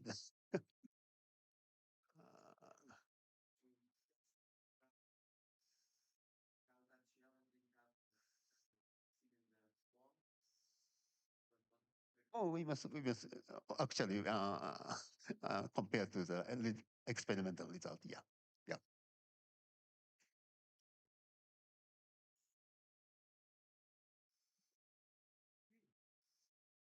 Thank you. Thanks. Yes. This one. Okay. May I start? Okay. So this is another story for the implementing the material physics code using using pure Julia. This is first we want to show some small movie. Can you see? Can you see? Okay.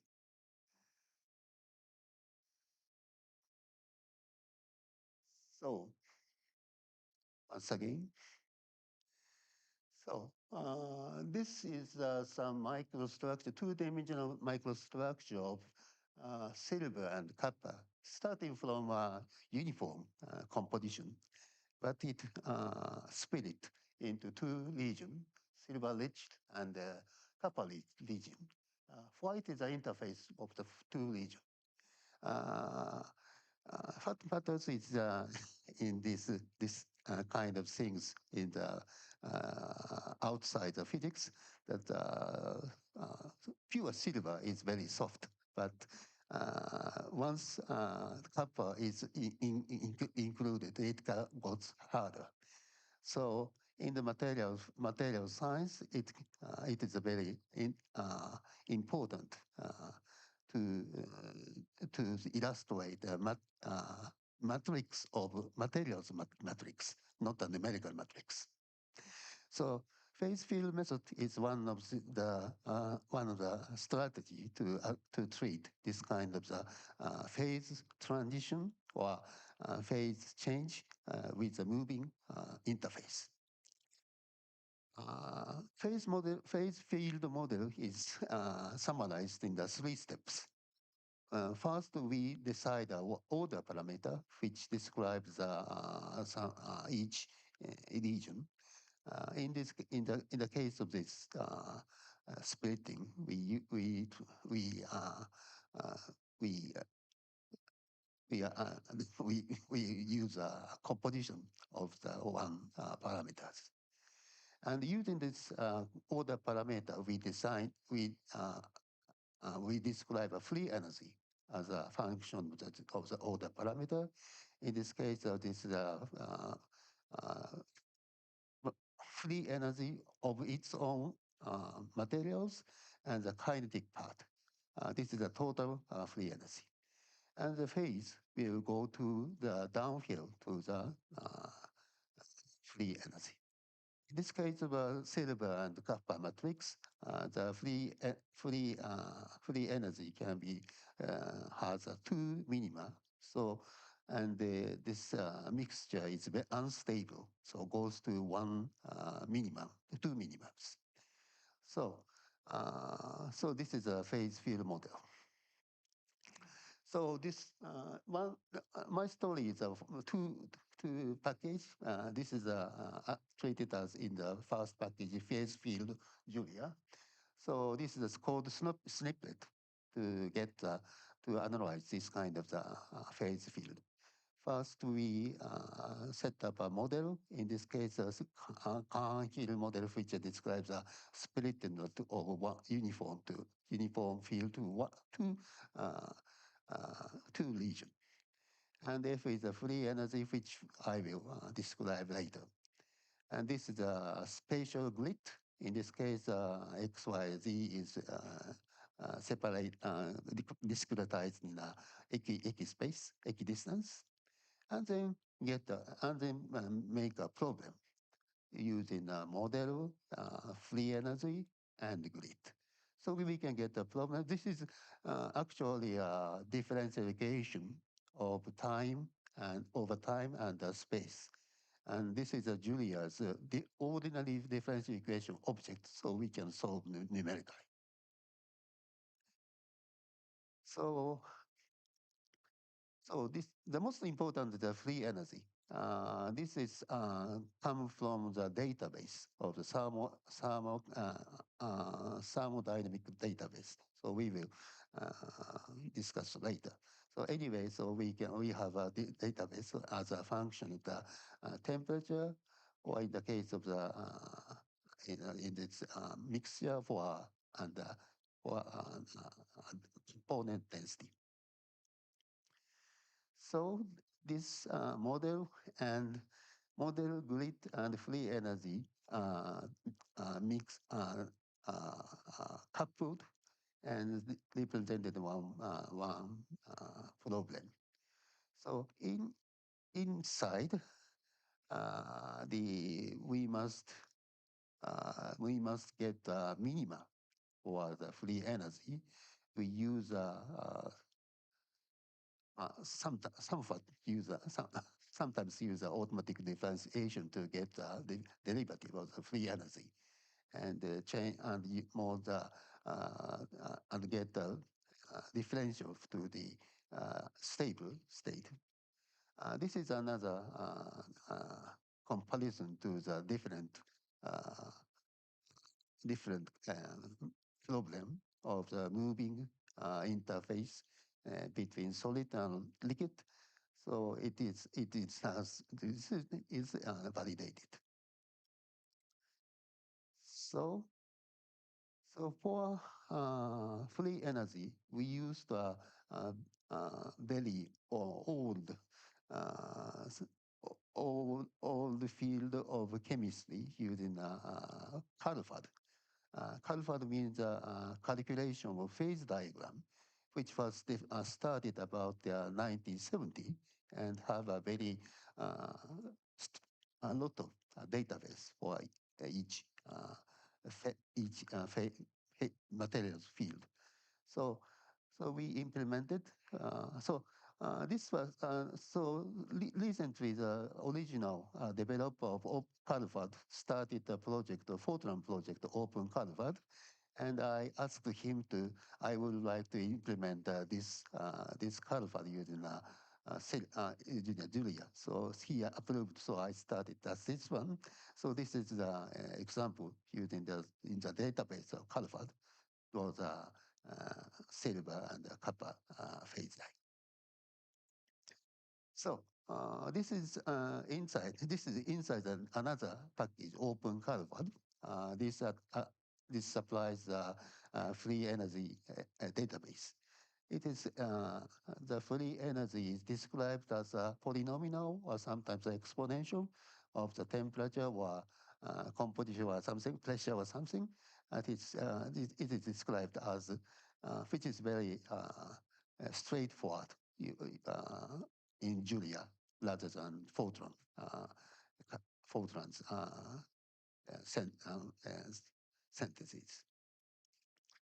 So this model, we just explained one model for the uniform phase to the separate pole, but there is another. There is many model for interface moving, just like explained in the previous figure, and the phase separation and solidification, liquid to solid, and the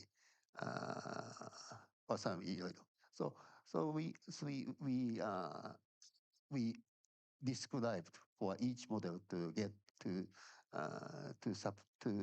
describe each model in the phase field method, and this this model can be used in a same way.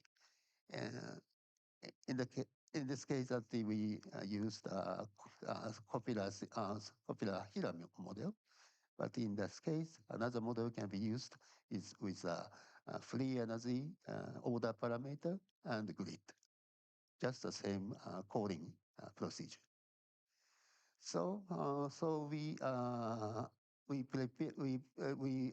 prepared two models and shipped three models. So if you you're interested in this kind of the phase field model, so please try my two package. Thank you for your attention.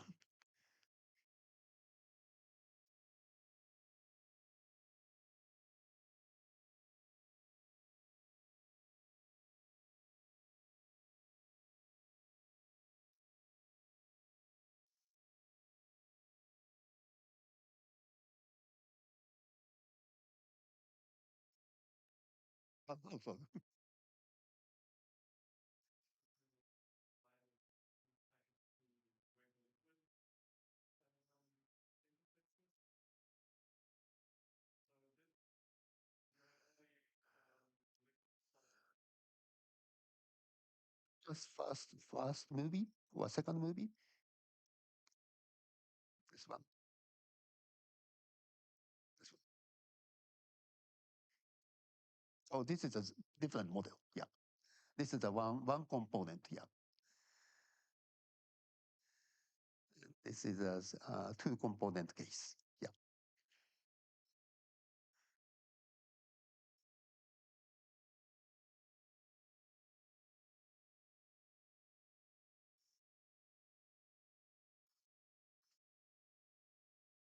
So this is not a material science society.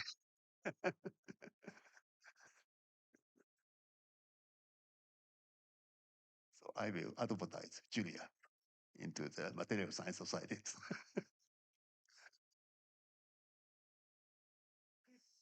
Thanks. Thank you for your attention.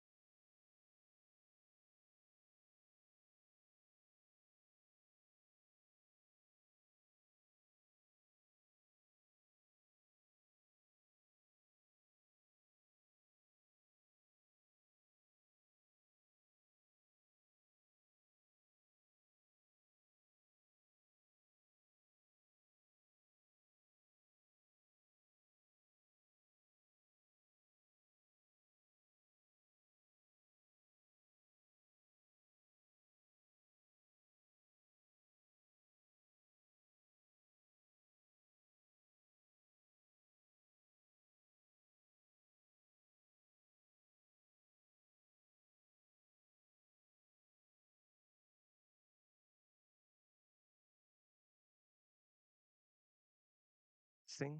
Okay. Thank you very much, everybody.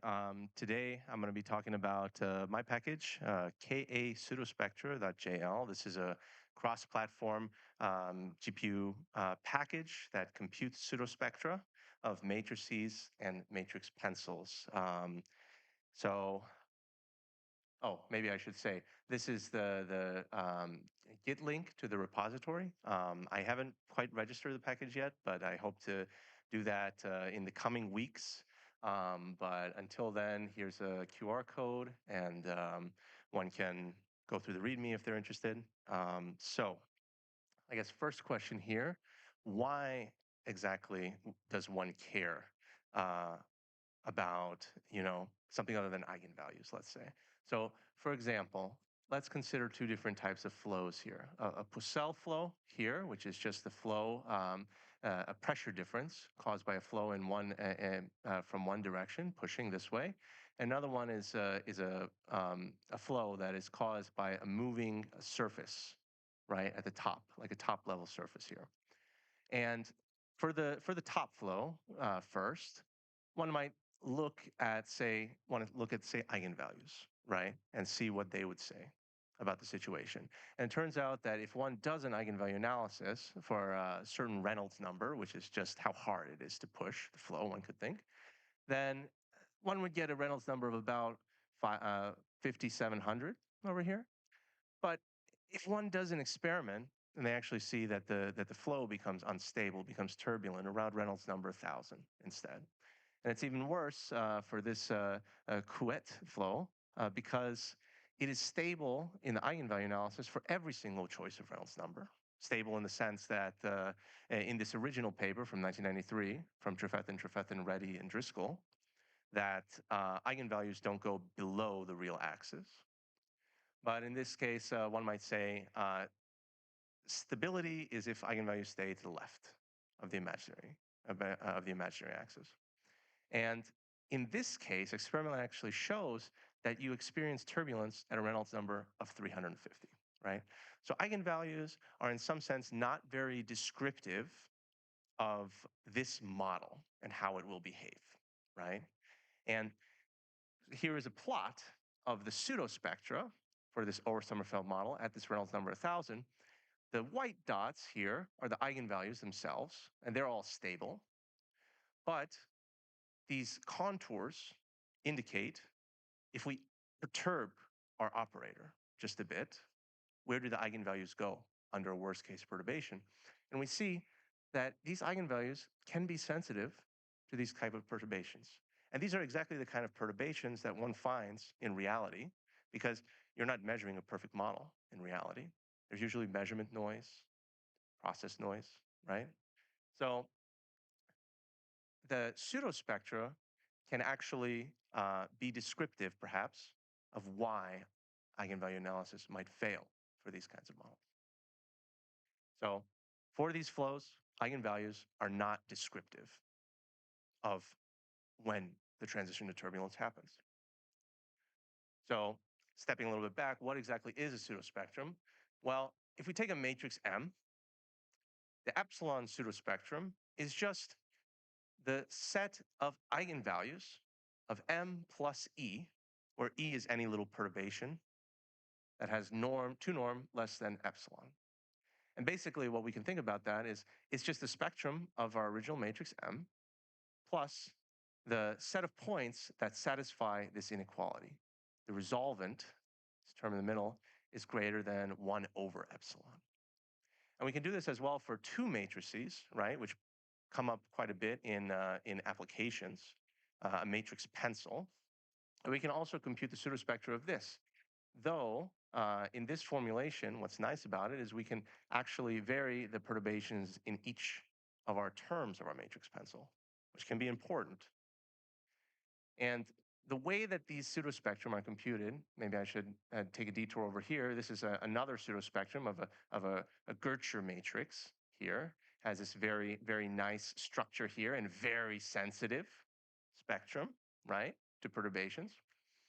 These types of pseudospectra can be computed most easily, or one way of doing it is actually on a grid, right? So all of these are grid points, and we compute these pseudospectrum at each of these grid points, which boil down to, because of this resolvent term here, computing the resolvent of the pencil, which in the 2 norm is equal to 1 over the minimal singular value of this pencil at a certain point, z. These are going to be our grid points, right? And so we want to compute this quantity for our matrix pencil definition at each z. But when we take a grid that's usually used to be descriptive, maybe it's going to be 200 by 200, 300 by 300, it's quite a few extremal singular value problems that we have to solve. So one thought is maybe we can throw this on the GPU, right? All of these calculations are in some sense independent at grid points. So there's a few steps before we do that though. The first one is a very nice lowering of the computational needs at each point. A naive singular value problem, right? You might take an SVD, compute the minimum singular value, and you're done. But at every single grid point, you would need O of n cubed if the matrix is of size n by n. So instead, what one can do is take this, approach of view in 97, first to take a surety composition, which incurs a one-time penalty of n cubed. And then at each grid point, we can do an iterative approach where we need only m times n squared operations on the order of per point. And usually this m is quite a bit smaller than n, right? What do we iterate on? Well, we can iterate on this quantity here, which this is for a single matrix, though for a matrix pencil, we want to replace the I with the appropriate matrices, the triangular terms of our surety composition. And what we do, or what we have, is that the maximal eigenvalue of this operator inverse exactly equal to the quantity that we're interested in up to a square, right? So what we, and the nice structure here is that these are triangular terms, right? So when we do our solves, all we need to do are triangular solves, right? Either a forward substitution or a backward substitution. In our iteration, this is a Hermitian matrix, so we can take advantage of Lanczos, which gives us a 3-term occurrence, saving memory, right? And what we do m steps of Lanczos for the number of iterations over here. We get what's called a Ritz pair, which is an approximation of our maximum eigenvalue here. And there's a really nice formula that says that if you want to compute your residual, which is how far you are from a true eigenvalue or eigenvector, one only needs the bottom term of a tridiagonal matrix and the last term of the associated Ritz vector, right? So we can get away with very little information to compute our pseudospectrum, and the iterations themselves lend it to the GPU. So, and here is a stopping test that we use in the package over here.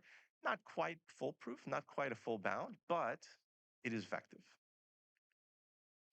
So one might say, why don't we just throw all of these pencils on the GPU? We just throw them all there. And why we don't do that is because first, we don't want to materialize matrices, right? That's not good. Our working set would be very unmanageable, even if we only choose, 1024 shifts here. We're already blowing past, some GPU memories, right? If we want to do these solves all at once via CUDA TRSM batched, let's say.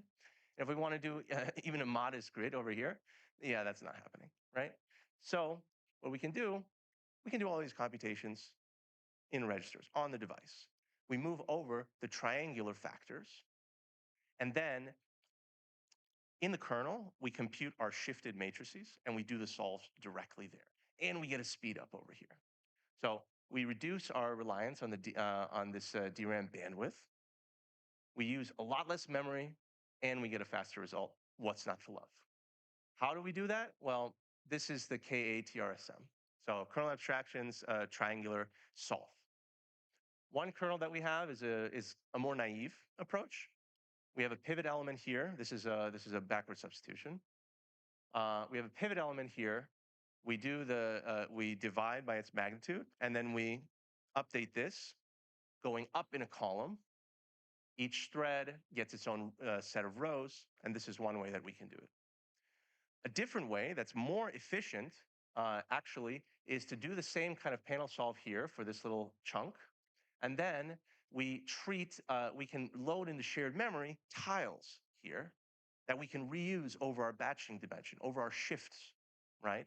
And this means that we can do all of these tiled operations at once. And one thing I don't have on the slide here, but I say over here, this tiled gem, we can boil this down actually to even a gem operation, which are quite quick on the GPU, right? Depending on vendor libraries and such. The adaptive driver, so when we do our launch host iteration, we want to know when to stop. And the way that we do that is we do a few iterations and we check, have we converged according to our tolerance? And when we do, to do that, we have to move from GPU to CPU in chunks, right? So the nice thing is that we reduce the running time quite a bit, right? This is the column kernel being benchmarked over here. We do less and less work until we bring it to the host, back to the GPU, and then we keep going that way. But we have more device idle time, which is okay, right? We're still getting a speed up, but maybe not the best unless we can maybe fill it with something over here. So this is something interesting that I noticed. There are some applications that would want higher precision pseudospectra, and we can take advantage of the Julia ecosystem to do it really well. So first, let me say the compute, we don't fully saturate it. DRAM, we don't saturate at all because we do everything on device. And we only really reach like 30%-ish, something like this, at tiled gem, right? And tiled gem only works on the hardware supported types currently because it dispatches to a vendor library. But if we go back to say tiled and we throw in these high precision types, we can fill the leftover computational headroom with the litany of arithmetic operations and renormalizations that these types require. And it scales better on the GPU than on the CPU, which was a real surprise to me because we have a latency bound kernel in our triangular solve.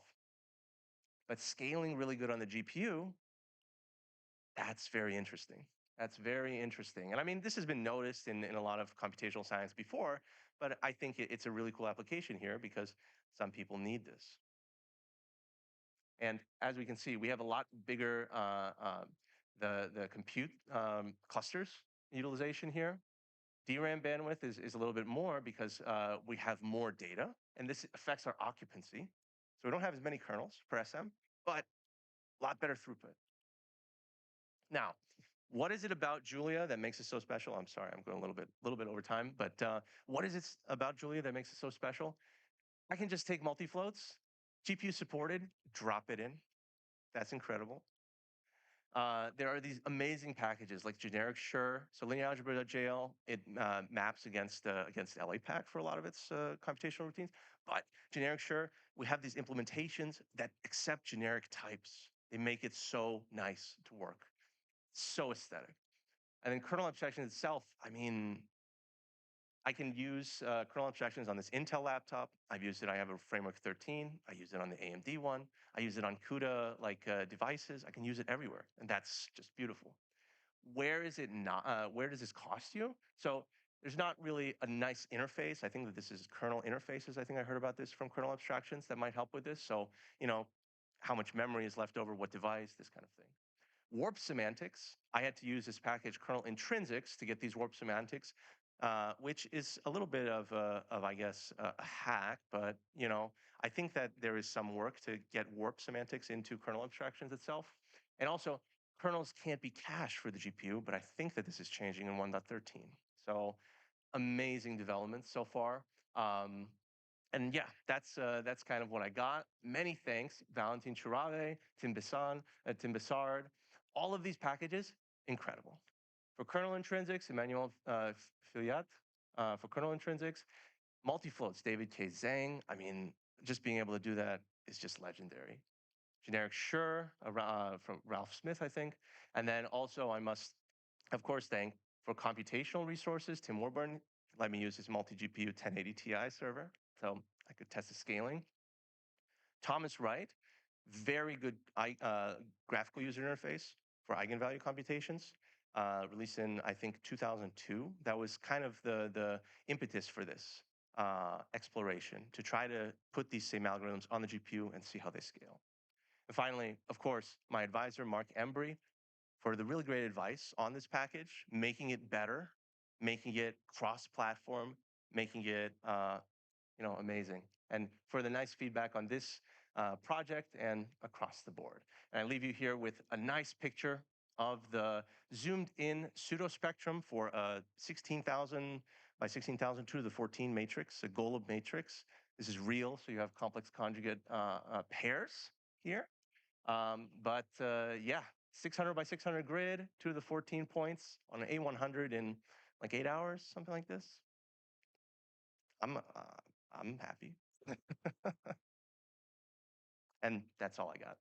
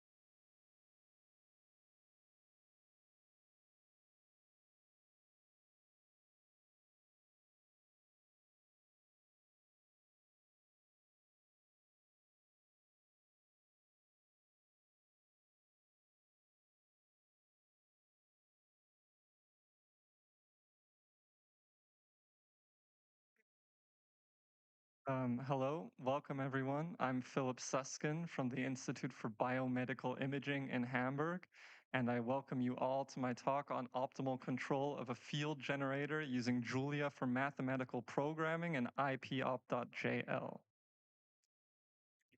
This is what my talk will cover. I'll give a quick motivation for this work and show that it's not just specific to our institute. I'll go over the optimization problem I defined. I'll talk about why we implemented this whole framework in Julia, and I'll close off with some real results.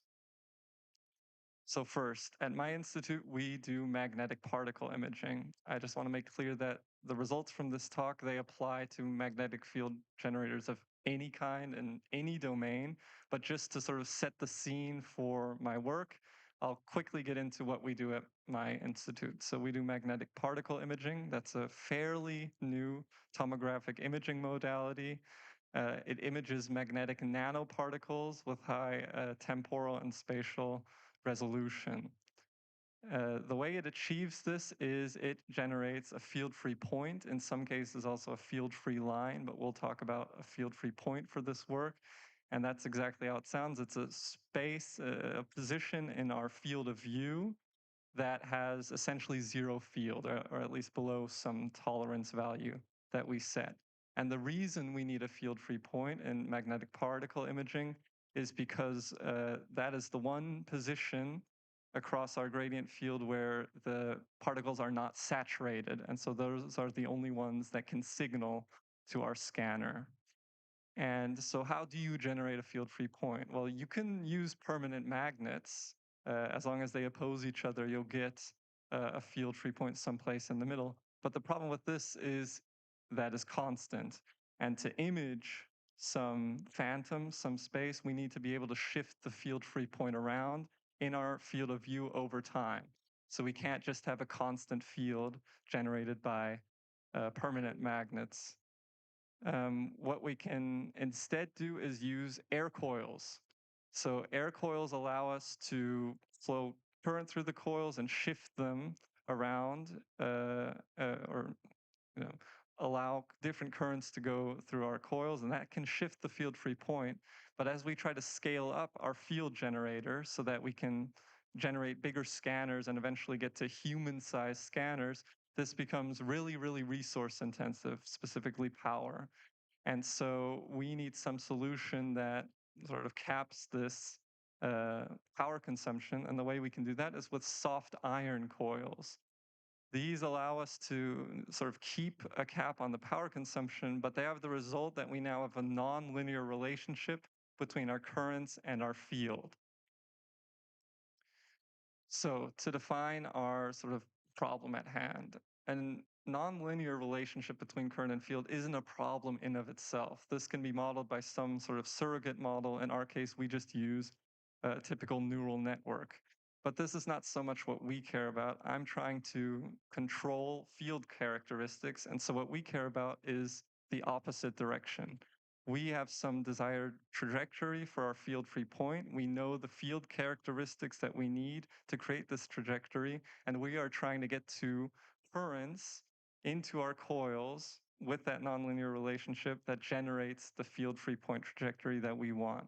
And we do this subject to a few constraints here at the bottom. Two of these constraints are hardware constraints, namely the current limits and also the slew rate. So that's how quickly the currents through our coils are able to change in some period of time.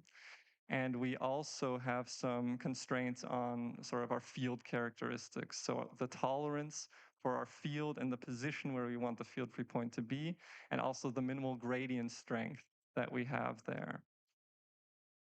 And so why did we use Julia in our case? Well, we all know the classic two language problem between Python and C++. It is typical to use Python for the machine learning part, so our surrogate model, and then usually you would use C++ for the solver. We're able to do both in Julia extremely quickly, and this gives us the best chance to really get our program onto end devices, so any scanner, and then ideally be able to run our field-free point trajectory control in real time.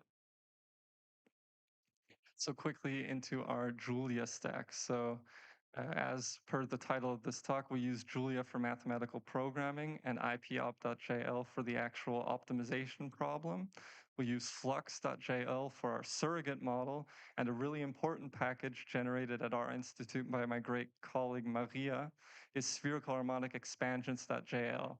And if you missed her talk on that, I have the QR code at the end to check it out, or at least check out her paper. I won't get into it in too much detail, but it's really important for our work because it's a way of modeling our field or representing our field with some set of coefficients that stem from calibration points on the surface of a sphere. And inside that sphere, we'll have our field of view and the field that we aim to control within that sphere. Part of that modeling, we generate a polynomial based on these coefficients, and we use dynamic polynomials to really quickly get our outputs from that polynomial, which is constantly being executed in our optimization problem. And finally, forward diff.jl, we want to generate as many gradients and ideally present them beforehand as possible to make our optimization problem as quick as possible. So the nonlinear program itself. So on the left side here, I have sort of our optimization problem definition in natural language. And on the right side, I have it in the form of equations. And you can see that there are actual values here, and these are the values that we used for our setup. So we have the objective function, which in this case is minimizing the average power consumption over all points in our trajectory. We have a current limit that applies to all coils within our setup. We have the slew rate limit. We have a field tolerance of 2.5 times 10 to the minus 5 Teslas. And we have a minimum gradient strength G that we varied a little bit because this had an influence on how close our true field-free point was to our target.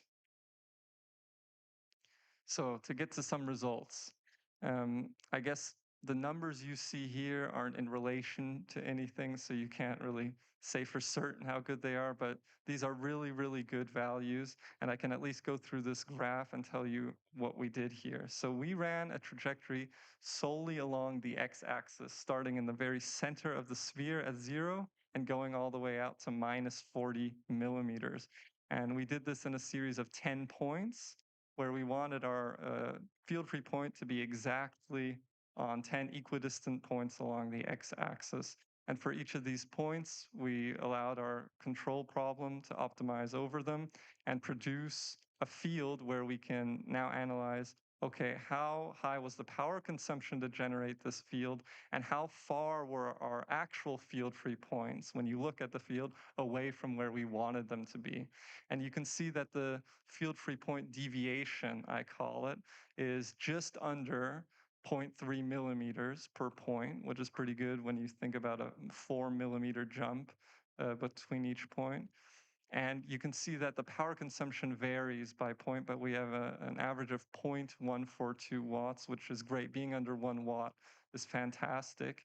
You can see that the power consumption, which is given by the color bar, varies actually a bit more strongly than the field free point deviation.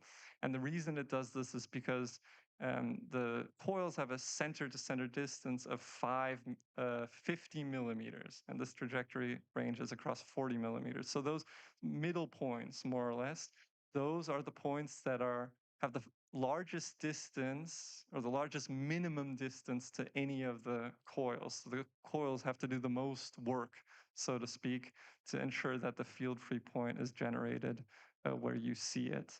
And the gradient strength, the minimum gradient strength that we set for these results here was 0.1 Teslas per meter. And this together with the field constraint of 0.025 milliteslas gives us pretty much, if you assume linearity, exactly what we'd expect in this field free point offset.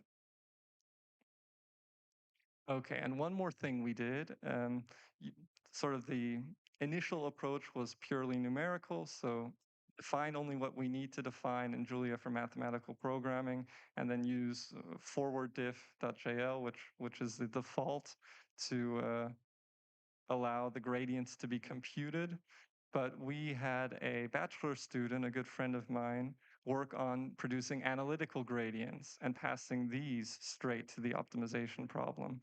And we found about halving of the runtime due to these optimizations, together with memoization, because we're often passing the same points to the optimization problem iteratively. Okay, so what did we show? Well, we showed a proof of concept that applies to field generators in general of how you can implement power efficient control and produce the magnetic field sequences that you desire. We showed that this was possible purely in Julia, from the surrogate model to the optimization problem itself. We showed how you can make this more efficient using analytical gradients and not just the defaults that Julia for mathematical programming implements. And we had sort of some initial results that we can set as a baseline and improve upon. And where we go next. So we want to scale toward full 3D trajectories inside our field of view. This was just one-dimensional.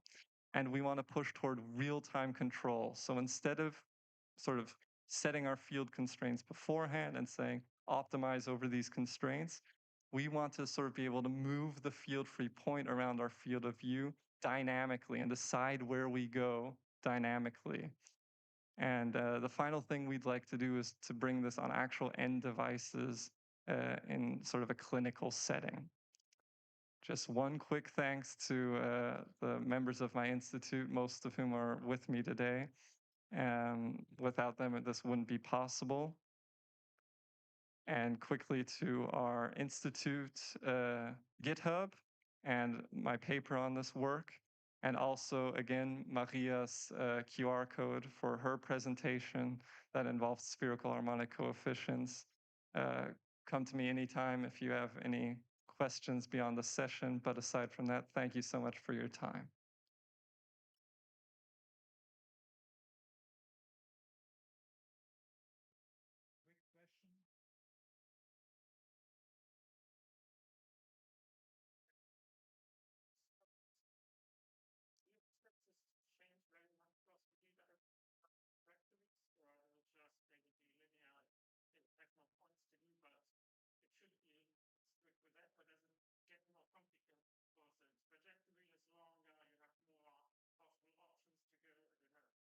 Fantastic question. I actually have a pretty good answer for this. We can more or less prove, we have to assume linearity. I can get into it with more detail with you when we have a bit more time.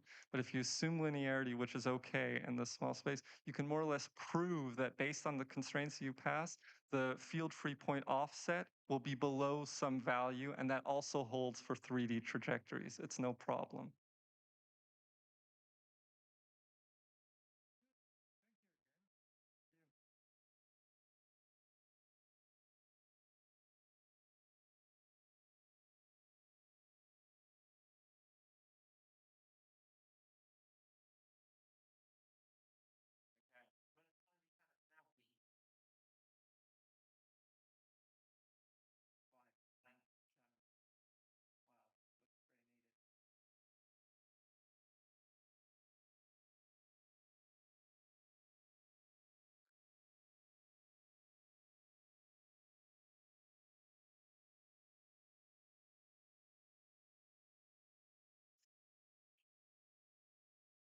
Okay, so thanks for the big turnout and high energy.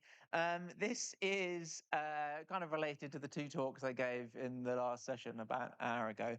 This is the kind of pitch talk that I've been giving to infectious disease modelers about why we want composability, which surprisingly not everyone agrees with, and then also why Julia is like absolutely the bee's knees and what we want. So there's some element of kind of like pitch to app domain people. There's some element of what exactly we're thinking about doing in Julia. And then there's some concerns and potential issues about, maybe Julia is not the right place. And as with the other talks, there's this QR code. You can go and have a look at the slides and the resources. And there's a bunch of stuff to like look through and read, which I encourage you all to look at. Okay, cool. So why do we want this? So in my earlier talk, I gave this example from some of my work, which was the current DRC Ebola outbreak. But kind of more generally, in infectious disease modeling, there's this idea that we want evidence to be timely. So it needs to come before like a decision is made. So before like a country locks down a pandemic, there needs to be some evidence. It needs to be rigorous. If people are going to make really large-scale interventions to the population, we expect the work to be really good. And then also it needs to be collaborative, right? So we saw this a lot in COVID. There's a lot of arguments and discussion where perhaps evidence was being taken from not as many sources as people wanted, right? So we need to be able to provide evidence where as many people as possible, as diverse a community as possible, can contribute. This is really nicely summarized. If anyone's interested in impacting health policy, there's a lovely paper from Chris Whitty, the former chief medical officer, I think, in the UK, about what he thinks about this. And you see this cropping up a lot in kind of applied talks. I really recommend checking it out. Then on top of that, there's an awful lot of kind of like multi-model efforts. People might have been aware of the COVID forecasting hub in the US, so like 60 teams putting out forecasts and being combined in use of policy. We see that more and more, where lots of teams come together. We rarely learn very much from those efforts because the models are so different. We can't understand why one model is performing well and another model isn't. And so really we might need some sort of shared language for them. And then another good example, so in the UK, we had this thing called the ONS Infection Survey. So this was this huge effort. It was like £500 million to £1 billion, something like that. 4 million swabs, 150,000 households, ran for 3 years. This was trying to understand what was the infection prevalence in the population, and therefore the incidence of COVID, and so a way of understanding responding to the pandemic. But also now it's used really heavily to kind of like improve pandemic preparedness. But the problem is they were producing these kind of like modeled estimates, and external modelers only had access to these like external summarized components.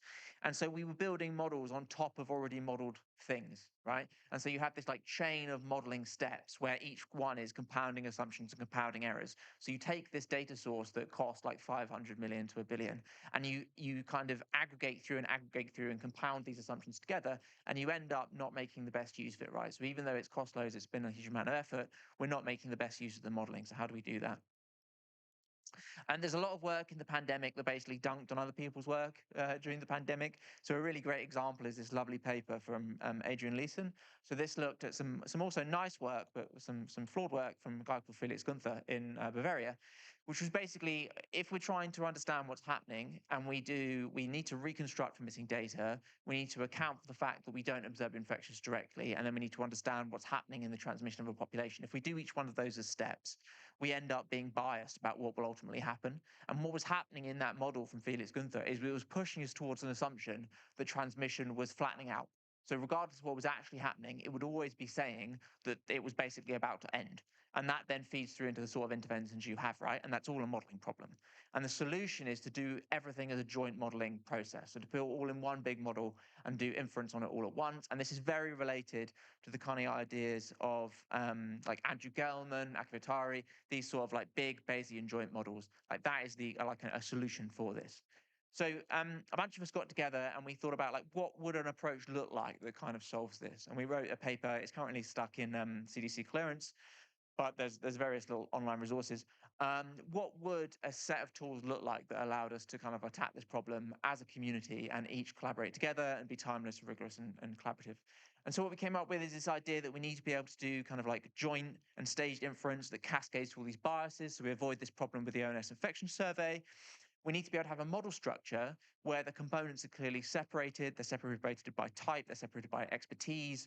So I, as an infectious disease modeler, I can contribute the bits I know about for the infection process, potentially. And then people who are in charge of surveillance systems, they can contribute to those parts. And perhaps people who are doing lab processes. And at some point, the physicists can do something. And then we also want to be able to follow like a modeling workflow, right? So there's this big push at the moment for a Bayesian modeling workflow. As I mentioned in my last talk, we also have this kind of like specialized infectious disease modeling workflow. There's all of these steps, and this would basically be completely impossible for someone to do at the moment with the amount of resources you typically get. So we need to be able to think about things as submodels, basically, and without that ability, you just can't do this. And so we're saying that it's not feasibly possible, even outside of an outbreak, for someone to do like really high quality infectious disease modeling. So that's quite a problem. And so we're saying that composable modeling is a solution to this. And in this definition, we're saying that it's creating a joint model using different components that don't really know about each other and don't know about the data, and maintaining statistical rigor. So we're not going to lose anything through our assumptions. We're doing a joint fit, or we're doing a staged fit, but where the ultimate like ending inference is exactly the same as if we'd done a joint fit. And this little schematic is my kind of like, and here in infectious disease modelers, look at all these cool bits. The bottom purple bits are components like a viral load model or a case observation model or an infection process that you can plug into different forms of models. And traditionally, this wastewater surveillance model, I worked on one of those for 2 years with the CDC, a team of like 30 people trying to develop it, right? So, traditionally it's all done from scratch. Right, so we're inspired, much like in the past things, by various things. In Julia, there's a couple of different nice approaches. There's speedy weather, a couple of talks on that, hydro models, and Comrade, that all are kind of similar, but in different domains, and I think really great. And then we have two approaches, which I touched on lightly before. I'm going to go into some more detail. So we have this idea of doing things based on distributions and this idea of stacking things on top of Turing. So the first kind of version of this was stacking things on top of Turing. I did a first prototype with this with Sam Brand when we were both consulting at the US CDC. And here we're just leveraging this idea that Turing supports putting Turing models within Turing models to create this kind of nested component. And then we're structuring it further by introducing some like series of types. So here it's very similar to how you may have seen in these other things, in speedy weather and etc. You have like a set of structs that depend on abstract types, so of different kinds. And here we're saying there are kind of basically three. So we have like a composable ID model struct. We have a latent model struct, which is kind of the generic like stats things that might be an autoregressive process. And then we have like an observation component, right? And then everything else is kind of going to build on those. It's almost in some sense like a meta language. And so you can kind of see this in the abstract sense and a non-infectious sense of building up an ARIMA, right? So in ARIMA, it would traditionally be like a matrix kind of approach, but you could also think of it as like a stacked process where you start off with defining an autoregressive process of, say, order 2, and then you define like a moving average process of order 1, and then you modify the autoregressive process so that its error term is the moving average term, right? And that's kind of the approach that we're looking for, this kind of like stacking of processes, and you end up with a representation that you could then make more efficient by turning it into a matrix approach or whatever. And then the different thing again is just stacking on top. We haven't actually got a model yet, right? So we've just got a meta language for what these models could be. So we've got like a domain-specific language. So we then need a way of turning it into one. And here in this Turing approach, we have this kind of like as Turing model converter. And here you can see basically that each one of the components of like the AR is going to be represented by an additional as-Turing model submodel. And as-Turing submodel is just a wrapper around as-Turing model that makes it available to be used within another model, right? And what this means is we can put arbitrary complexity into this AR process. We can stack Turing models again and again and again, so into the initial term for the AR, into the damping term, etc., and make arbitrarily complicated models. And indeed, we can also stack into the accumulation step for the AR process. Yeah. And then, so we can start adding some really fun bits, right? So then infectious disease modeling, we often want to fit to multiple data streams. We can just do that by splitting our observation process. We often want to fit across space, across time, across individuals, across age. We can do that by stacking in mixing steps. We can also think about combining and developing a language for concatenating our latent models. Like all of these are possible within the syntax. And this is all kind of, maybe a bit hard to track, but basically, I developed this package that's now widely used in 2020. It took, 6 months or something. We could replicate it in this approach and do the whole Bayesian workflow step with the prior predictors and posterior predictors and etc. in about 3 hours with no new components. So that's pretty cool, I think. There are some concerns. So, Turing gave us some really great stuff. So it gave us all the submodels, it gave us a load of samplers, it gave us loads of inference. Unfortunately, there's been 11 breaking releases in 19 months, so it's quite hard to depend on. We've had quite a lot of problems with like errors, breaking it, and also having to do quite a lot of things by hand that you would hope to not have to do. So, for example, deal with missing data. And then future automatic differentiation support is quite uncertain. So they've committed to supporting Mooncake, but it's unclear what other AD backends they're going to support, and that's obviously really critical for us. So also, all of these things are from very small teams. So there's a really big risk here. So Enzyme, which a lot of people have talked about with great excitement here, virtually all of the commits are coming from one guy. So William Moses has been floating around, like virtually everything is coming from him. And then Mooncake, similarly, most of it is coming from Hongyi. So there's quite a big bus factor problem. But the underlying work is really good. So we might want to think about a more low-level approach, right? So when we first started this, we're very interested in PPLs, so naturally we want to extend a PPL. But if you look at speedy weather, if you look at hydro models, those are all much more low level. So what happens if we do this and we think about it in a low-level way? Outside of Julia, a lot of people look at distributions.jl and they're just so incredibly jealous. So there's nothing like distributions.jl in, say, R that has the same kind of approach. So lots of people try and ape it. And so when we came to Julia, we were very excited. Like, what can we do? Can we build on distributions.jl? What would that look like? And so indeed we did. And we think about it as kind of like an event tree, as I was saying before. So this, rather than thinking about things as kind of a set of models or almost like a population level, this is saying on the individual level, how do our events combine? So we're saying, we have an onset to admittance delay, we have a like admittance to outcome, and that might split over some probability, or it might be like a competing racing distribution, these sorts of things. And you could basically develop like a syntax for what the nodes of this tree look like, and then have an ability to express that so that you can drop into numerous different ways of expressing your model. Right? So that could be quite exciting, could be quite good, but you've have in some sense ended up creating your own PPL. So when you think, oh, I want to put a distribution on the parameter of a distribution, and here we're saying that you could do that with like this uncertain macro, you've kind of inadvertently created a PPL. And if you look at like comrade.jl, which we presented a couple of days ago, that's basically also like a custom PPL, right? And we don't want to reinvent the wheel. We don't want to do loads of work. The whole promise of Julia is meant to be composable. So that maybe suggests to me that this isn't the approach we should be taking. But it also naturally suggests quite a nice Julia approach, which is loads and loads of little modules, right? So at the moment, as in my other talk, we're in the middle of like spinning out loads of these with a huge amount of token burns and like taking advantage of Anthropic's subscription policy. And so we end up with a load of nice things for building our distributions. So we can now do this like additional censoring processes for distributions. We can go beyond the just like analytical convolutions that distribution supports, and we can think about like more flexibility there. We can have modifications for distributions, like modifying the hazard, these sorts of things. In EPI, people love specifying distributions based on like the moments of the distribution, for example, or like alternative parameterization. So we really want a natural way of supporting that. And then also, once we have this stack of complicated distributions, we might be able to leverage that to make a load of connectors to different inference approaches. So both put them into the inference approach, so into Turing, into pigeons, into these numerous libraries, but also because we know about the shape of the tree, the shape of the struct that we're putting in, we should be able to pull out from those inference approaches and put it back into our distribution tree. So for a user, it should become like a very natural process where they're only operating on this like meta language of the tree, and all of the inference kind of works for them, maybe. So that could be quite cool. But again, distributions is a small team. I said a team. I think it's like one maintainer essentially. And because it's quite core, because it's quite old, progress is very slow. It's quite hard to get things in. It's quite hard to understand what the contribution policy is. The automatic differentiation port is like generally quite poor, so a lot of things don't work. So like gamma CDF, for example, which is quite key for us, as I mentioned in another talk, isn't supported by AD backends. And then many experimental Julia PPLs end up re-implementing their own distribution types. So for example, there's like a React and T PPL coming that has its own distributions. Gen.jl has its own distributions, these sorts of things. And so by building on top of distributions, are we shutting the door on these other approaches? So should we instead be just enforcing that there's a rand and a log PDF, which is really mostly what we need, rather than like really saying we depend on distributions.jl? And then lastly, something I've been thinking about and was trying to partly coming to the conference to understand is actually Julia the place we should be trying to do this work and the place we should be trying to move our community, because there are kind of other options, right? So we're not really committed to Julia, and the really obvious one that people are pushing for is JAX. So JAX, in comparison, there's just one automatic differentiation system that works.